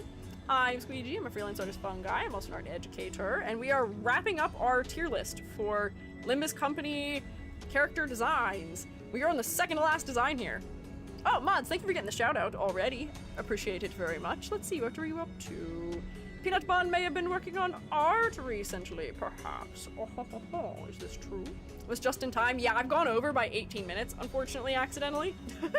So I am not long for streaming at this point. We may have to do a little bit of like a raid train type of situation. We may have to go together somewhere else.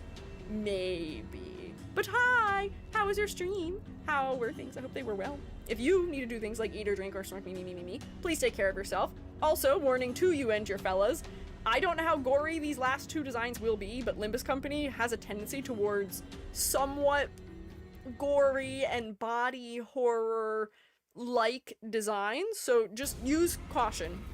Exercise caution with continuing to look at things here. Good, I designed a new Sonic OC. Hey, Shrewmates, did you hear that? I know Peanut Bun knows the drill, I think. But if you would like to donate us an art tax, you are more than welcome to do so. If you would like, of course, you don't have to. But if you would like to, we are kind of nosy and like to snoop on the things people work on. Okay, yep, they would like to see. They would like to see, maybe. Give me a sec. Okay, go ahead. I'm gonna finish these last 2 rankings and then we'll take a look at your thing to close this out for the day. We did look at this on stream a year ago, I believe, because I think this is supposed to be biblical in reference. We've got a crown of thorns, we've got crosses in the background, we've got some kind of scary bulging eyeballs. Yeah. His arm is turned to bone also. Yeah, this one does have a tad bit of blood, so be warned. And if you don't like eyeballs, there may be a bit of that happening too. Craig Jighut, thank you for following. Oh, also say just to mention thank you for following. Sorry, I didn't see the notification for that earlier, but I appreciate it. X-shaped St. Andrew's cross. I see. Sign of Roses is like Sunset Wayfarer, where it wants you to stay, but it's forceful and prevents you from leaving until you, in quotes, bloom. I saw you guys calling this one wife. And I remember people calling it wife when we looked at it before, but I still don't know if I have any understanding of why that is occurring at all. Why would that be? Why wife? Jesus and crucified St. Andrew. Community joke about him being the bride, the groom, Edgar Manor ID, and the priest, Blood Fiend, being the entire wedding. Oh, okay, they're just looking for a way to do it. Is he wearing a wedding dress? I feel like this doesn't look that much like a wedding dress to me. It looks like an old-fashioned, like, lab coat almost, where it has buttons running up one side and a high collar. And he's wearing almost like a stole over it, which is religious, maybe. It might just be that he is wearing stuff that is meant to be, biblically related. Here, we'll keep that for later. Thank you, Peanut Bun. Very kind of Moobot to not send it into the void. Very kind. Just because it's a white dress. Okay. It looks somewhere between scientist and religious figure to me. Generally overall. And then he gets crucified on the sideways cross and has a lot of flowers growing from him. The skeleton arm is interesting. I wish it had better clarity because I do definitely lose it against his clothing a good bit. And I'm losing his arm where it's overlapping too, unfortunately. This I feel like has a lot more clarity, but it's because we're keeping his arms away from his body. It's just that the headwear with flowers and flower bouquet makes him look feminine, so to speak. Ah, okay. The skeletal arm grows big roses in the animation. Okay. Arm is made of tons of thorns, and the hand is bone. Yes, I do see that. I see that in here, but the clarity in this area is just not super great, unfortunately. This has better clarity. Do we get any other imagery for it? Oh, we get high clarity. Thank God. Clarity was not great. He's got one big old eye in the center that is definitely looking at me very intensely. I think I understand the symbolism in this one very clearly. The crown of thorns and the cross make it pretty obvious. I think the clarity is maybe somewhat an issue, but maybe not a huge issue. And silhouette is strong, as just about every Ego's is. So I think we can put it there. I think it would be fine to put it at the top of meh, maybe. Maybe bottom of passing. I feel like if I'm grasping the concept pretty clearly, I shouldn't be putting it in meh all the time. Greg's VA also does a really good job at voicing the Egos. I heard that he, is this one the one where he screams? There's one where he screams or something. I have been told, or I've heard through the grapevine that he is quite loud sometimes, maybe. And here is the last one. Oh, it's the Arknights collab. This is the this is the Arknights collab one. He gets to be a bird. I guess. Isn't this a lion guy though? This is the first one who's Arknights guy I don't recognize. I don't remember this man. He was not memorable to me, unfortunately. Who is this? Firefist? Is that what this man's name was? Horse. This one was oh, he's a Pegasus Knight, isn't he? He must be a Pegasus Knight, because that's why he has wings also, maybe. Amazing way to end it. This is funny that we're ending with Arknights. Okay. So, this is, I feel like, such a more traditional gacha game character outfit that he is wearing compared to anything else we've seen in this entire game. Most of them, oh, it really is. Most of the men in gacha games wear suits that are like vaguely tactical, have filigree and trim, are black, white, a color, and a metal. This doesn't even have white in the color palette, it's just black, blue, and gold. There are so many little things that look like they're alluding to there being details here. I'm like actually kind of disappointed after seeing how interesting Ishmael's Arknights collab was, and how interesting... Who was the other one who had one? Was Don Quixote the one who had calcites? I don't know.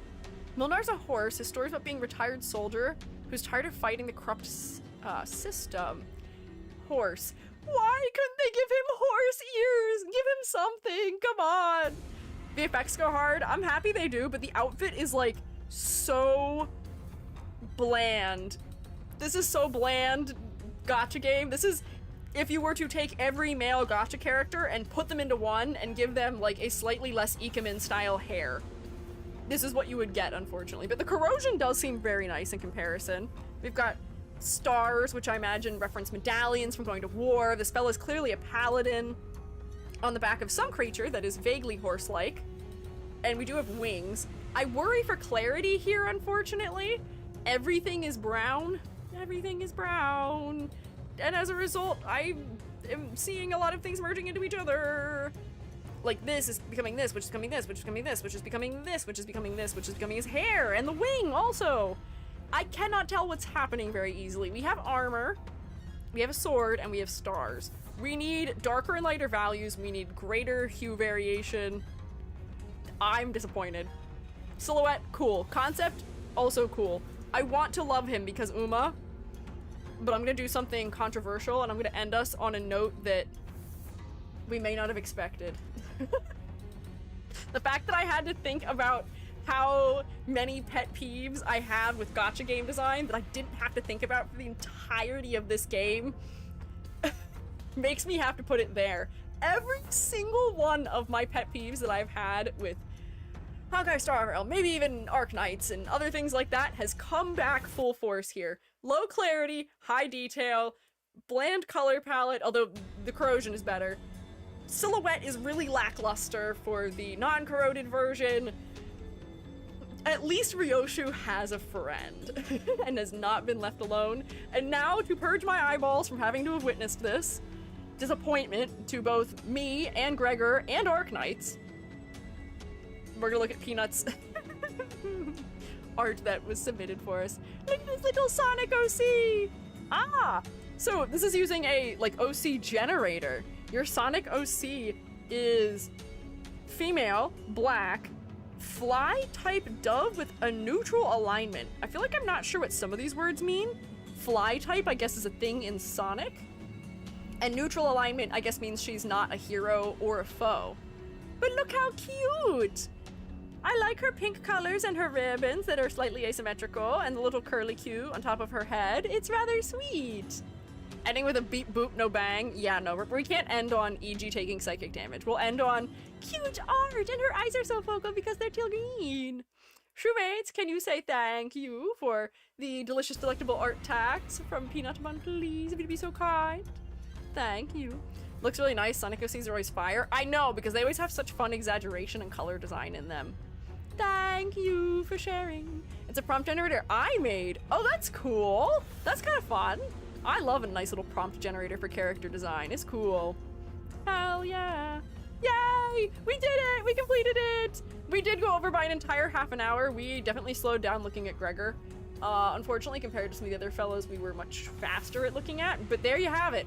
The entire completed tier list. We have about an average amount of things in my heart categories we had with other games. I tend to prefer whimsy, apparently. But there's a lot of variety, more so in just the thumbs up category. The meh category is somewhat full, but that's usually how it goes. Thumbs down category is not very big compared to other games, which is pretty good. Lots of suits, lots of bread, but that's sort of stock standard for gacha games. And only 2 psychic damages. All in all, not bad. Not bad at all. Not too bad, not too bad. We can take that. I'd call this a win. Thank you all for joining me for this 4, 8, 12, 16, at least bare minimum hour journey that we've gone over the last month. And thank you for sticking around after some chaos when we first started doing the tier list. I appreciate you all being here and hanging out, and especially in the last 3 streams of this, being rather friendly fellas and helpful. It was very nice. So thank you all for being here. I need to go, like you would not believe. I need to go on a walkie. I may not be a dog, but I need to go walk. But thank you for joining me. YouTube Shroommates, I cannot send, well, actually I lied. I think I can send you somewhere. I may be able to send you somewhere. Let me see if I can send you somewhere. It's worked before when I've done this, I think. I can't confirm because it doesn't send me with it on the redirect. But I think it goes. Maybe. Oh, it's all schedules. Is there anyone I can actually raid who is not in a schedule right now? I feel like the only people I've ever managed to raid are members of First Stage Production EN, and I feel like they're all gonna think I'm a weirdo. So I will actually not be raiding. I have fear in my heart, and, whoops. LOL. Yeah, I follow a couple of their fellows, and they're the only ones who are ever live when I finish. I feel weird raiding into corporate people. I don't want to do that. I don't like. I feel weird. I'm just a little guy. It's kind of scary. So we're not gonna do that. We'll not do that. For Twitch, I'll be able to find someone, but for YouTube, I will just say farewell. Thank you guys for hanging out, Limbus fellas. Bye bye. Shroom you later. Farewell. What? And they're gone.